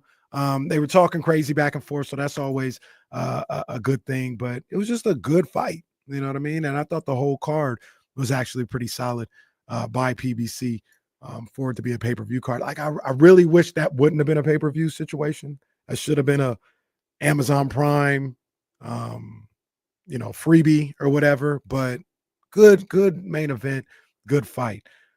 The thing that I just took away from that fight was David Benavidez, you are going to have to be tough to beat him. I was talking to Jesse. I think you're going to have to knock him down, because if you try to get into a stamina fight with him, like go to distance, and he's going to get you every time, because David Morrell was doing some good things. He was doing some good things against Benavidez. But number one, he couldn't hurt him. He couldn't hurt him enough. I know he stunned him one time and knocked him down in the 11th, but he couldn't hurt him enough to get him to slow down. And then around 4 or 5, around that time, Morrell started to run out of gas like everybody else does. And Benavidez just keeps coming forward, keeps throwing punches.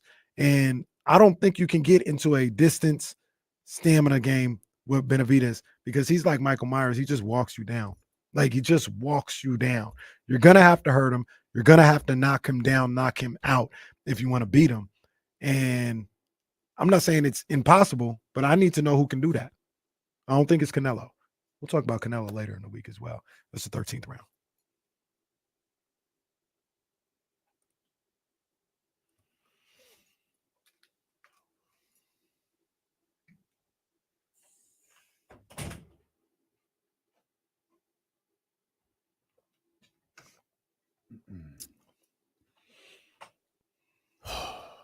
Well, Big East.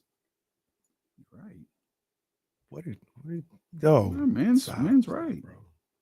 I know this guy's not talking. I think I'm retired again. Again, that means you bought something. No, I haven't bought anything. Purchased anything. I think I'm retired. I don't know, man. I don't know. The right shoe come out. MP, man. who's my boy? Your boy was on McAfee today. Who's my boy? Maybe Tyrese. Maybe a wrestler. I like Tyrese. I don't know. Tyrese, my guy. Man, I got a sick puppy at home, man. Oh no. Jay Hardaway, that was funny. Oh no, for real? Oh wow. Oh, that's depressing.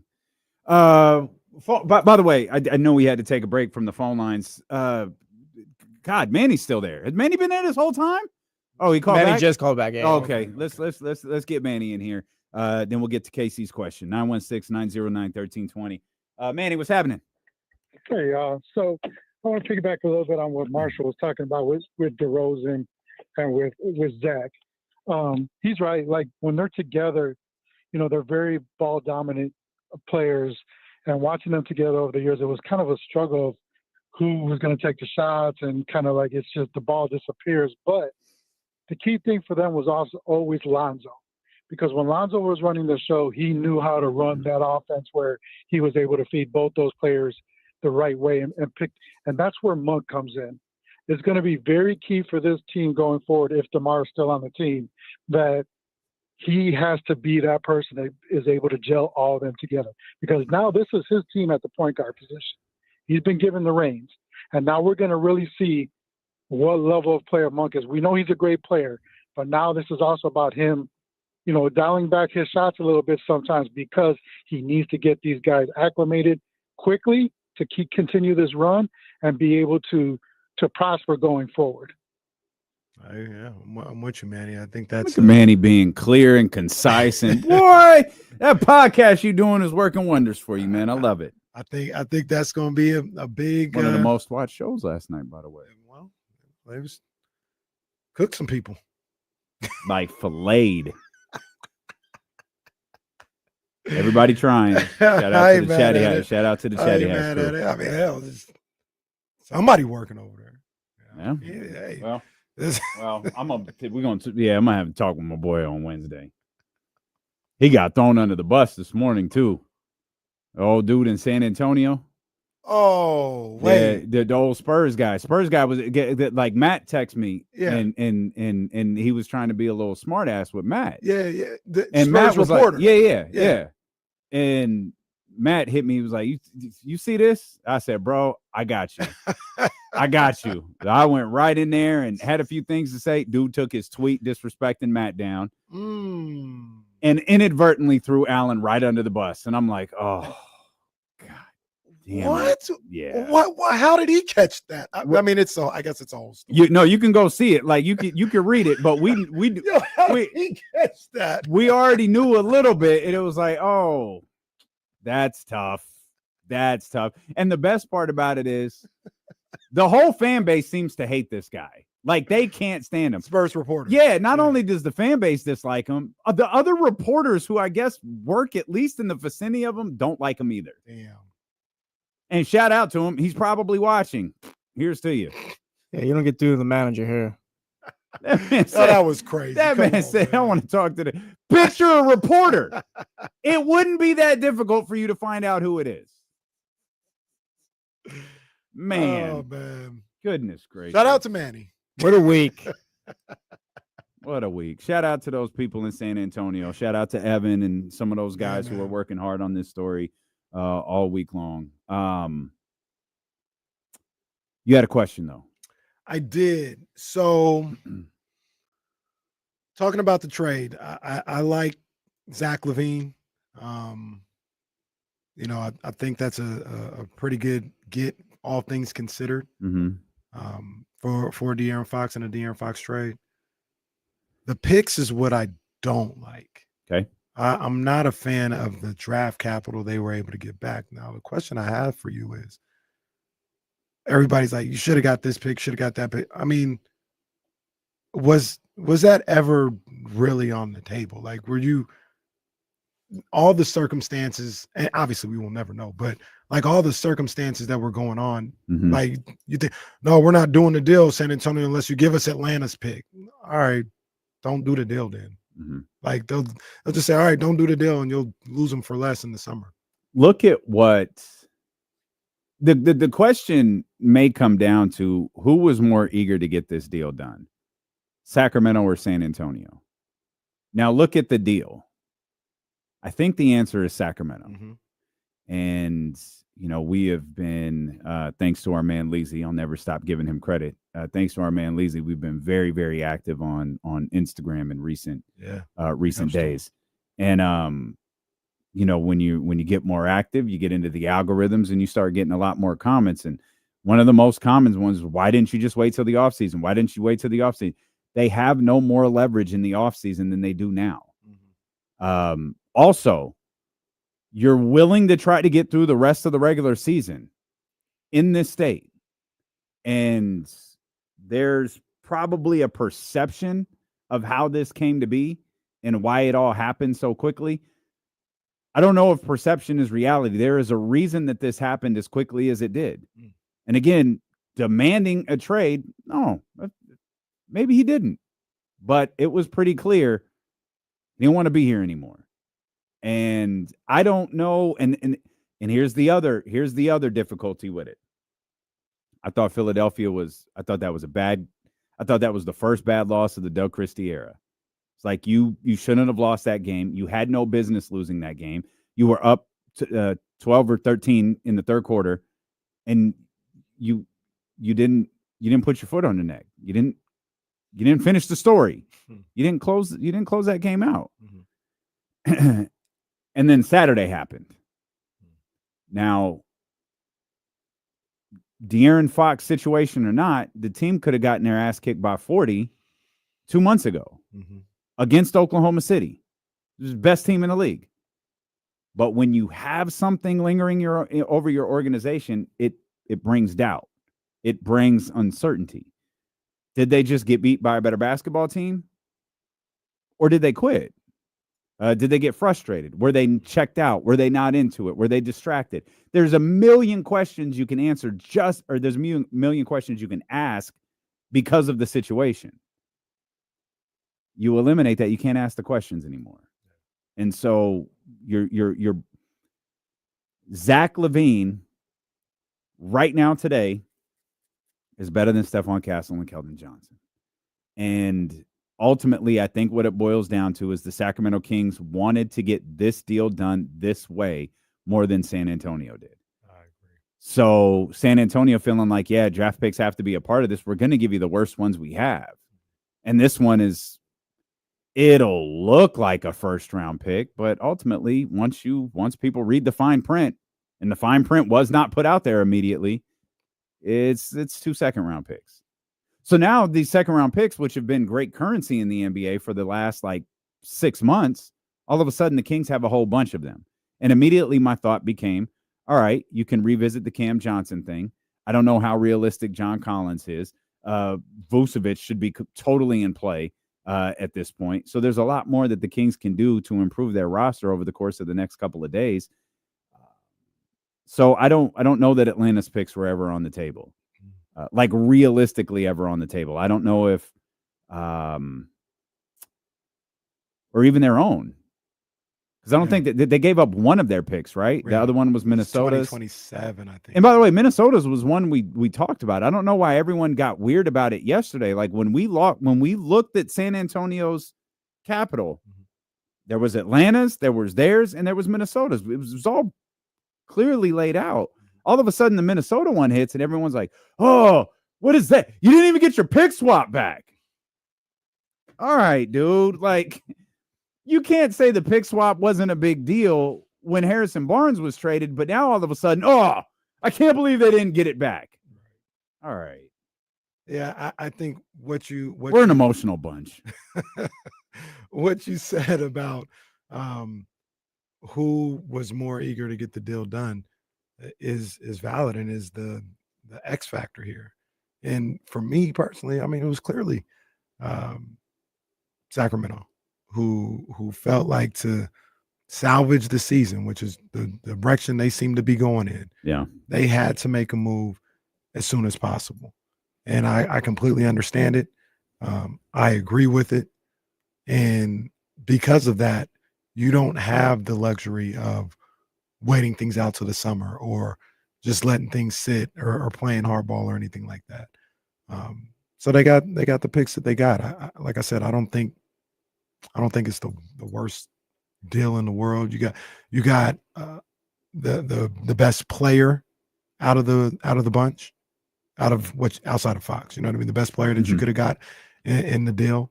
Right. And you try to do what you do with that and potentially turn these other picks into something else if you're really cooking, which is what I think they're going to try to do.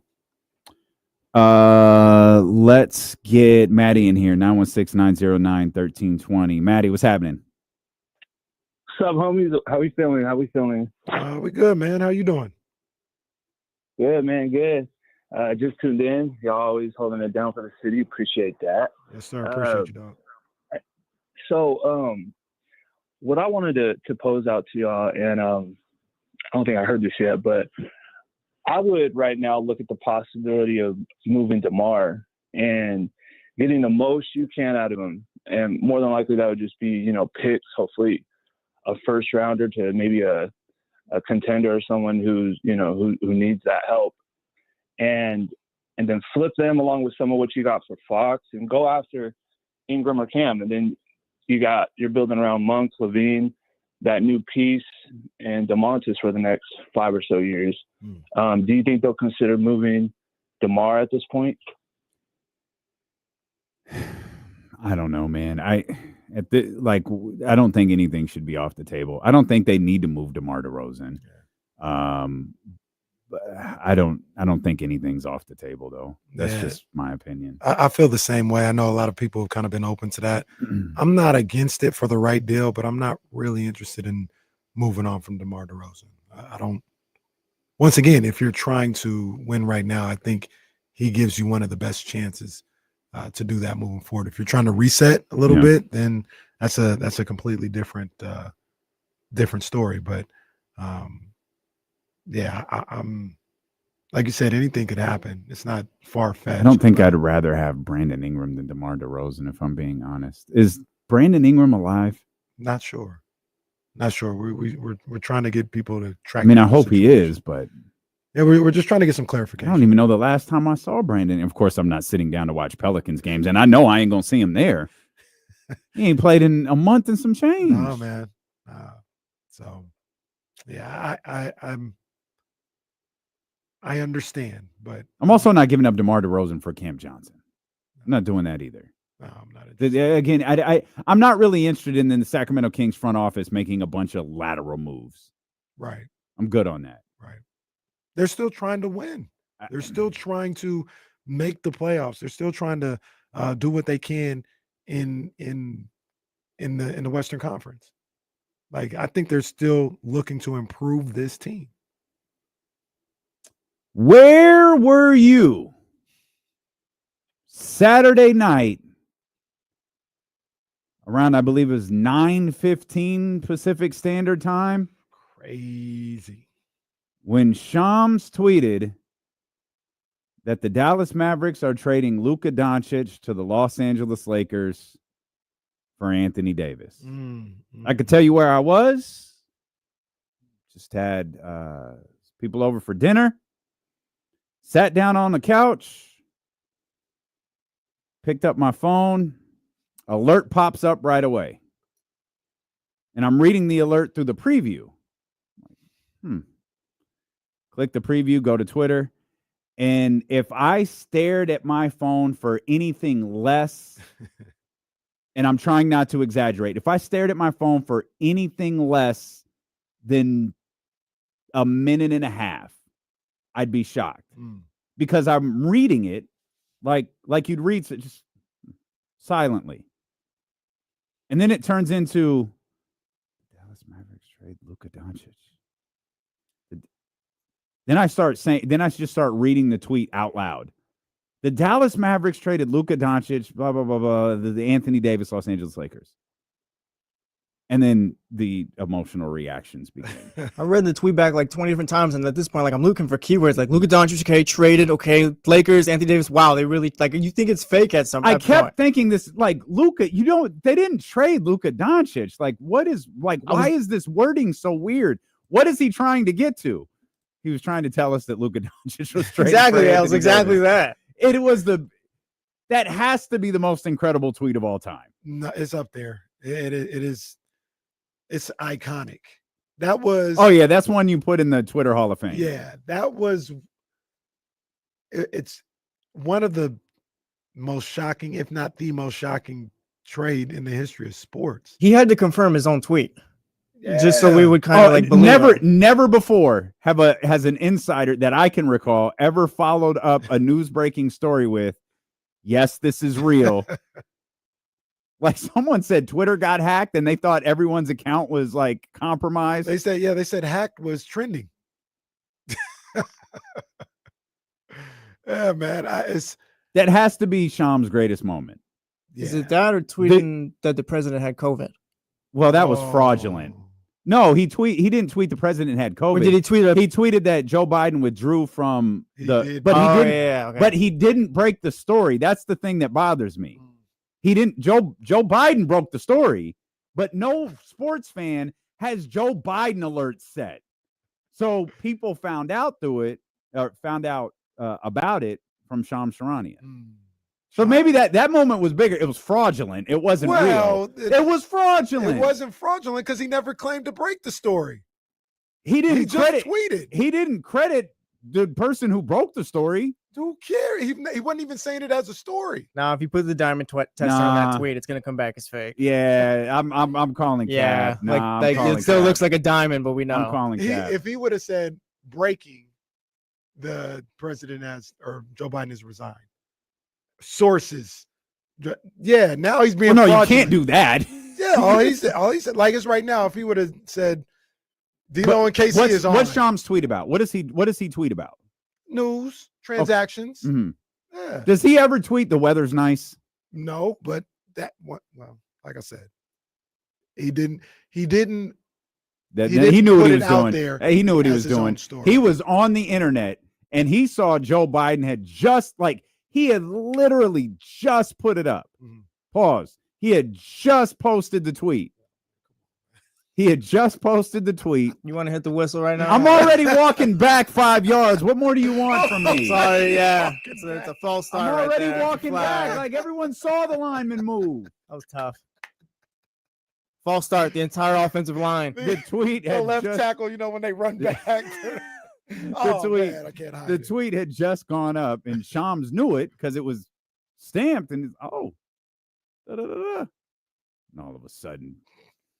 all of a sudden, Eddie tweeting, did Shams just break the president is withdrawing from the race? Oh man, the Saturday was crazy though. I was nuts. Saturday was crazy. Absolutely nuts. I was getting ready for dinner with my wife, and I didn't even get the notification on the tweet. I got in the group chat.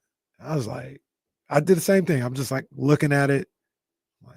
Oh, wait. And then I click on the Twitter link to look at it, look for the check mark, click on his profile to make sure it's shot. Oh, yeah, he's got enough followers. And then I was like, this is him. But then everybody was like, nah, he got hacked. I was like, that's probably what happened. That's probably what happened. I ain't even going to text any other homies with this, man. Like, that's probably what happened. A 25-year-old who's been an all-NBA, 5 straight years. You traded the face of the league. Like, you literally traded the face of the league. Can't do that. It's an all-time dumb move. It's the dumbest move of all time. Like, logically, sure, the Tubbs, yeah, he's not in shape, blah, blah, blah. He was in the finals last year. Tubbs? That's how they talk about him. Man, what is going on? I don't buy into it. That's how they did. For you guys, yeah, Tubbs, yeah, he doesn't get in shape, blah, blah, blah, trade him. Sure, logically, that works. Like, people were saying, like, yeah, like, maybe the Mavericks, like, they had to do it. No, he was just in the finals last year. This is an idiotic move. It's stupid. 5 straight all-NBA first-team nominations. Mm-hmm. 5 straight. Like, I don't think anyone in the league has ever done that. I don't think so either. Yeah, I don't think so either. I, much like the De'Aaron Fox stuff, I would have signed Luka because he's Luka. You drafted him, you developed him. He's won, had these moments for you. I would have drafted him. Or I would have signed him. But I understand the logic. I understand it. I'll ask you this. Do you think you believe in Luka to figure this out? I could care less. They were in the finals last year because of Luka with this issue. That's fine. And then you went up Yes, against— yes. I would take all the time in the world for Luka to figure it out. No, I didn't say would you take the time. Do you believe in him to figure it out? Yes, I believe in him enough to figure it out where Okay. we still win. Question. Yes. Does this take all the heat off Vlade? A little bit. I saw Matt George is like, you guys can never play double down or whatever anymore because he's gotten traded. All of the heat is off of Vlade. New Orleans is still dealing with Zion. Who am I to move off of Luka right now? Once again, I would have done it, but do you believe in him to name another time this has ever happened? Not the trade, but where we got a young guy who has health and injury issues, and it's worked out for them winning championships. I don't think Luka is his injury-prone player or whatever. Like, this year he's been out and all that, but I don't think he's, like, perennially – like, they were in the finals last year. Luka wins. Like, Luka's in the playoffs. He gets hurt every year. That's fine. That's fine. That's fine. I will take whatever Luka is, give him all the Supermax deals or whatever. Yes, they win. He brings wins. That's what it's about ultimately is wins and losses. They were just in the finals. They just didn't make the playoffs a year ago. They were in the finals just this last year. I'm talking about the year before that. My bad. That's fine. Most recently, they were in the finals. 72 his entire career, 72, 61 in a 72, 66 in a 72, 65, 66, 70. This is by far the worst. He's played 22 games so far. See, that's fine. Like, I'll take this worst. one, but otherwise he's been fine for the most part. Well, every other player in the league misses games. Steak dinner, Jesse. He don't win a title in 5 years. Steak dinner. Bet you he does with the Lakers now. Steak dinner. Okay. Steak dinner. He ain't winning a title in 5 years. A steak dinner in 5 years. He's got all the motivation. $300. He's got all the motivation in the world now to be in shape.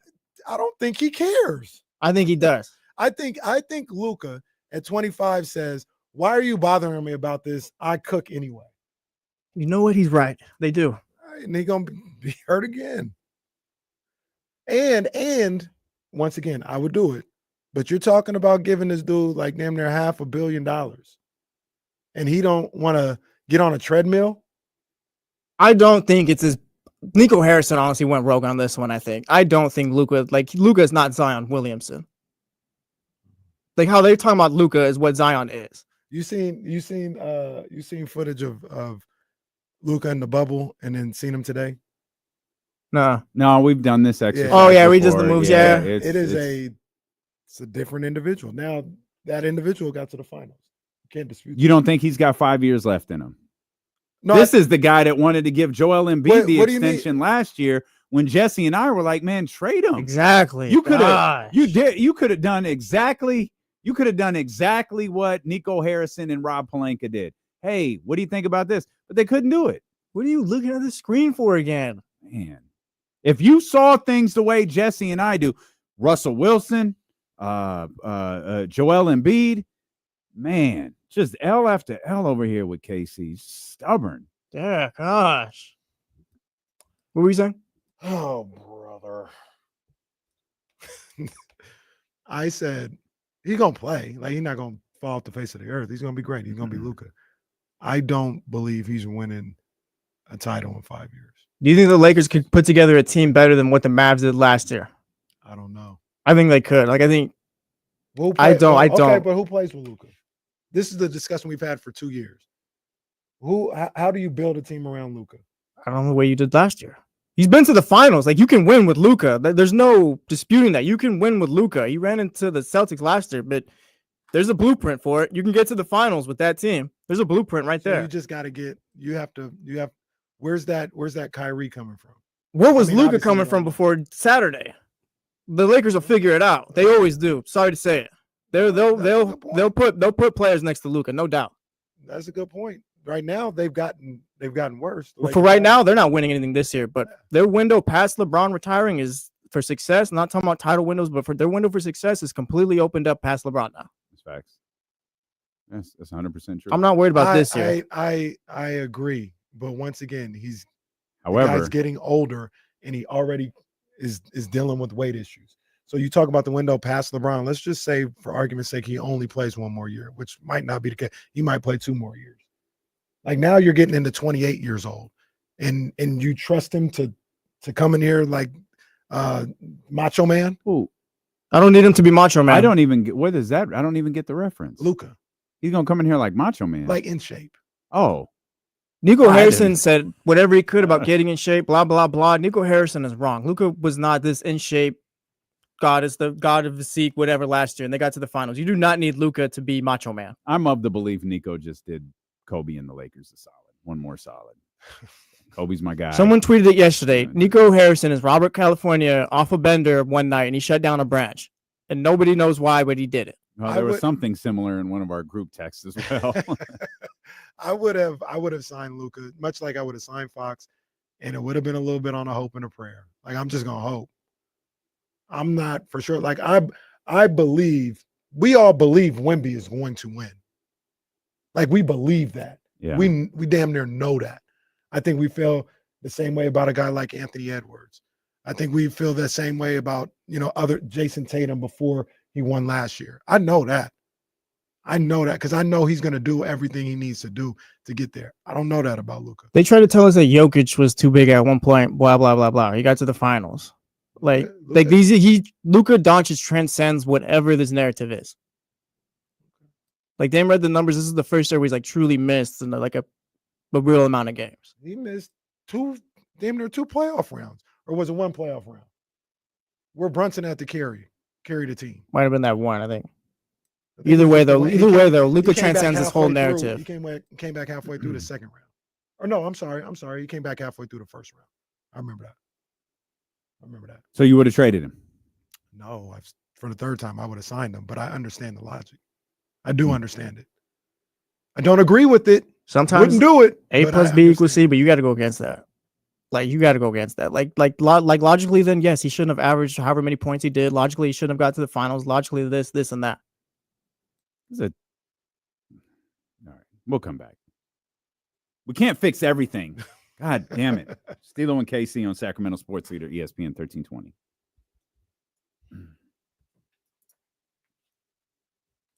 You guys, I gotta make a call real quick, so forgive me. I gotta mute the mics for a second.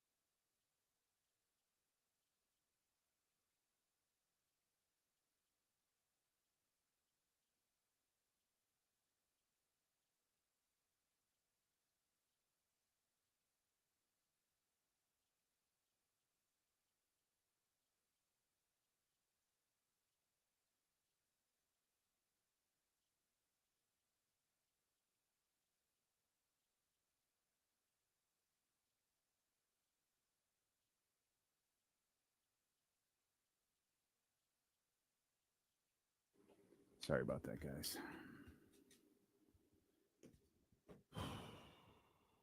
Puppy's not feeling well today.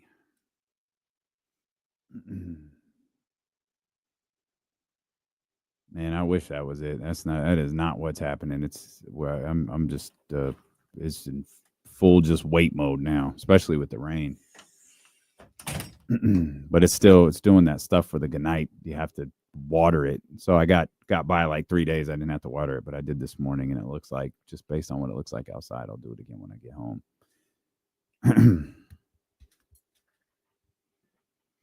All right, man. James Ham joining us at the top of the 2:00 hour, where I'm sure the conversation regarding the Sacramento Kings' latest moves will be a bit testy. James not thrilled with the return for De'Aaron Fox, so it'll make for some good conversation when Hammer joins us coming up again.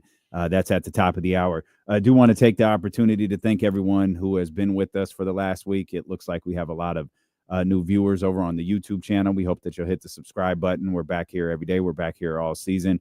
We do a 4-hour show every single day. We don't do shows based on our mood or based on how we're feeling. We do shows every day, Monday through Friday. For those tuning in, this is a radio show. You get a little peek. Podcast. Yeah, you get a little peek behind the curtain during the commercial breaks, because we don't go to commercial. We don't step away. We don't do anything like that. We try to create a very unique experience over there on the streaming platform. So for everybody who is tapped in with us, and everybody who's listening on the Odyssey app and 1320 AM for the last week, we greatly appreciate it. And as we said, we appreciate your confidence in us attempting to deliver this story that seemed to be developing every day. Whether the Kings are done making moves or not, I don't know. I honestly, after we got confirmation last night that the deal was happening and it was going to drop any second, I haven't heard a single thing since then. And I've attempted to follow up, because there are other rumors out there regarding the Sacramento Kings and familiar names like Cam Johnson and Jonas Valanciunas. Like there continue to be rumors just on my end and the people I've been talking to. It has gone completely quiet. So hopefully that doesn't mean the Sacramento Kings movements are quiet. Hopefully that means they're just trying to work to get some other things done. And we will all find that out together. James Ham reported earlier today that Zach LaVine is expected to be at the Golden One Center on Wednesday night when the Sacramento Kings return home to take on the Orlando Magic. So a new era of Kings basketball begins, I guess. Or maybe it's just a change of players. Maybe it's not actually a brand new era. Maybe every little change doesn't constitute a new era. But it'll certainly be an electric night at the Golden One Center for sure on Wednesday night. Landscape changing? No. What? I didn't hear. He said landscape changing. No, I don't think so. No new era, no landscape changing. Just a new player stepping in with an old player stepping out. It's the league, man. It happens. Like, this is shout out. And I don't remember who. Oh God, what was I watching? It might have been. I don't think it was De'Aaron, because I haven't seen De'Aaron. I've only read De'Aaron. But someone was like, "Was this your first introduction to the league being a business?" He's like, No, no, that was SGA talking about Luka. Oh, is that what it was? Yeah. It's like, no, I know the league is a business. Like, I know how this works. He said, "No, I got traded my rookie year." Yeah, like, what are we talking about? Yeah. Man, I can't wait for Wednesday. I know they got a game today that we haven't talked about, and Minnesota lost to Washington the other day, so once again, they'll be looking to turn things around. But I think you said it earlier. Yeah, I want to see what this team looks like tonight. I want to see how they play. I want to see how they come out and compete, not only because of the De'Aaron Fox, thing going down and being finished, but you got embarrassed on Saturday night, and that's one of the things Doug Christie has harped on a lot about competing, about making sure that you're showing up every night, and that didn't happen on Saturday. And how do you respond from that? Under Doug Christie as the head coach, and these guys having pride for what the product that they put out. So I'm interested to see how they play tonight. But Wednesday is going to be that's going to be must-see TV. They were without Fox against Boston, right? Yeah, they didn't have Fox against Boston. Yeah, I don't think there's just something where they should like, oh, we got blown out again. Let's see what we look like with LaVine. Like The barometer for everything isn't beating the Celtics. Well, I'm just Jesse. saying that's the last game they didn't have Fox or whatever. So it's like, yeah, you shouldn't get blown out tonight or anything like that. Like, you're still a bunch of good ball players on this team. Well, yeah, well, more importantly, don't get blown out again. Like, hey, everybody gets their ass kicked every once in a while. It's not that big of a deal. I guess except Oklahoma City, they don't. Okay, so you kind of get an excuse, I feel, just even the trade stuff was kind of hanging over the head. Well, trade stuff or not, Oklahoma City, I don't think they're that much better than Sacramento, but they are a better team than Sacramento. Wiggins with 41. That was wild. Oh, Andrew Wiggins? Yeah. That was crazy when I saw that. Shout out Aaron Wiggins. Aaron Wiggins scoring. Wiggins, not Andrew, scoring 41. 40, yeah, like 41 and 13. In 2025. Man. Unbelievable. It was in the PJ Washington Hall of Fame. Random scoring against the Kings. There's a lot of those. That's who's the Trailblazers guy? Well, I don't know, the dude from the Hornets. He had what was his name? Daniels, who hit the game-winning 3. I think he had 38. We looked at his highlights on the show. The guy from Portland last year. Oh man, I can't remember because Coach Patrick coached him. But yeah, That's the whole point of this game. We don't know, but they keep going off against the Kings. They go off against the Kings. We remember them in the recap and never think about them again. Troy Daniels. There we go. Reith. Yes. Duop Reith. I wanted to say JT. Oh, that's right. Yeah. Oh, the Reith game. Goodness gracious. Oh, man. Damn it. Oh, so, goodness yeah, gracious. They should. I'm agreeing with Jesse here, man. Like, yeah, they got enough to have a chance to go in there and win tonight. Can we go back to the Luka AD thing for a minute? Because obviously we're going to leave it and never get back to it. And it's the biggest story in the recent league memory. Mm-hmm. For Anthony, I mean, you can argue the validity of trading Luka Doncic. You could argue that to death, whether you fat, out of shape, doesn't care, whatever. You could do that forever. For a player who's 6 years older, has real trouble staying healthy, and a first-round pick? Nico Harrison said words after the trade happened, but none of them made sense. That's tough. That's where I jump off the I can understand the train, because that return is awful. The idea of Kyrie and AD is compelling. Mm-hmm. But in return for Luka Doncic is wild to me. That return is awful. And that's the best you could get for Luka Doncic, huh? No, it's not. I think it's the best you could get in that situation for Luka Doncic. They had a way that they wanted to do this. Mm-hmm. They wanted to do perhaps the first ever secret trade in NBA history. Is it they or is it he, though? Like Nico Harrison, like, I literally feels like he went rogue. He's like, hey, bro, what if I traded you Luka, ha, ha, ha. But I'm sure Rob was like, is this dude serious? Okay. Hold on. You don't do it. You don't do it. I'm gonna be clear. I'm gonna reiterate that you don't do it. But what do you guys think about Windhorst talking about? Windhorst said Saturday night, he got a text from a current NBA All-Star. He's like, do you realize how much they must hate Luka Doncic to do this? Like, what do you think? Do you think that played any role? I should say is how frustrated they may have been with him over the last. I mean, probably. I mean, Michael Finley was taking beers out of Luka's hand after the Western Conference Finals last year. I'm sure they were fed up. In said finals, he was cursing out the bench to review a wrong call. It's not right, but it, I mean, like you got to deal with it. Deal with it. Like if you're the Mavs, deal with it. You're in the finals. Deal with it. Figure it out. You don't give up on them. And that finals was a little damning because it was bad. It was bad. I wasn't talking about his performance. That defensively, the way he was picked on there, that was tough, and that probably said a lot to them. But to your original point, Damien, the return, come on, man. And AD's a top 75 player. He's a Hall of Famer. This is not a knock on AD, but if I'm trading Luka Doncic, if I'm making that decision to trade him, I got to get more than a older AD and a 1 first-round pick. I'm sure there's a lot more than Anthony Davis around league-wide available for Luka Doncic. I know you had to be all secret and all that, but And you could have got more, I'm they- sure. They talk about the scenario where they're worried about him leaving. A lot of people think he could have done a version of what De'Aaron just kind of did privately, I guess, is I want to go to LA. Anybody who try to trade, I'll only be here for a year. I want to go to LA. But Luka is not De'Aaron Fox. Luka is more of the Kawhi level where somebody will be like, you know what? I'll win a championship. Let's It's try. fine. Yep. Let me see what I can do. I don't care.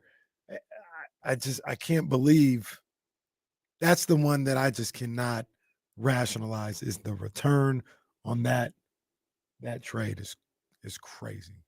Logically, sure. Like the guy isn't the best at getting in shape, so you don't think you win. Logically, that works. But like I said, logically, if you want to use that, then he shouldn't have got to the finals and averaged all the points that he did. Because he's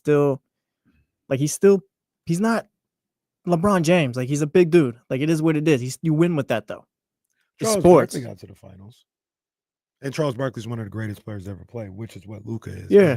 But, like, he had the one season where he got to the finals. And then everything else that he did in his career caught up with him. Do you think at this point I never saw Charles Barkley play? You think Luka's better than Charles Barkley? I think Luka is better. Than Okay. Charles Barkley. Yeah. Absolutely. Yeah, absolutely. Yeah. But I'm just saying, like, scenario-wise, like, yeah, he got to the finals too. Well, I think Luka's going to get to another one. I think, like, the Lakers, I don't think they're going to have any issues putting a good team around him. Let me ask this. Is Rob Pelinka a good general manager?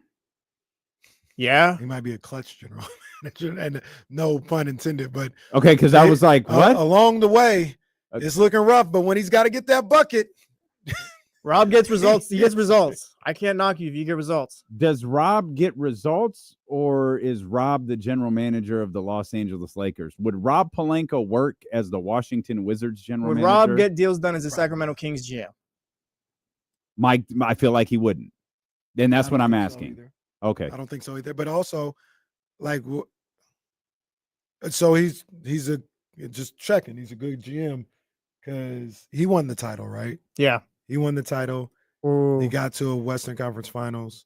Yeah, he's been the general manager for a while. I mean, Kobe was still alive when he was the general manager. Okay, then yeah. Yeah. Yeah, Rob Pelinka is a good GM. Like, I could care less how you get the job done. He gets it done. The journey doesn't matter to me. It's all about results. What year? Why was Magic recruiting LeBron again? LeBron, what was Magic's role? He wasn't the general manager, was he?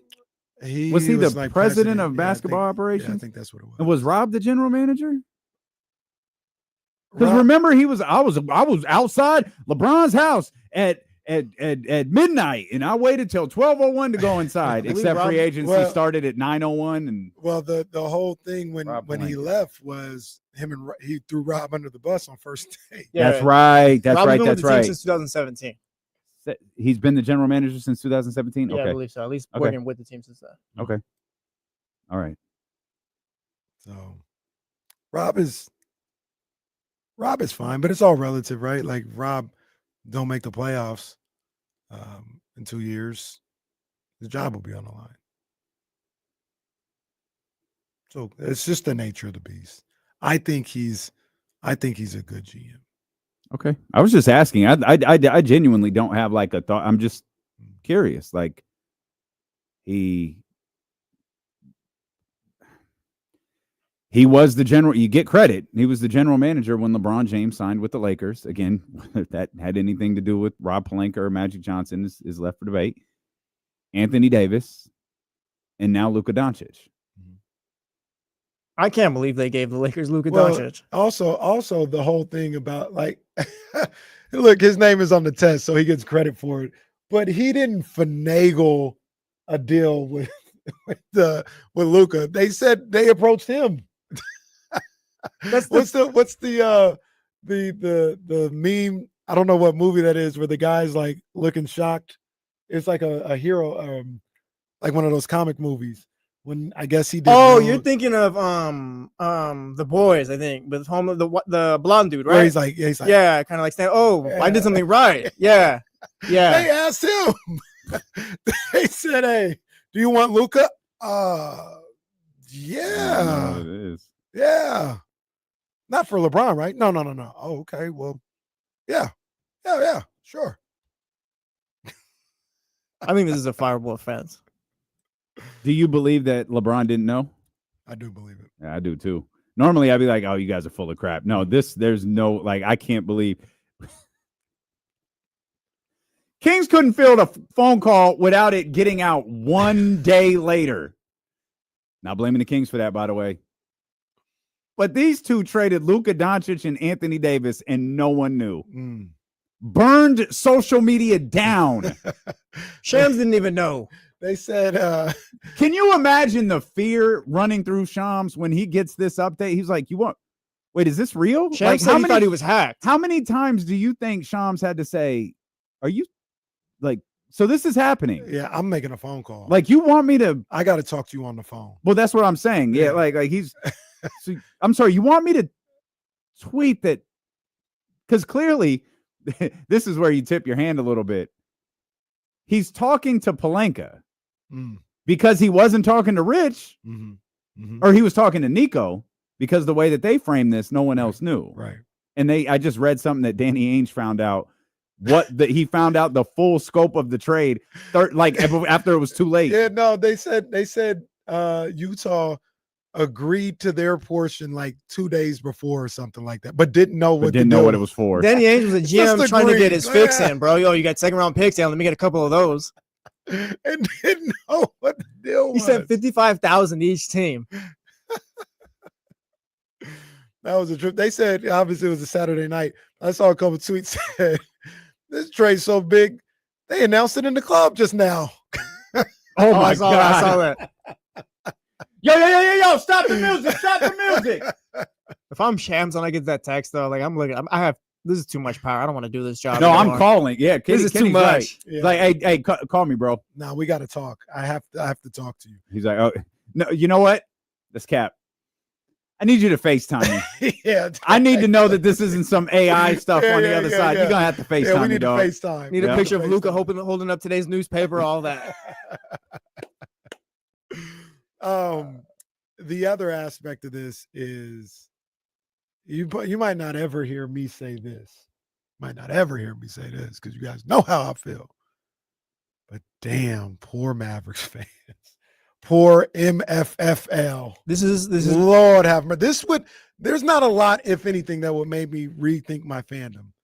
This might be on the list if I was a Mavericks fan. Every fan for their team has like a turning point. It's like, this is the worst day I've ever had being a fan. Like, this has got to be theirs. It has to be. There can't be anything worse than that. Oh man, that was tough. They were at the AAC that night. They were out there. I don't mean to laugh about people. They held a fan protest yesterday. I get it. They were right to do that too.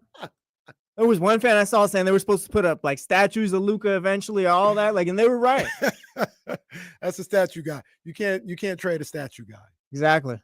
You can't trade a statue, especially not when he's 25. Maybe when he's 35, but you can't trade him at 25. Just say it out loud right now. Like, literally, the Mavericks traded the 25-year-old face of the league. Say it out loud. It's stupid. It's going to be dumb today, and it's going to be dumb 10 years from now. Ooh. It's simple. Do you guys think, because I saw Schefter and them boys trying to get involved, do you think the NFL has a trade like this? Mahomes, I guess. Mahomes is probably it. I saw like someone was throwing out like Lamar for Myles Garrett. No, it's no. I think Mahomes for Myles Garrett. What do you? No, that's insane. Because Myles Garrett, there are no questions about Myles Garrett whatsoever. Well, you can win now with Myles Garrett. We don't trade Patrick Mahomes for him. No, but that's the one. Like the comparable trade is Patrick is the Mahomes. one. Mahomes is the one, but he might be the only. We're talking Stephen. Yeah, there's no one in any other sport that you could do this with. Well, but even then, I'm talking about like where they stop the club. Stopping the club. No, stopping the club is crazy. Luka is stopping the club. Mahomes isn't stopping the club. Mahomes is. You think he is? I think Mahomes is. Mahomes will stop the club. But this is what I mean by that. When I ask the question is, this is. I don't know. Mahomes isn't stopping the club. Well, no. But you know what it is? I don't think football fans are in the club like that. Well, there's that. I think they would have been at Friday at go to one. Allegedly. Allegedly. But this is the brainchild of David Stern. Like Luka is a legit global star, like Stephen A. Smith said the other day. Like it's a one-namer. It's a Luka.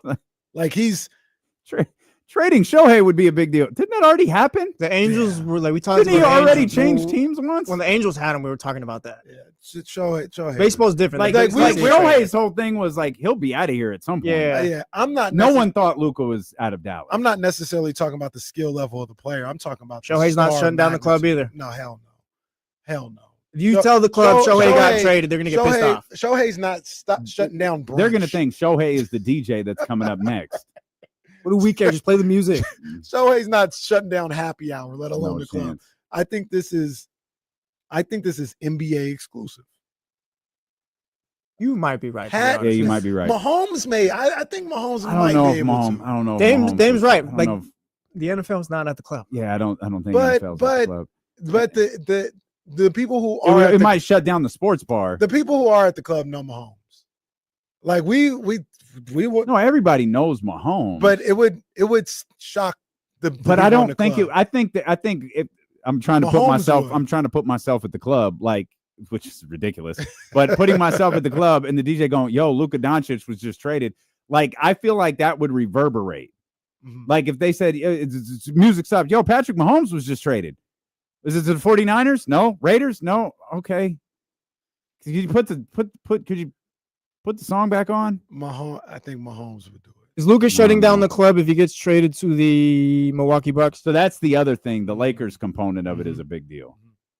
I think The that Lakers ties into it too. the Lakers component is a really big deal. Yep.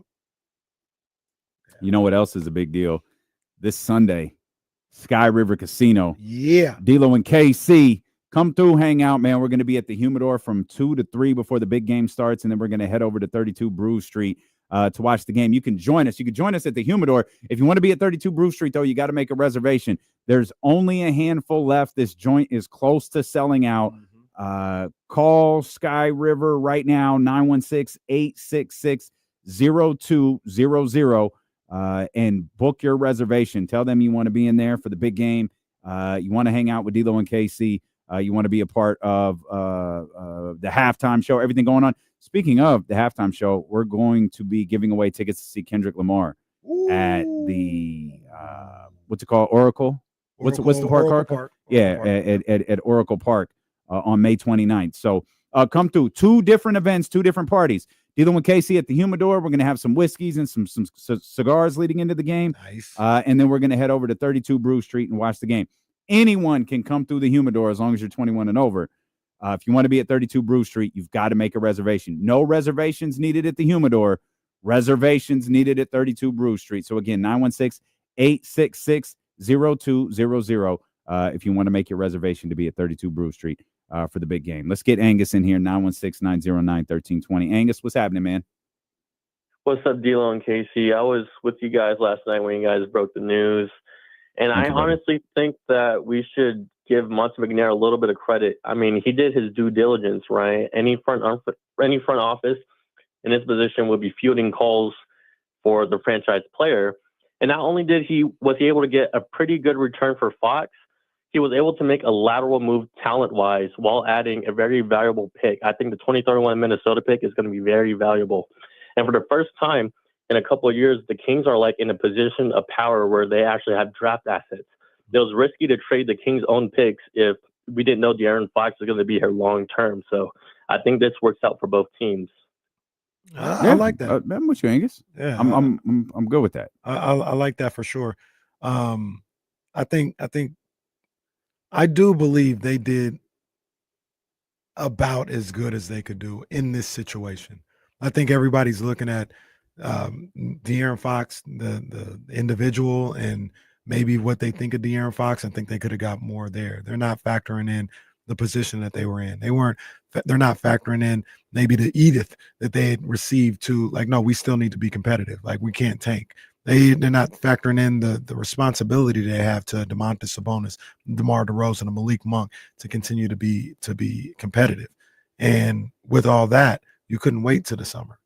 You know what I mean? And I think it may not save their jobs at all, but I think it did as a pretty good job all things considered. We can all agree that Monty and Wes and whoever else is making decisions there messed this up, like just bundled this up completely or whatever. But do you think, say they do wait till the offseason, they're doing better than Zach LaVine in their return? Like, is this the best that they could have got? I think Zach LaVine is that. Seems like I do feel like it's about as. I feel like it's about as good as they could get. I would be. Because you're probably not getting Stephon Castle in the offseason the way it was being reported and all that, I'm assuming. If it was any other team other than San Antonio, because, and this is reputation can influence someone like mine who's not in the know, they're thinking. To me, San Antonio recognized the position they were in and that they could throw out a lot of no's. You want Castle? Keldon? No. Like, we'll help facilitate a deal for you. They probably also knew, you guys, the prize in this is Zach LaVine. That's what you want. Like, we understand that. Let's help you facilitate this. I feel like San Antonio saw themselves as facilitators. We'll move the pieces that we have to, but we're gonna help you with this. If you think you could get a better deal out there, so be it. The Sacramento Kings, and this is the other part that I think Kings fans are probably just uncomfortable with. I think the Kings wanted Zach LaVine. When they knew De'Aaron wanted out, they knew this was their opportunity to go get Zach LaVine, because no combination of Herter or Lyles or this or that is going to land them Zach LaVine. And I think that played a part in this as well. But we'll probably argue about it with James Ham. He joins us at the top of the hour here on Sacramento Sports Leader, ESPN 1320.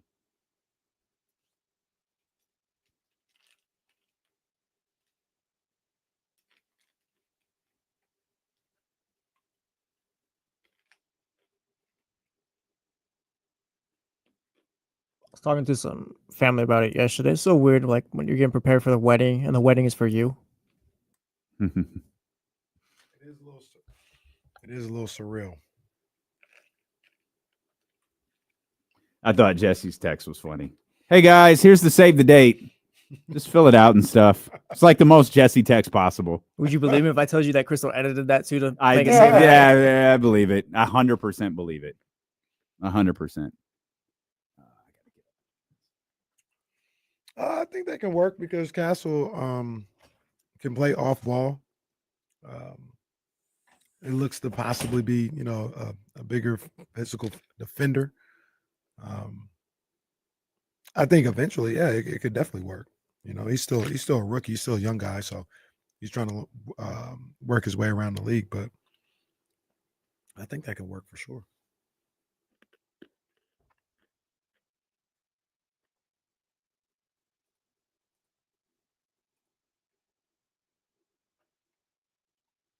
John Poe's on October 10th.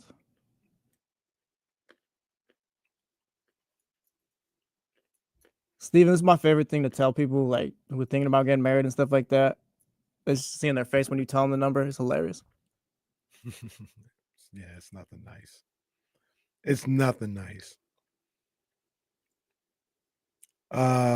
Yes, absolutely. In a heartbeat.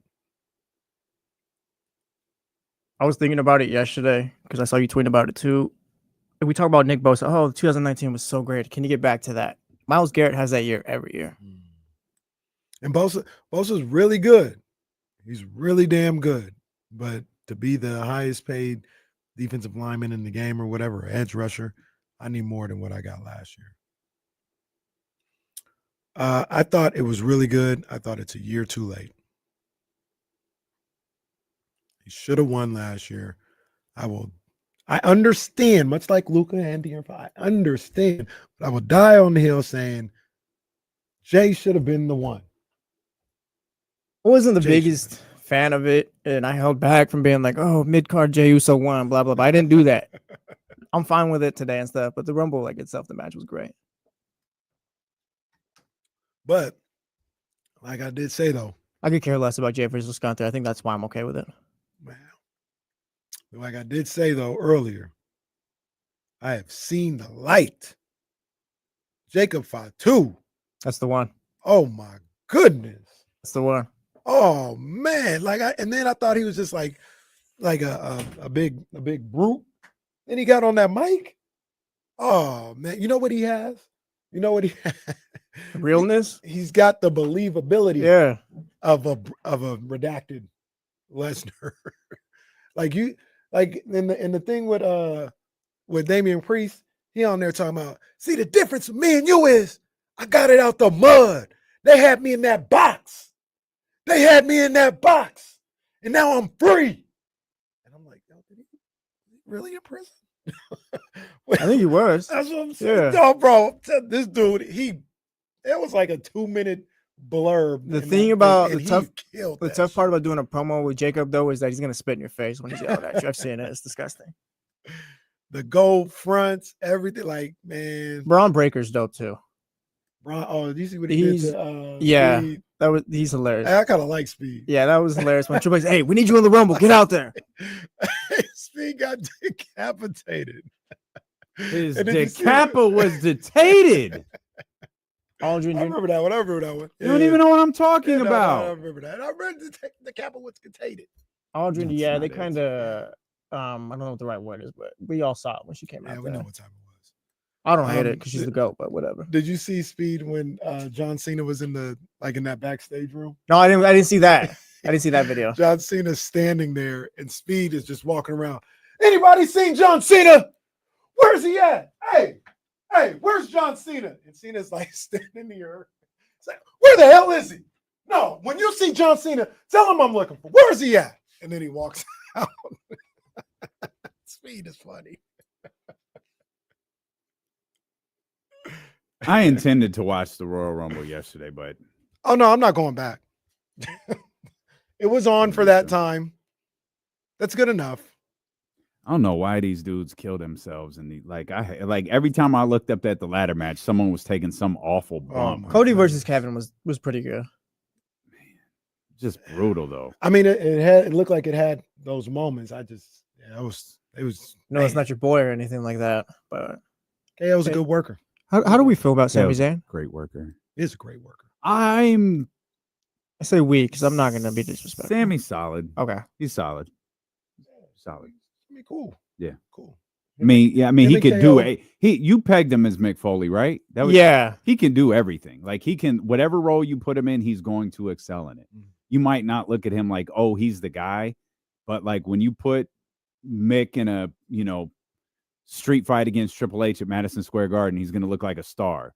When you put him, in a match where he's got to get, a young Randy Orton over, like he's going to do it. Like I think Sami Zayn is exactly the same. He could be funny. He could be passionate. Like he could do everything. Him and KO should get back in a feud, and run that back at 8th time. Run that back for the 10th decade in a row. The hour 15. What's the main event for WrestleMania? I'm assuming night one is Jay versus Gunther. Once again, like I said, have KO and them, get their match started at the 1:15 mark of the show. Be good. That's good for them. And then you got, you're right. Ways on this one. I gotta say, Gunther out of here. Gunther ain't it either. That's kind of it's aged poorly because they didn't put no one of substance against him. He's good. And I think I'm with you on Kevin Owens, by the way. Yeah, put him at that one. I was watching the Royal Rumble. I'm like, all right, there's about 8 people right here. I was like, yeah, I take these guys over Kevin Owens. I don't think he's mid card. That's disrespectful, but maybe he's the bouncer of the top of the top guys. All right, 1:45 mark of the show. Put his match on there. When you say 1:45, you mean an hour 45 into it? Go ahead, put his match on there. Maybe run a commercial during that. Damn, come on, man. No, KO's really good though. KO, he's like when I talk, it's nothing about his ability to wrestle or sell or take bumps. He's really good. He just don't have that. I do wonder if Cody and Cena that you guys have been talking about is a reality. I've been trying to push that since last year. I think would be great under one condition. Cody's got to turn heel. Got to. Yeah, that'd be the whole point of it. It opens the door for so much because I thought. I don't want to say thought. I think it's still possible. The main event is the run it back with Cody and Roman. But you have to switch. Like no matter what, if it's Roman or if it's Cena, you have to flip Cody. Seems like we might be getting Seth, Roman, and CM Punk. Please, we don't know. No, we don't need a triple threat match. You're not a triple threat guy? No, we did in the main event at WrestleMania. No, that's lazy. Well, I guess That's like- Cody wouldn't Cody and Cena be main events? I mean, Punk and Cody would be a great main event. You get Cody to turn heel, and he shows up with his boy Ricky Starks the next day. I like that. Now we You know cooking. I I like see that. you. You know I like see that. you. Got a question for you. We just got to address it because I don't think there is any question, but we got to address it and ask the question. March 7th, I think, is when the Spurs come to town. Mm-hmm. De'Aaron standing O, right? Just Oh yeah, Yes. absolutely. You know, yeah. tribute Sustained. video as well. Make Yeah, sure he tribute gets a video. video. He Yep. gets a video. who was mad they didn't get a Grant Williams, he was I hurt thought that he didn't get somebody a else video. that was upset Who they didn't else? get one. This was more recently. I just know Grant Williams always pops up. They're like, they didn't even give me a video. Or somebody there. It was like a other bench people- player too. Other people were talking, man, you Okay. didn't give him a video. De'Aaron it's easy. Like De'Aaron absolutely gets a video. Yeah, standing O and a video. Does Herter? To Herter, no, he does not get a video. I might let you take a 3, Kevin, and see if Do you can you make show that. the Utah shot? You don't Maybe. do no. You don't. You don't do video for bench players. You don't. I understand. was a They starter. might show. Yeah, he That's a was good 2 point. years ago. You don't do videos for role players. I'm telling you, I- don't do it. I would say no, he doesn't get a video. Mm. But that's also because like Jesse said, you can't do a video for him. But man, if they could find a way to work the shot in, the jazz shot, I don't know. He might get them. They might play that just that. We don't play. run the I bogey would be shot every okay. time he comes back. We don't need to run back the Kevin shot. Well, Bogey didn't win nothing. Y'all and Bogey, I swear to God. Well, don't do that. I'm just saying. and we don't know if they did or didn't. Well, I'm telling the story that they Didn't didn't. that happen during COVID? He was probably. I was gonna say he was probably in. Oh yeah, it was. That His- wasn't. his We always return. joke about Monty McNair's first order of business. I think that was Monty McNair's first order of business. Mm-hmm. Was the or not very first, but he had to deal with the bogey thing, Yeah, Bogey DiVincenzo. in which he handled correctly. I don't care how much y'all hate it. He handled that correctly. Too many tribute videos out there. We need to reel it in. Wow, Jesse against tribute videos. Well, I understand. Someone's Well, gotta be doing it. also, Them also Celtics jersey guys. retirements too. You see, we didn't talk about it last week, but you see who's getting their jersey retired. I mean, no disrespect. Who? I enjoy it. Who? Enjoy it. Up 80. Oh yeah, I did. Somebody see that. Iguodala? Jersey Yeah. retirement. He was important to that group. Finals MVP. Yo, That's hilarious. bro. This is I like, get it. I don't agree. I get it. I don't This agree is the with West it. Coast Cornbread Maxwell. So does 5 get his number up? no, No. if 15's not, then what are we even talking about? Well, 5 got to the playoffs And one 15 time. And 15 shouldn't. That's my boy. That's my boy, but he shouldn't get the number. The jersey retired? Absolutely not. 5, who isn't 5 anymore? You see his number. Yeah, I 2. saw it was 2. They put the graphic up. I was like, what? Like, and I kept looking at it like, what is it? It's like, oh, that's a 2. They're not going to throw Iguodala in the Hall of Fame, are they? They might. I mean, like I said, that's You know, that's real cornbread Maxwell-ish of the Warriors, bro. That's man, Ring of Honor. Why don't people do more Ring of Honors? My goodness. Because yes, he deserves to be acknowledged, but we just gonna get rid of 9 forever? It ain't my arena. It ain't my team. Oh, Mark thanks. Wong brings up a good point. Mhm. Bibby's number isn't even retired. They didn't gave Bibby's number. Who's up there? It's Chris, Peja, and Vlade, right? Peja's up there. Yeah, it's Chris, Peja, and Vlade. Yep. That sounds right, too. I said something. Jesse, you might be a little young here, but follow along. Hey, would you guys do this? Oh my gosh. I had a tweet earlier talking about how Zach LaVine Mhm. is potentially the best scorer this franchise has seen since Mitch Richmond. Truth or false? Truth or false? That was True or false? I was about to say truth or dare, but I was like, it's not truth or dare. Casey had a stroke in the middle of the sentence. It's like, He's doing his best. Zach LaVine is the best scorer since Mitch Richmond. I guess like De'Aaron was a pretty good scorer. He couldn't shoot like couldn't Zach. shoot like that. Okay. Zach is a true bona fide 3-level scorer, can get to the line. A lot of people said DeMarcus. I understand, I was going to say that. Are we talking about the ability to score differently? Not like resume-wise, DeMarcus obviously averaged more than Zach and all this other stuff. But just I mean, this guy can give you a bucket any spot on the floor anyway, whether it's catch and shoot. I feel like you frame this in a very specific way, so I'm just not going to answer you. Well, I feel like you have and I'm not trying. I'm being serious. I feel like you know what you're trying to say, and you're the only one.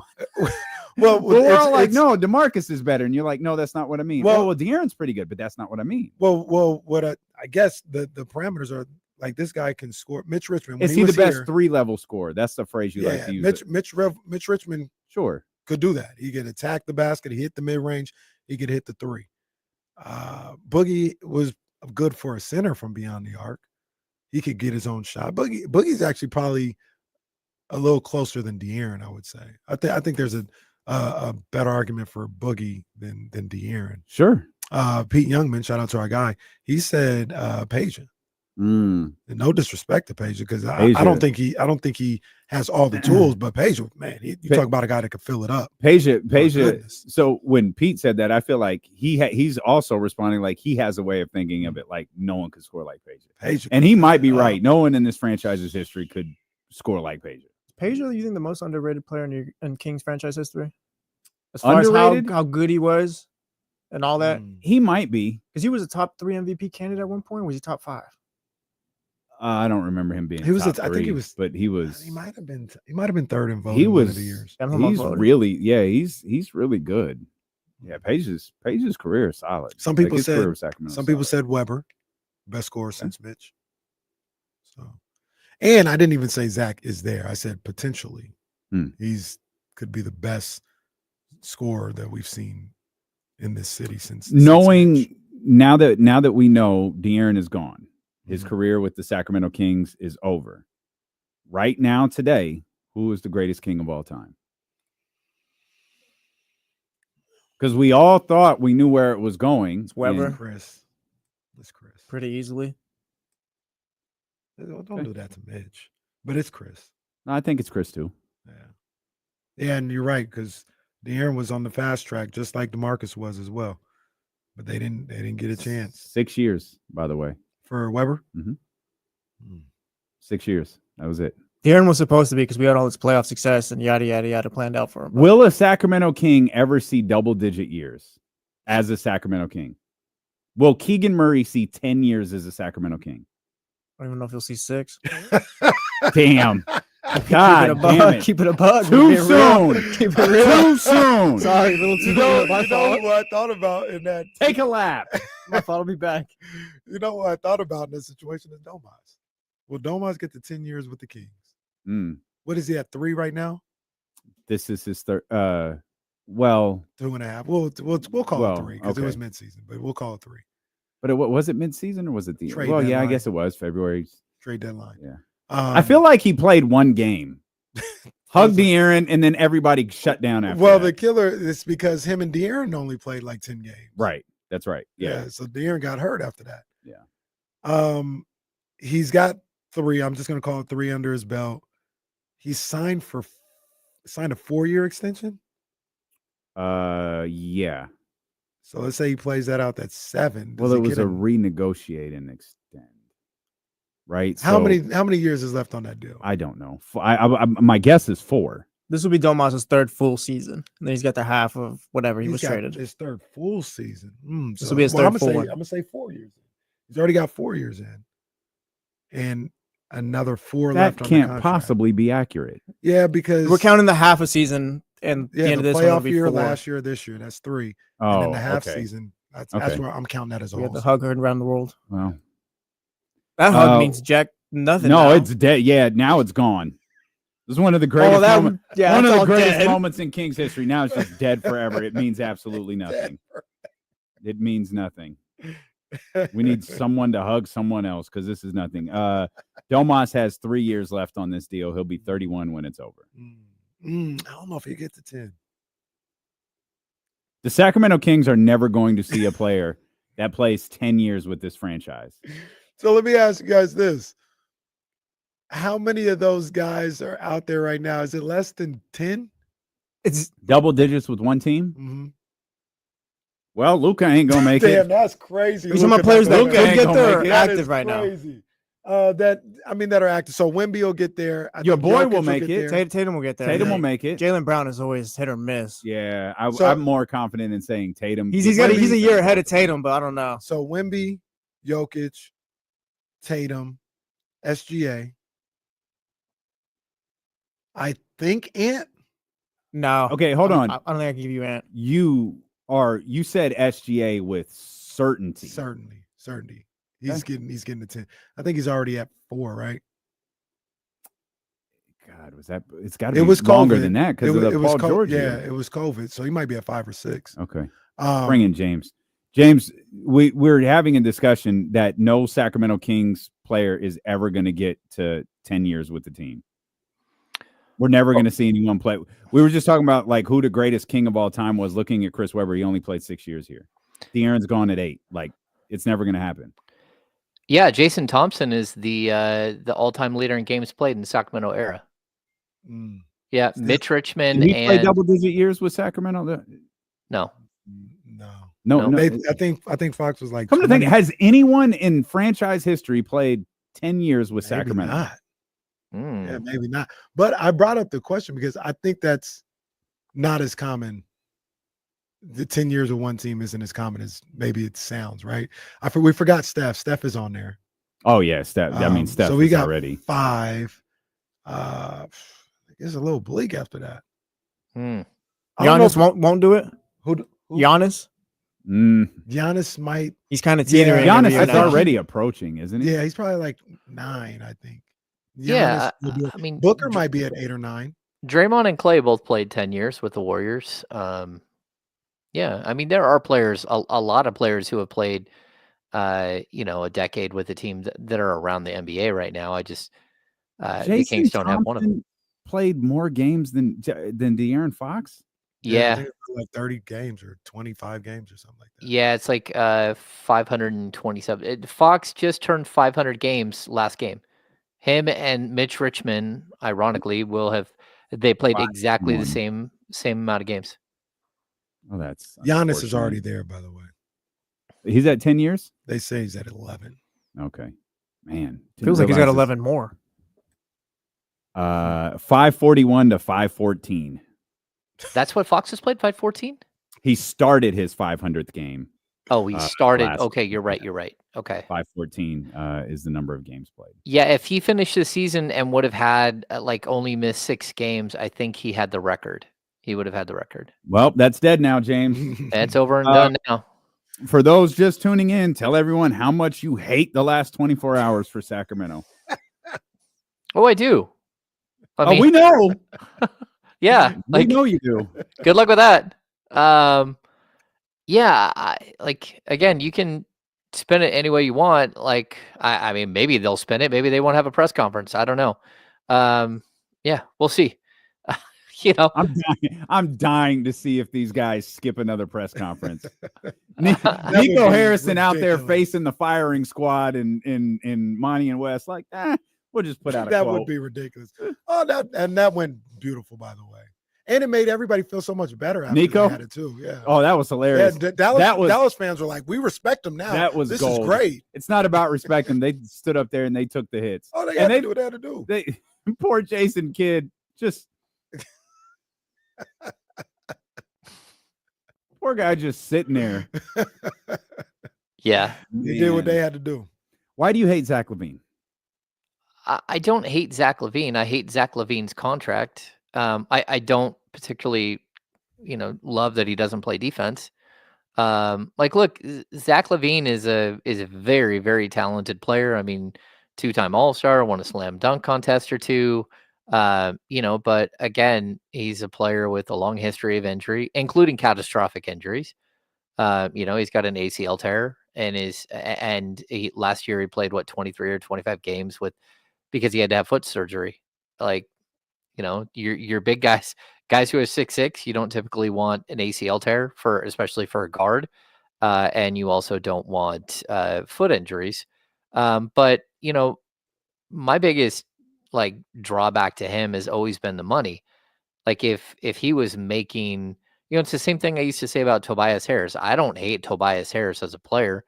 I just don't want to, like, if I'm building a franchise, I'm not paying 38, 39 million a year for Tobias Harris.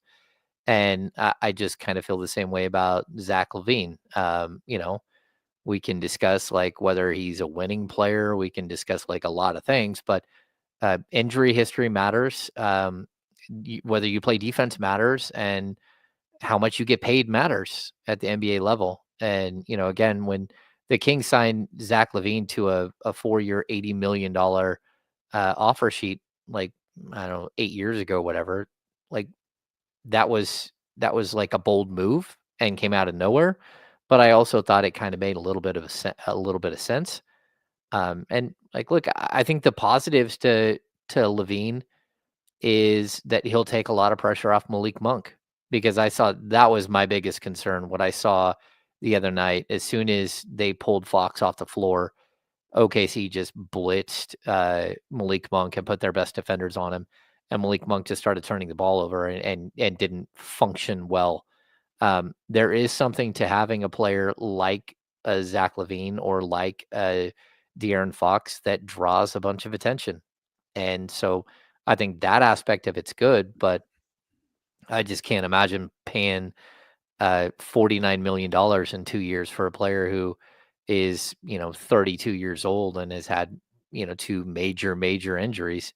That's going to be a tough pill to swallow. But hey, it is what it is. I mean, it's over now.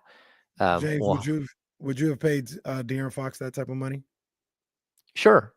Why? Because he's a better two-way player. What has that resulted in?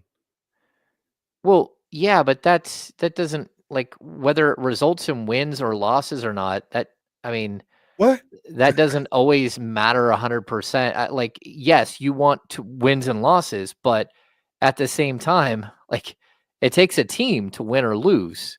So it's not on one player. Why are the Bulls' shortcomings on Zach LaVine, and he gets the label as not being a winning player, but it's not on De'Aaron Fox? I don't think no. But I mean, it's fair to put it on Fox too, but Fox is at least a two-way player. Like, I mean, that's how I look at it. And again, like De'Aaron Fox at 35 million or whatever it is this year, like, yeah, that is a lot of money, but it's not astronomical. When he gets his max deal, you were really hoping that at that point the Kings would be good and would be winning. And if they weren't, like, I get having reserves about like whether or not you want to spend that money. But like, look, again, Zach LaVine's contract proves once again that no contract is untradeable in the NBA. It's just like straight up. But like, I'm not putting him at star level player. Like, I mean, again, just where would you put him at in the pantheon of NBA players right now? Is he a top 50 NBA player? Yeah. Is he a top 40? Probably. I mean, I got to do the research, but yeah. Yeah, I mean, like, if you're looking at like the Ringer, which we trash all the time for their rating systems and whatever, they have him at like, they have him at like number 44, and I think that's fair, right? But yeah, wrong with that. You just traded a top 20 player for a top, for a guy who isn't as good overall, and so and who makes a lot of money and who has a much deeper injury history. Broken fingers are one thing. A grade 3 ankle sprain that, Fox missed 17 games for at one point. That's one thing, but like a full ACL tear and a full, foot surgery that cost you, 60 games of a season, those are different.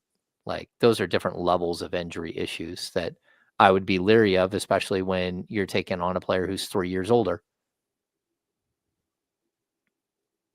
Well, that's a lot of reasons to hate Zach LaVine. Yeah, like Chad Jackson here in the chat. My takes are generic with no facts. It's just straight up facts, man. It's like, you can look at his career record. You can look at his career, like everything about what he does in his career. Like, the Bulls have no excuse for being as bad as they have been the last 5 years. They did make the playoffs 1 year. Yeah, neither does Sacramento. And I think that's where my frustration lies is we can, but both things can be true. The team can be underperforming. The front office can be bad. Like, there can be a lot of different things at play. But to talk about, like, Zach LaVine as if he didn't lead this juggernaut of a Chicago Bulls team, like, if that roster, you can make an argument that roster was as good as Sacramento's. They got to the same spot. Like, I think Kenny laid this out perfectly earlier in just the simplest form, whether Kings fans want to admit this or not. Right now, today, not talking about 5 years from now, talking about right now, today, at worst, this was probably a lateral move. Maybe a lateral move, because I like, in all honesty, it for me, it's not a lateral move because of injury issues and about the $10 million extra, $9 million extra a year you just took on in salary. Like, down the road, sure. If they were both making the same amount of money and if they both had the same injury history, yeah. Like, performance on the court as an offensive player, I don't think that there's much difference between De'Aaron Fox and Zach LaVine. Zach LaVine's a much, much better shooter. He's I don't know who's a better pure scorer. I like Fox getting downhill. Fox is a better assist man. They're both about the same as rebounders. Although you can make the argument Fox probably a little bit better as a rebounder. Defensively, it's not even in the same stratosphere. They're not even remotely close to the same type of player. And I mean, that's just a reality. How has that helped the Kings? How has that helped the Kings that De'Aaron Fox is this great defender? We've talked for 3 years how garbage they are on the defensive end. Like, how is that? Like, that's great that he's a good defender. Keegan Murray's a really good defender too. But like you said earlier, this is a team game. How has that been an X factor for the Kings? Well, you have to play both sides of the ball, Kenny. I don't understand the question. I got to be honest. I don't understand the question. How does it help the Kings that Fox is a better defender? I mean, it helps the Kings because he's a better defender. And just for this season alone, again, the Kings are 20th right now in defensive rating, but no, that's where they are in the last 20 games. Let me see where they are the entire season. Like, I get it, but Kenny, it's a team sport. Like, the defensive rating of a team isn't all on De'Aaron Fox. Like, it's just not. I mean, and you can't just downgrade positions and think that you're not going to be a worse defensive team. The Kings are worse than the worst. Like, they're not good on defense. The Kings are 17th in the league. 17th in the league right now in defensive rating. That's where they are right now. And the Bulls are 24th.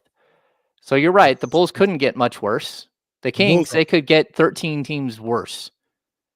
I mean, I get it. I get that you like Zach LaVine. It's not That's even fine. about that. It's not about liking Zach LaVine. It's about all the things that we are saying makes De'Aaron Fox great and much better than Zach LaVine. To be real, it hasn't resulted in anything. It hasn't resulted in anything. And you talk about it's a team situation. Like, this team is 10th. They're 10th with De'Aaron Fox. Like, I don't understand. Like, I guess you could go into the bottom 5 with Zach LaVine because he's not a good defender or anything else like that, or he makes a lot of money. But we're not talking like this is a bona fide top 3 team, and they have been in De'Aaron Fox's tenure. No, but what we're talking about is the ability to go and add talent after this. And you just severely limit your ability to do that. You're paying $10 million a year or $9 million a year this year and $9 million more next year. And then the year after that, when Fox, wasn't under contract, yeah, Fox's deal would have came in at like $43 million or whatever. But, a couple of things. Number one, you can sign your own free agent for whatever you have to sign them to as part of the Larry Bird clause. So that's one thing. Number two, like, you don't have any ability right now to go out and do anything. You're 10.5 million under the luxury tax and 14 million under the apron where you're hard taxed, right? Where you're hard capped. Like, making more changes right now is just extremely difficult unless you tied them into the previous deal, which you didn't. That deal's done and over with now. Like, can the Kings go out and find a $10 million player and maybe go acquire them? Sure. Using luxury tax. I mean, using an exception. Can they trade Trey Lyles and some other player to get up to like a 13 or 14 or $15 million player? Maybe, but you're kind of stuck. And that's the problem that I see, that you just basically now you have two $50 million players on the books in 2 years. And that's just really, really tough, especially if they aren't, you know, the top 5-6 players in the league type deal. That's just a lot of money to spend. You would have had that anyways. Am I wrong? Yeah, well, it's possible, but it's also possible that that you would have had, like, you could have built something, because again, there's more dynamics in play when you have a player whose salary is escalating versus a player who drops on your books at $10 million more. So one thing one other thing, go ahead, Hammer. Well, no, I don't know how this is all going to play out, but I want to wait until the end of the season. I want to wait until, I want to see what happens next year. But like on its face value, like we always do, who got the better player in the deal? There's no question who got the player in the deal. There's absolutely, you can argue whatever you want about Zach LaVine. There's zero question who got the better player in this deal. He's 3 years younger. He makes less money. He's just a better overall player. He plays defense. There's no question about that. And then the assets that came back are mediocre at best. And watch what happens here with, just keep an eye on San Antonio and see what they do with the rest of what they have, and see if they come away with some of the players that the Kings maybe could have come away with. But like, look, is it doom and gloom? I don't know. Like I can tell by the look on Kenny's face that he wants to. No, I'm listening. No, you've got that look. Like, I'm know listening. the look when you're ready to go. Like, I can tell. I get it. You can hear. I know the look. No, because there's not a, like, we're gonna talk because we got a radio, so but there's not much to say. Like, James looks at it one way, I look at it a different way, and that's just what it is. Like, neither one of us know. I don't know what's gonna happen. They could stink. They could tailspin after this. I don't know. Tell me what you think the Kings should have done in this situation. How would this deal that would have had to have been with San Antonio realistically have been better? Well, I mean, the first thing, Damian, is I wouldn't have got myself in that situation. I don't like the way you said that. Like, straight up. You want to ask what I would have done? You said that like you wanted to fight. I wouldn't have got myself in this situation. Straight up. Like, I wouldn't have got myself in this situation. And you know what? I also, if I'm an owner who's in this situation, I would have called my star player before calling him to tell him that the deal had gone through. I would have tried to repair fences. I would have done everything to try to build the team, because that's what this is about. You get to the playoffs at 48 wins. You should come back and build and add and figure out ways to improve. Maintain and improve. Those aren't my words. Those are Monty McNair's words. Tell me where they've maintained. Tell me where they've improved. And I don't blame De'Aaron Fox for looking at this and going, what am I supposed to do here? Like, because like Kenny's right. Like, they weren't winning more. They're capped. And why are they capped? They're capped because they didn't go do the necessary improvements that we have all been talking about for the last 2 years. Not just this season, the last 2 years. Like, hey, 48 wins. We're at the trade deadline during the 2022-23 season saying, man, if they could just get one more piece right here at the trade deadline. Kessler Edwards wasn't it. And, Chris Duarte and JaVale McGee, and just keep stacking up the names that just weren't it. And it's really tough when you're looking at yourself as a star player and looking at like exactly what Kenny's saying. Well, how come you're not getting any better? It's like, well, this is a one-legged ass-kicking contest. That's why. Because I can't get better because the pieces around me aren't good enough. And you won't go address that. And until they address those things, it doesn't matter. I mean, you want to talk about a guy who really needs strong wing play. Zach LaVine is that guy. He needs length and athleticism at the wings because he's not a good defender. So, like, this, can it get worse defensively? Hell yeah, it can get worse defensively. I got to be honest. I've done my homework. I haven't heard a lot of people saying that. Saying what? If anything, I've heard. Saying what? If anything, I've heard people say the reputation that precedes him defensively is really unfair. He works on the defensive end. He gets after it. He's willing to go out there and do what's called for. Is he Kawhi Leonard? No. Is he Luka Doncic? Hell no. He's a slight step above Luka, but like same ballpark. Oh no, Luka's terrible. Come on. He's a slight step above. Like Luka is on. awful. Like Luka. Come on now. Luka doesn't even try. We'll see. We'll find out when he gets here. We'll see it firsthand. But like I said, I haven't heard that. I haven't heard that. And I've checked. And I haven't heard that. I think How come you don't go, well, Kenneth? Okay, so let's just. I've got some numbers pulled up. Let's see. During this season, he's a 114.9 offensive rating, 114 defensive rating, 114.4. Last season, he was a 109.5 offensive rating, 115.3, and it's pretty steady right around there. He's usually around a 0.9, 0.8 net rating. Earlier in his career, negative 12.1, negative 6.5, negative 4.4, negative 14.2, negative 6.2 net rating. Defensive rating has never been good. And like, look, he is a major step back as a player when it comes to the defensive side of the ball. Like, is he as bad as Luka? No, that's true. But I mean, like, look, he's not a good defender. I'm not making the argument that he is. I just, I like I said, asked around people who've seen him on a nightly basis, and they've said, and like I said, we'll all find out together. That's the beautiful thing about this. We'll see him on a nightly basis, and then we can determine if he's as bad as you say he is on the defensive end.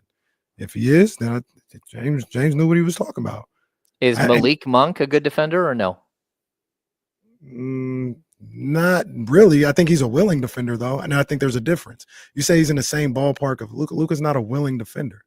There are guys out there, like Peja wasn't a good defender, but he was a willing defender, and he understood team defense principles. And that's different than somebody that just refuses to play defense, and that's the category that you put him in. Yeah, I'm putting in the category that he's just not good defensively at all. Like, again, I don't know where the Bulls rank every year in defensive rating, but again, last year is not easy because Zach was out with foot surgery for most of the season, but they were 22nd in the league last year in defensive rating. The year before that, defensive rating, Chicago right down. Well, they're better than the Kings, that's for sure. Yeah, they weren't bad the year before. So look, we do have to see it in practicality, but I'll just tell you that he's going to have some of the same exact problems De'Aaron Fox did. Like, the Kings don't have anyone that has your back on the defensive side of the ball, and Domantas Sabonis has been way better than advertised defensively as a team defender and as a position defender. He's just not a shot blocker.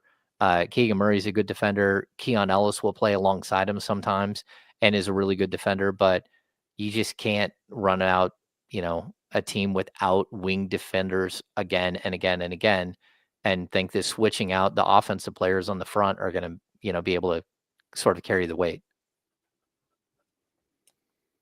Okay, let's come back and we'll just fight more and whatever. Next games, first round picks. Did the Kings get value? What a mess. My goodness. James Ham with D'Lo and KC here on Sacramento Sports Leader, ESPN 1320.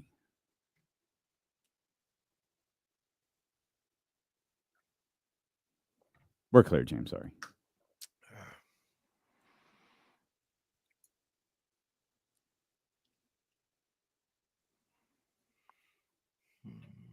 Yeah, Zach LaVine is not a supercharged Kevin Huerter. Like, Zach LaVine is a heck of a scorer. Who said that? John Bull. Who said that? Who? Come on. Well, John said that somebody put that out there. John Bull? Oh, John Bull. Yeah. No. Hey, look, the guy can full on score like that. I mean, he's a guy who scored 51 points as his career high.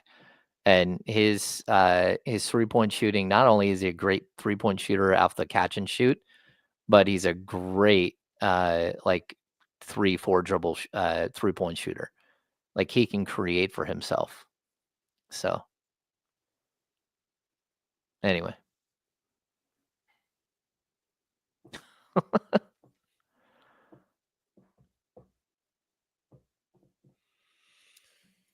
Yeah. Yeah. My whole thing, and like I said, we'll see what happens. I certainly don't know what's going to happen with Zach LaVine on the Kings. I think you and other people, James, are just selling him a little short. That's all. That's all. I think you guys talk about him in unfair terms, especially when you compare it to De'Aaron Fox. We talk about like leadership and winning is what matters. And then the last 5 seasons, I said it earlier, last 5 seasons, average team wins for the Chicago Bulls, 42. Average team wins for the Kings, 41.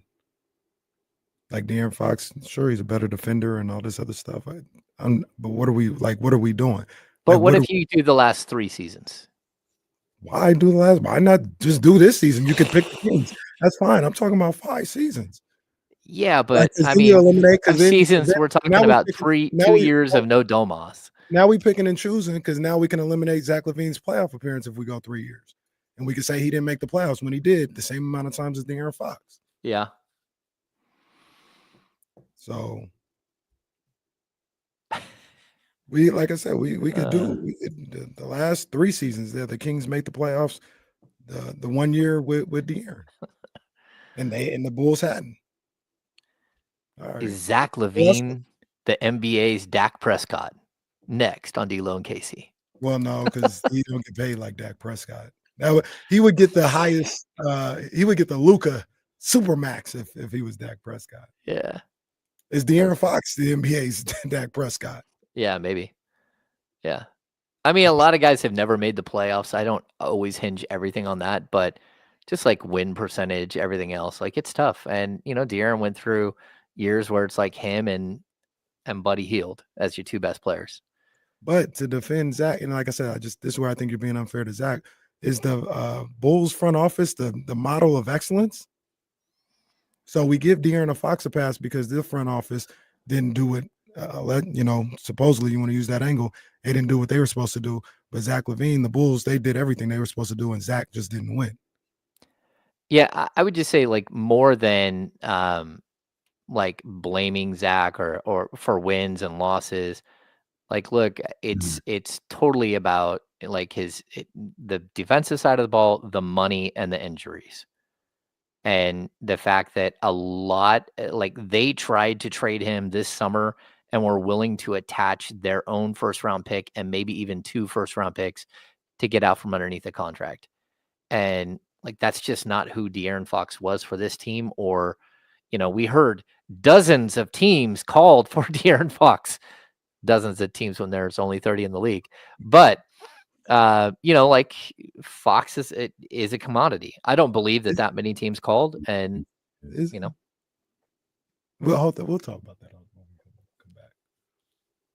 when we come back.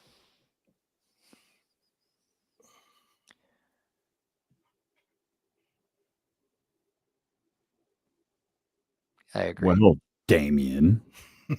Damien. Oh, Stephen Brown then gave a couple dollars. Okay, what is going on here? I love it. I love when they do this, when they get angry and they start giving $2 to no one in general. It's usually aimed at John Bull.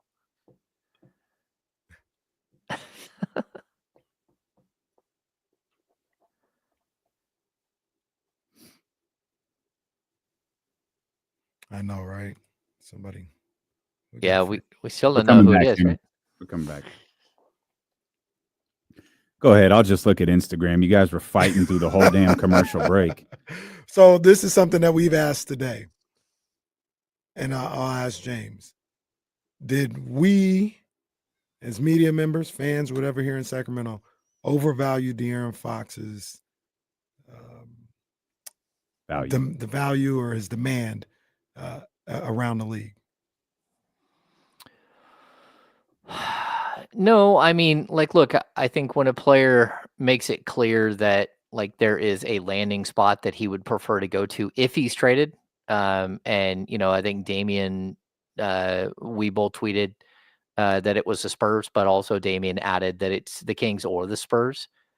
I think I think that died pretty quick, by the way. What's that? I think the Kings part died pretty quick. Yeah, like I do think it was both when this all started, and then it wasn't. But sorry, go ahead. No, I'm with you. Yeah, I still think that there was a possibility. Like reading his thing today, where he said he, did not think that he thought he would play his whole career here. I do believe him, but I also like watching the frustration grow as like the inactivity just kept stacking up. Like, and let's be honest, like the only trade that they've really pulled off here is to dump their best player. And like, what did you get? Like maybe 60 cents on the dollar, maybe 70 cents on the dollar. And like, look, if they think that that's going to work, okay, let's see what happens. But you still have the same problems that you had before. You still have to add to this roster because the roster is not good enough. And So that's oh, my bad. Go ahead. and I just want to add, Kenny, like you brought this up a couple of times. Like everyone here can hate on Kevin Huerter, but Kevin Huerter was a rotational player for this team, which is number one, shocking. And number two, they just traded 2 rotational players and brought back 1. And so this team is even like lighter on the defensive, on the depth side than they were 2 days ago. And that's a problem. Yeah, You're not wrong about that, but Kevin Huerter wasn't playing anymore. Well, like what, did he not play like 2 games here in the last? I mean, he was playing less and less and less, and unless he was hitting shots, he was playing. I mean, the but idea still. that we could play Doug McDermott instead was a problem. Like, it speaks to your overall issue of depth being an issue, but like going, well, we're not playing Kevin, so let's just play Doug McDermott. Like, that's not that's 500 basketball at best, which is the issue. That's the crux of this whole problem. We can fight till our deaths about Zach LaVine and De'Aaron Fox. I don't know why that made me. The fact is, if nothing happens between now and Thursday, what are we doing? We're in at best, we're in the same exact position. In all likelihood, we're probably a smidge bit worse. And it's like, so we're getting 12 minutes of Doug McDermott and Alex Len every night. All right, man. Seems like it. But you got 5 second-round picks, a couple of futures first. You better find a way to utilize them. Yes. Because Monty and Wes aren't going to see those second rounders to draft. You better find a way to utilize them over the next couple of days.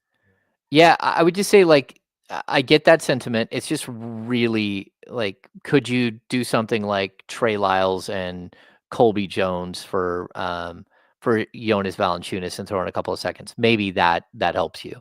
But again, you're talking about, losing one rotational player, replacing him with another. Like how do you improve the roster? And it's not simple. It's not. And so, especially once the other deal closed, like if you did more deals, if you attach deals within the larger trade, then you wouldn't be dealing with things like trade exceptions. Once you deal with trade exceptions, it becomes a lot more complicated because you can't, add players and trade exceptions together.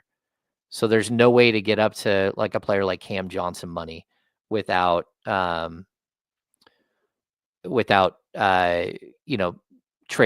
DeMar DeRozan or trading Trey Lyles, Devin Carter, and Keegan Murray. Like, you don't have the contracts to match anymore, and that's a problem.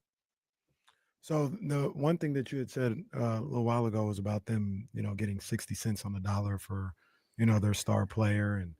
And, but this is the thing that I try to constantly talk about, like, what would you have wanted them to do? And kind of brush past the part of like, well, it's a little difficult when, the guy's saying he only wants to go to one team. Like, that's part of it. That's part of it. What'd you say earlier? Like, you're in a one-legged ass kicking contest. Yep. He put them in that. Like he put them in that situation. Did he put them in that, or did they put themselves in that situation? No, he did. He did. He didn't, like, you can talk about how he got to that point where he made that decision, but he did. Just like everything else, like the fact that they're 10th, he got to wear that too. That's not all Monty McNair No, and Wes Wilcox. Like I get that. And he put them in a situation where they couldn't afford to wait till the summer. They couldn't afford to really negotiate with others. They couldn't really press San Antonio because San Antonio knew he's only going to one spot. Okay, but was he supposed to wait another 2.5 years for them to do something? I'm confused. He can do whatever. They've been asking for 2 years for them to add talent to this roster. Straight up. Like James, he can do whatever he wants. Yeah. But it is what it is. He cut off the options that they had. Like, you can't dispute that. You can talk about why, or you can compartmentalize with them and like understand and empathize with why he did it. But you can't ignore that's what he did. Well, yeah, but what we're talking about is like 2 weeks of that, of saying, hey, I'm ready to go. Well, of his agent saying, hey, it's time to get him out of here. Like, you had years to avoid that. Years, absolutely years to avoid it. And you didn't. You drafted a point guard, his position, in the draft that couldn't play for 6 to 8 months. Well, that's a killer. Yep. I mean, straight up, you traded 2 second-round picks for Chris Duarte. That didn't work out. You know, where's the high-level transaction that makes his team better? Like, we talk about Kevin Huerter not being a player. Kevin Huerter hasn't been a good player for a year and a half. Mm-hmm. Like, straight up, like, make the move. And that's the tough thing. Like, I would love to tell you that, you know, like, Fox is like 100% to blame for the way it all worked out in the end. Hey, maybe you got less back for him because of it, but like, this is on, like, you had all the opportunity in the world to make a change and you just didn't. And so, you know, that's fine. But what he did, like, 'cause I'm not going to leave that. What he did got you in a position where, number one, you had to trade him before the trade deadline. And you couldn't even open it up to everybody else because they all knew he was going to San Antonio. Once again, I'll say it again. The why, I'm not disputing. Why he decided to move that way, I'm not disputing. What actually happened affected what you could get in the trade. Am I right or wrong? The Kings could have traded him anywhere they want. You do what's best for you. You don't worry about that. Now, if the offers were less, sure. But like, we don't know the offers, Kenny. We don't know what all the other offers. We don't know what the initial offer was that started this whole mess. That made them go to the Kings. The Kings go to his management team and started this whole mess. So let's not forget that that's how this started. It's that his team went. I mean, that the Kings went to his team and said, "Hey, we just got an offer for your dude. What do you think?" That's how it started.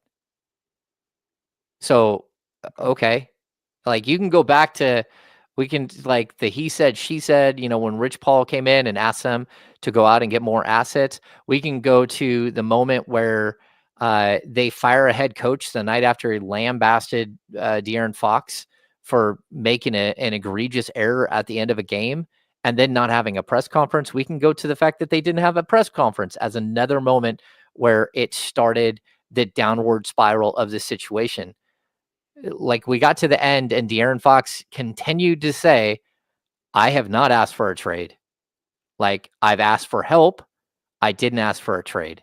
And like, a lot of this is straight up exit strategy. It is.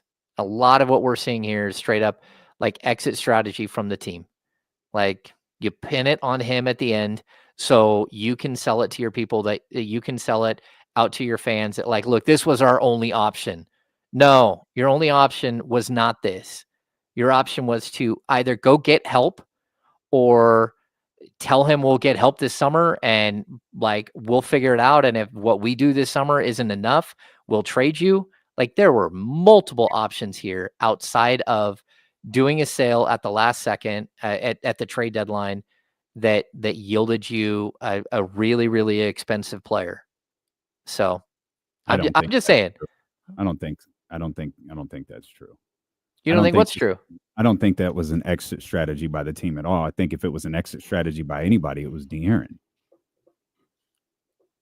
You don't think it was an exit strategy for them to go out and say, "Hey, we got another deal for you. We got a deal on the table for you that someone just offered us." No, I do. And I for have that to no get out? issue. I have no, James, you know how this got out. You know Well, how this got yeah, out, and some of it, there's some of it. the Yeah. front office is to blame for a lot. They're not to blame for that particular part. But like, you have a player who very, very publicly is non-committal to you. If someone calls and I don't know who called, what the offer was. If someone calls and I don't know. Let's talk to Rich. Maybe we can get an idea where Rich's head is at. Maybe we can get an idea of where De'Aaron's head is at. Because Rich Paul shows up in Sacramento and the entire city panics. The man was just here watching a basketball game, but everybody knows he doesn't, even though the Los Angeles Lakers was here, even though his primary clients I guess it's still his client, but Anthony Davis and LeBron James were here. Oh, Rich is in Sacramento. The Kings aren't playing well. This is bad news. We had already had it in our mind that the boogeyman was here. The stories was out there. It was all out there. I don't think there is anything outrageous. But and again, we weren't on the phone. We don't have it wiretapped like the guys at The Athletic seem to have. So we don't have identical quotes as to what went on in this conversation. But calling and like, hey, so-and-so called. Like they're asking about De'Aaron, man. We just kind of wanted to get a feel for where your head is at. Now, again, I don't know that that's how the conversation took place. I wasn't there. But I don't think that there's anything wrong with that. Because the truth of the matter is, as we learned on Saturday night, you don't owe that to Rich Paul. You don't owe that to De'Aaron Fox. You don't owe that to anybody. Whatever this offer may have been or discussion may have been, it obviously wasn't enough for the Kings to go, done.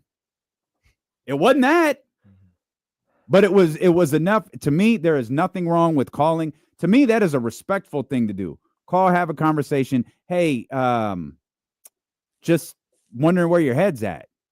They saw that as he left the toilet seat up again. We're getting a divorce. And James, I'll give you everything that you said before. You guys have fought about the toilet seat for years. Your finances are bad. He doesn't take the car to get repaired. You already have stuff in your marriage that's rocky. You don't communicate well. You needed one thing to push you over the edge, and that son of a bitch left the toilet seat up, and now you want a divorce. That's the equivalent of what we're talking about, in my opinion. The Kings didn't go out and have an affair to push you over the top. They left the toilet seat up, James. This is the greatest analogy of all time. Here's the rebuttal. At any point, they could have just bought him some diamond earrings or a bracelet and made things all better. No, it's a good. But they did. They could have gone to Strelitzia Flowers in Davis, California, who we are running a contest with for a dozen red roses on the Insiders.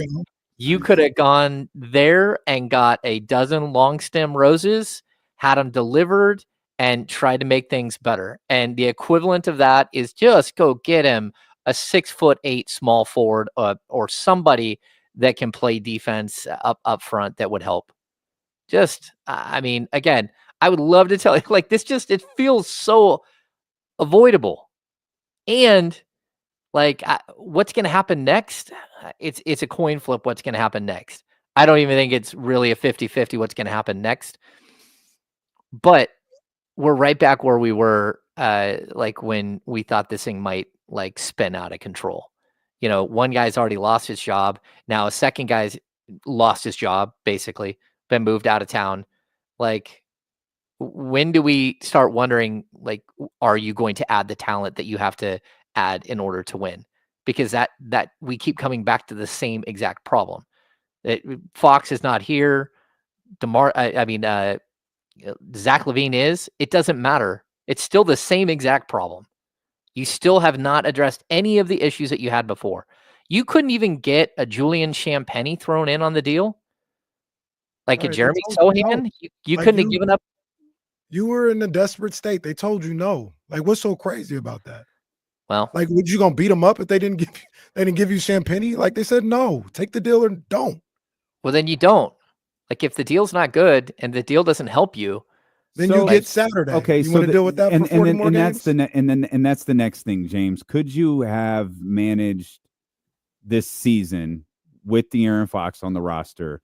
Could you have managed this season if you're Doug Christie? Like we're all rooting for Doug Christie, right? We want this to work out for him. Could he have managed this the rest of the way with the hope of the playoffs still there? Sure, he could. What we saw the other night in OKC, we all know what was happening on Saturday. We know that the deal was close on Saturday, and then on Sunday it got even closer, and then finally done. We all knew. The team knew what was going on. It was an untenable situation, and De'Aaron went out there, and to be honest with you, he played with a whole bunch of like force and activity early in that game that I was surprised. I thought it would be like a phone it in moment, and then the wheels spun off that thing, and it was crazy. Could you have reset and everybody sits in a room and say, look, this is what we're doing for the rest of the season. We're sticking together. We're going to figure out how to get through it, and hopefully it works out. Okay, we don't know what would have happened, right? Like there were other options here, and that's my point. And like to be honest, it's like I keep saying they have the same exact problem that they did before, right? And this is the crux of my argument right here. You swapped out a guy, you got 3 years older, you got $9 million a year more, and you got a player who's had catastrophic injuries. That's the swap out. Same team outside of that. So, like, what did you do that was better? The draft picks you got are meh. Like 5 second-round picks, okay. Like you just squandered seven in a year plus. So what are you going to do with 5? And the two first-round picks, one of them is at 27 and one of them is at 31, 6 years from now. Maybe that helps you go get something, but like, have they shown you under any situation that they could actually go get something? Because I got to be honest, 2 days ago, they still had a 20, 27, 28, 29, 30, and 31 first-round draft pick. They still had those. They could have gone and used any of those. Not all of them, but they could have gone and used 2 or 3 of them. Okay.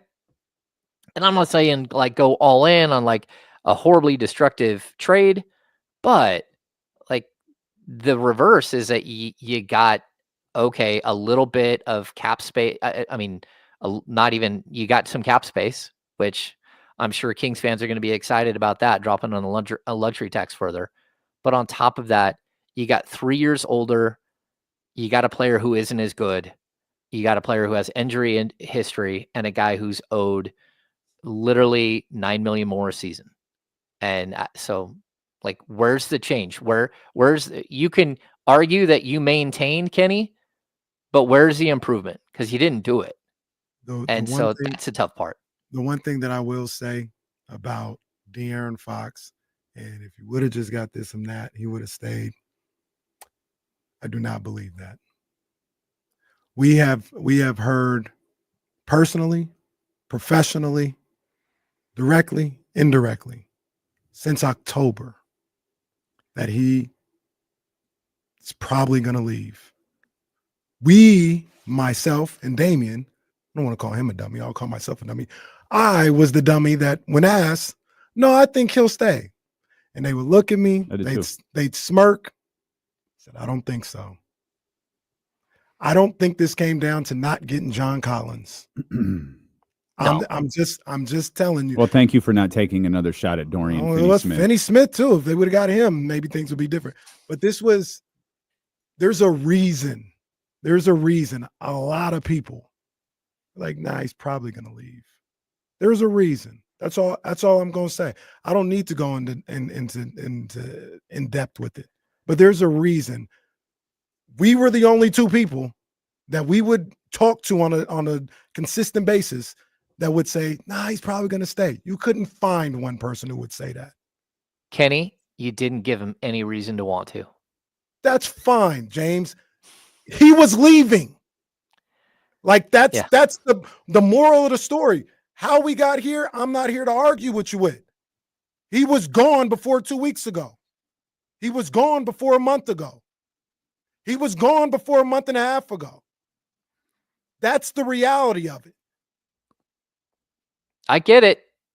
Like, But that doesn't change. It wasn't a avoidable situation, and you didn't avoid it. Like, that's fine. If that's what you want to do, again, like I wouldn't put my name on that trade. That's what my point is. I wouldn't put my name on that trade. Like, okay, you can make that deal. Go ahead. Go ahead and let me go now because I'm not making that deal. Like, all right, that's what you want. So, I mean, and let's be honest, they've tried. They fought the battle to not make the Zach LaVine trade for 2 years. Oh, the same front office that everybody once fired. Now we're going to give them credit for not doing that. All right. No, they fought it. They fought it, and then they didn't. Right. We said they can't do anything right, but now when it comes to not getting Zach LaVine, we should listen to the basketball people. All right. All right. You know who you should listen to? Johnny Jennings at Made for More. They will do absolutely everything they can. Don't snicker at me. They'll do everything they can to help you sell your home. You don't have to be a Supermax basketball player to have your home sold by Johnny Jennings at Made for More Realty, but they will treat you like it. There's no risk and no cost to you. A home warranty, top professional real estate photos, and a 3D digital home presentation are just of the few of the tools that they provide.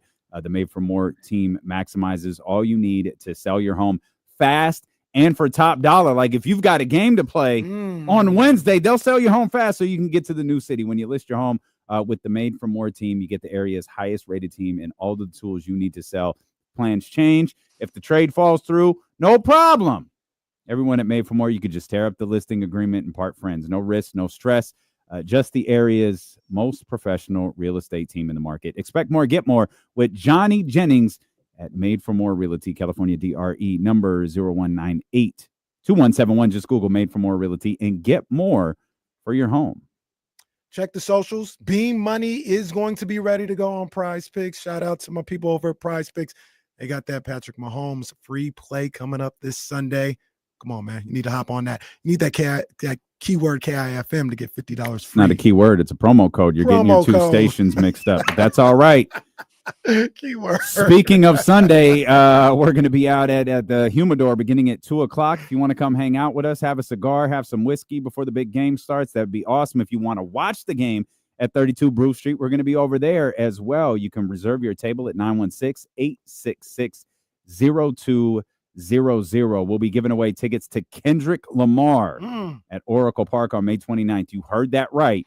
We will be giving away tickets at halftime right before the performance to see Kendrick Lamar at Oracle Park on May 29th. Well, I don't know, James. It's over. Ran out of time. Show is over. Does anyone else want to fight? Yeah. No. We're done. We're done arguing. We're done fighting. The Zach LaVine era will begin on Wednesday with the Sacramento Kings. And lost in all of this, poor Kevin Huerter, he's gone. Literally discussed like for 7 seconds. And poor Jordan McLaughlin. They just had a baby like a week ago, 2 weeks ago. Jordan McLaughlin is probably thrilled to be out of here. And nice dude. Worst decision he made all year. Kings play a basketball game tonight. Kings play a basketball game tonight in Minnesota. Final game of the road trip. I'm not putting anything on this game, but I'm putting a whole lot on Wednesday and beyond. Need to start seeing some things here from this team, James, because I'm of the belief nothing is happening with this front office moving forward other than getting terminated. And with that, we'll run it back. We're headed over to 102.5. We appreciate y'all so much for being with us on Sacramento Sports Leader ESPN 1320. Vamos Kings like the beam. Man, see, what y'all don't understand is, well, I can speak for myself. I don't know. Hammer might really hate me, but no, we talking this how we talk sports. This how we you should talk sports. Yeah, that's how we talk sports. So it's all love. Like I said, we see it differently, but I don't know who's right. He might be right. I might be right. I don't know. It don't really matter. We just talking sports. So we'll have to wait and see how it all works out in the end. Everyone keeps asking would I sign Fox at Supermax. The honest answer is yes, because that's the price of doing business in the NBA. He's a max money player, and I mean, it just is what it is. And look, I think he's going to have a really, really good time in San Antonio. I think he will get the sort of the PR that he needs and probably deserves there. So. He's eligible for the super max because it happened like now, or did it have to be the same team? Because he's eligible for a max extension. $295 million. He's not eligible for supermax. So the supermax died when he got traded. I mean, or when he wasn't going to make All NBA. Yeah. So. All right, guys, we're going to shut this stream down and head over to the other station. Appreciate you guys. Hit the thumbs up, as Hammer says.